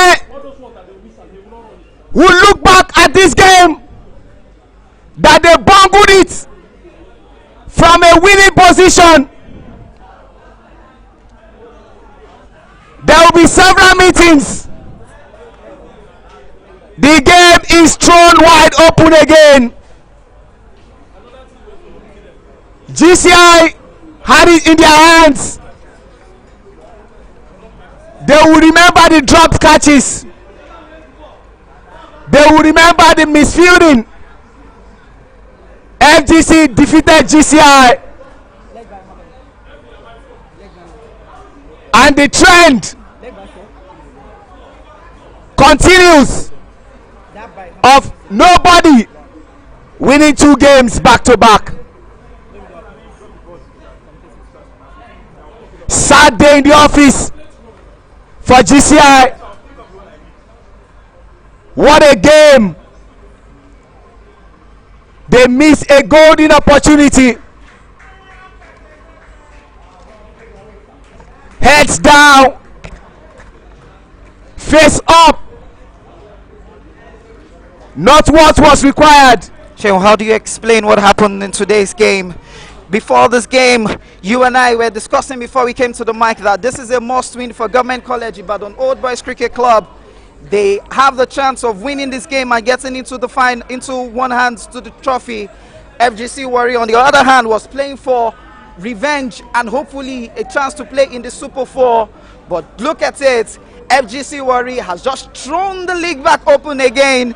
Ibeju will be fancying their chances of winning it. You can see there, Federal Government College Warrior won by 5 wickets. GCI will feel disappointed with themselves. Disappointing game for GCI. They scored 129. It was defendable. Misfielding, wrong bowling, and see how it is now. Sean, just look at how the table just turned all of a sudden. Federal Government College Warri goes top of the table in just 24 hours as they have 5 points, 0 points, 0.023. Government College stays second with 0.45 with 4 points. Ibejuleki, who has a game tomorrow, will be looking at fancying their chances of going top of the table, which means, Sean, this league is technically thrown open in today's game. You can say that again. FGC played 4 matches, won 2, lost 1, 1 tie, have 5 points, 0.023. GCI played 4 matches, won 2, lost 2, have 4 points, 0.450.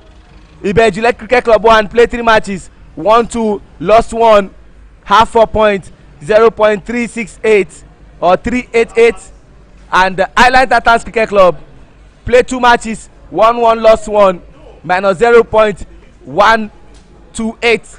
Foundation Cricket Club played 3 matches, won 1, lost 2, have 2 points, minus 0.216. And Rising Stars Cricket Club played 2 matches, lost 1, 1 shared point, and they have 1 point, minus 2.226. Match summary. First innings, GCI 129 for 6 in 20 overs. Sylvester Okwe 30 runs off 25 balls. Babatunde Ayinde 29 runs off 37 balls. Vincent Adewoye 23 runs off 23 balls. Eosa Agedo Destiny 3 wickets for 25 runs in 4 overs. Peter O 1 wicket for 15 runs in 3 overs. And Destiny Chilemaya 1 wicket for 29 runs in 4 overs. For the second innings, Isaac Oyemba 37 runs off 39 balls. Miracle Solomon 25 runs off 26 balls. And Destiny Chilemaya 24 runs off 20 balls. And Vincent Adewoye 3 wickets for 22 runs in 4 overs. Richard Ubo 1 wicket for 25 runs in 4 overs. And Jimo Abdulrahman no wickets, considered 26 runs in 4 overs. And FGC won by 5 wickets. I quickly ask you about me as we have a discussion. Where was it won and lost? 19th over to me was where it was won and lost, but I won't take the fact that there were some drop catches in between the two sides, but I think the 19th over was where I laid more emphasis on. If I were Isaac Okwe, I would have bowled the 19th over because he had more chance to get more dot balls than in the 20th over. At the 20th over, Isaac had just 6 runs to bowl to in 6 balls. At the 19th over, if Isaac Okwe had gone to bowl, he would have probably considered 2 or 3 runs and given the 20th over to Jimo Abdulrahman to bowl to, which would have taken more pressure to Peter Aho and Destiny. But the reverse is the case. And I must say, in terms of batting, it was a very good game for FGC Warri in terms of partnership, even though the wickets were being dropped and being lost, but they held their nerves down and they ensured that the game went in their favor. You can also say that 19th over had a lot of things that were wrong, apart from Isaac, who you felt should take responsibility of the 19th over. Look at the run out chance that happened even in the 20th over, where he was supposed to slowly and calmly run out Peter Aho. He passed the ball even to Tunde Ayinde. Tunde Ayinde even bungled the opportunity of running out Isaac Peter Aho, who had already given up on his wicket after leaving his crease in a very unconvincing manner. And you can see that what has kept GCI on this field is the fact that they continue to ruminate over this game and they could not explain what exactly happened. The game was in their hands. If they had won today's game and they win against Rising Stars Cricket Club, they will be crowned champions. Don't forget that last season they were undone by an unfortunate incident where there were rain in some games that debarred them from playing. But this one, after losing their first game, they had it in their hands, but they bungled it. And so advantage has swung to other teams like Island Titans Cricket Club, Federal Government College Warri Old Student Association Cricket Club, and of course Ibadan Cricket Club see as an opportunity to win this league. At this point, it's a goodbye from us at the comms box. We will say congratulations to Federal Government College Warri Old Boys Cricket Association.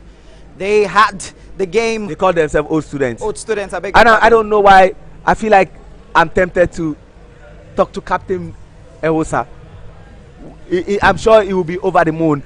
Yomi, can we give him the opportunity to do that? Maybe just for some few minutes, just talk to him. While we wait for that, we will go quickly to say the highlight of the second innings.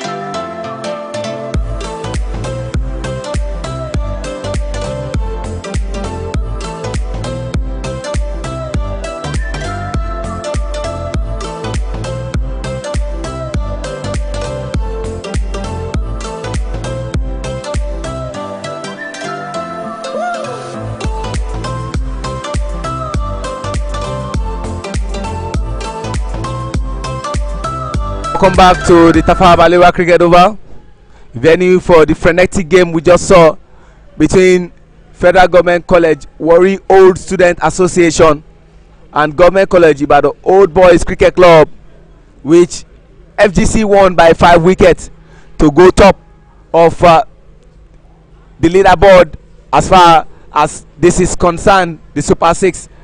And of course, the player of the match for today with the ball bowled 4 overs, conceded 25 runs, took 3 wickets and had an economy rate of 6.25, and with the bat faced 20 balls, scored 22 runs, which included 2 fours and a strike rate of 110.00. And it's my singular honor, pleasure and delight to have the captain of FGC here with me, who also doubles as the player of the match, Fegocowosa Agedo Destiny. Good afternoon. Good afternoon. How excited are you first for winning today's game?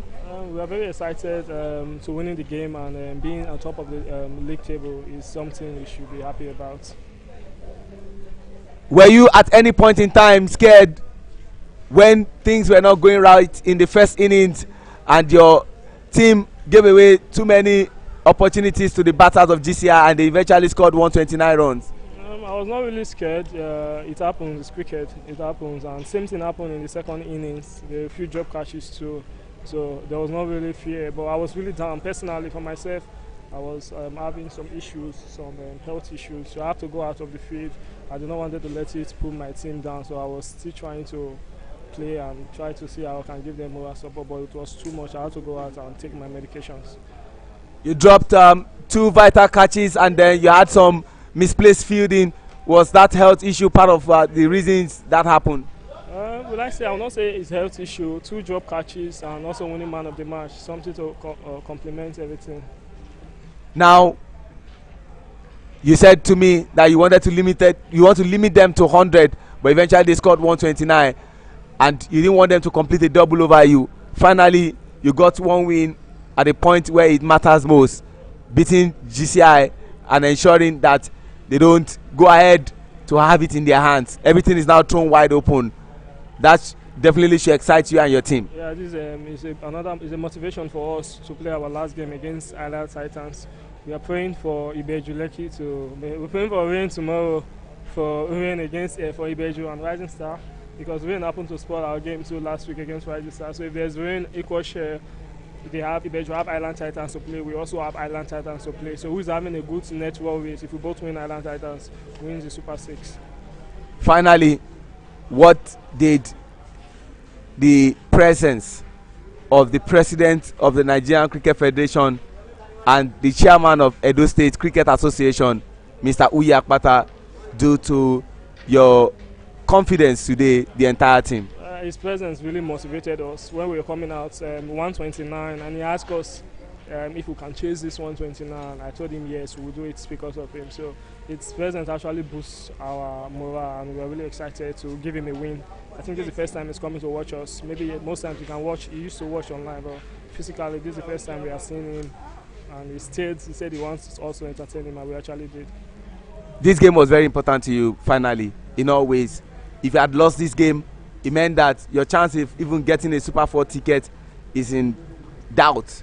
But by virtue of winning and still having a mathematical chance of winning the Super 6 is definitely very exciting to you. Yeah, we're really excited too. We're hoping for good weather against Island Titans to seal everything up. Congratulations once again, Ehosa Agedo Destiny. Thank you very much. I was asking, someone was asking me, he said, is it Egosa or Ehosa? I call you Ehosa. So what's the proper pronunciation? It's Egosa Seri. Egosa Seri. So it's Egosa. Yeah, Egosa. Congratulations, Egosa. Thank you very much. Ladies and gentlemen, you just heard from the captain of Federal Government College Warri Old Student Association, winning by 5 wickets. GCI will look back at this game and say, we had the chance of winning, but unfortunately it didn't happen. Everything is still there to play for, ladies and gentlemen. From the Tafawa Balewa Cricket Oval, venue for the Club Cricket Committee Super 6 competition to determine who wins the league. Yours truly, Oluwaseun Ajidagba, and my strike partner, Abayomi Ayonusi, has brought commentaries to you wherever you are watching all over the world. To you, our esteemed viewers, we say a big thank you for staying tuned. We'll be back again, God willing. Have yourself a productive day ahead. Bye for now.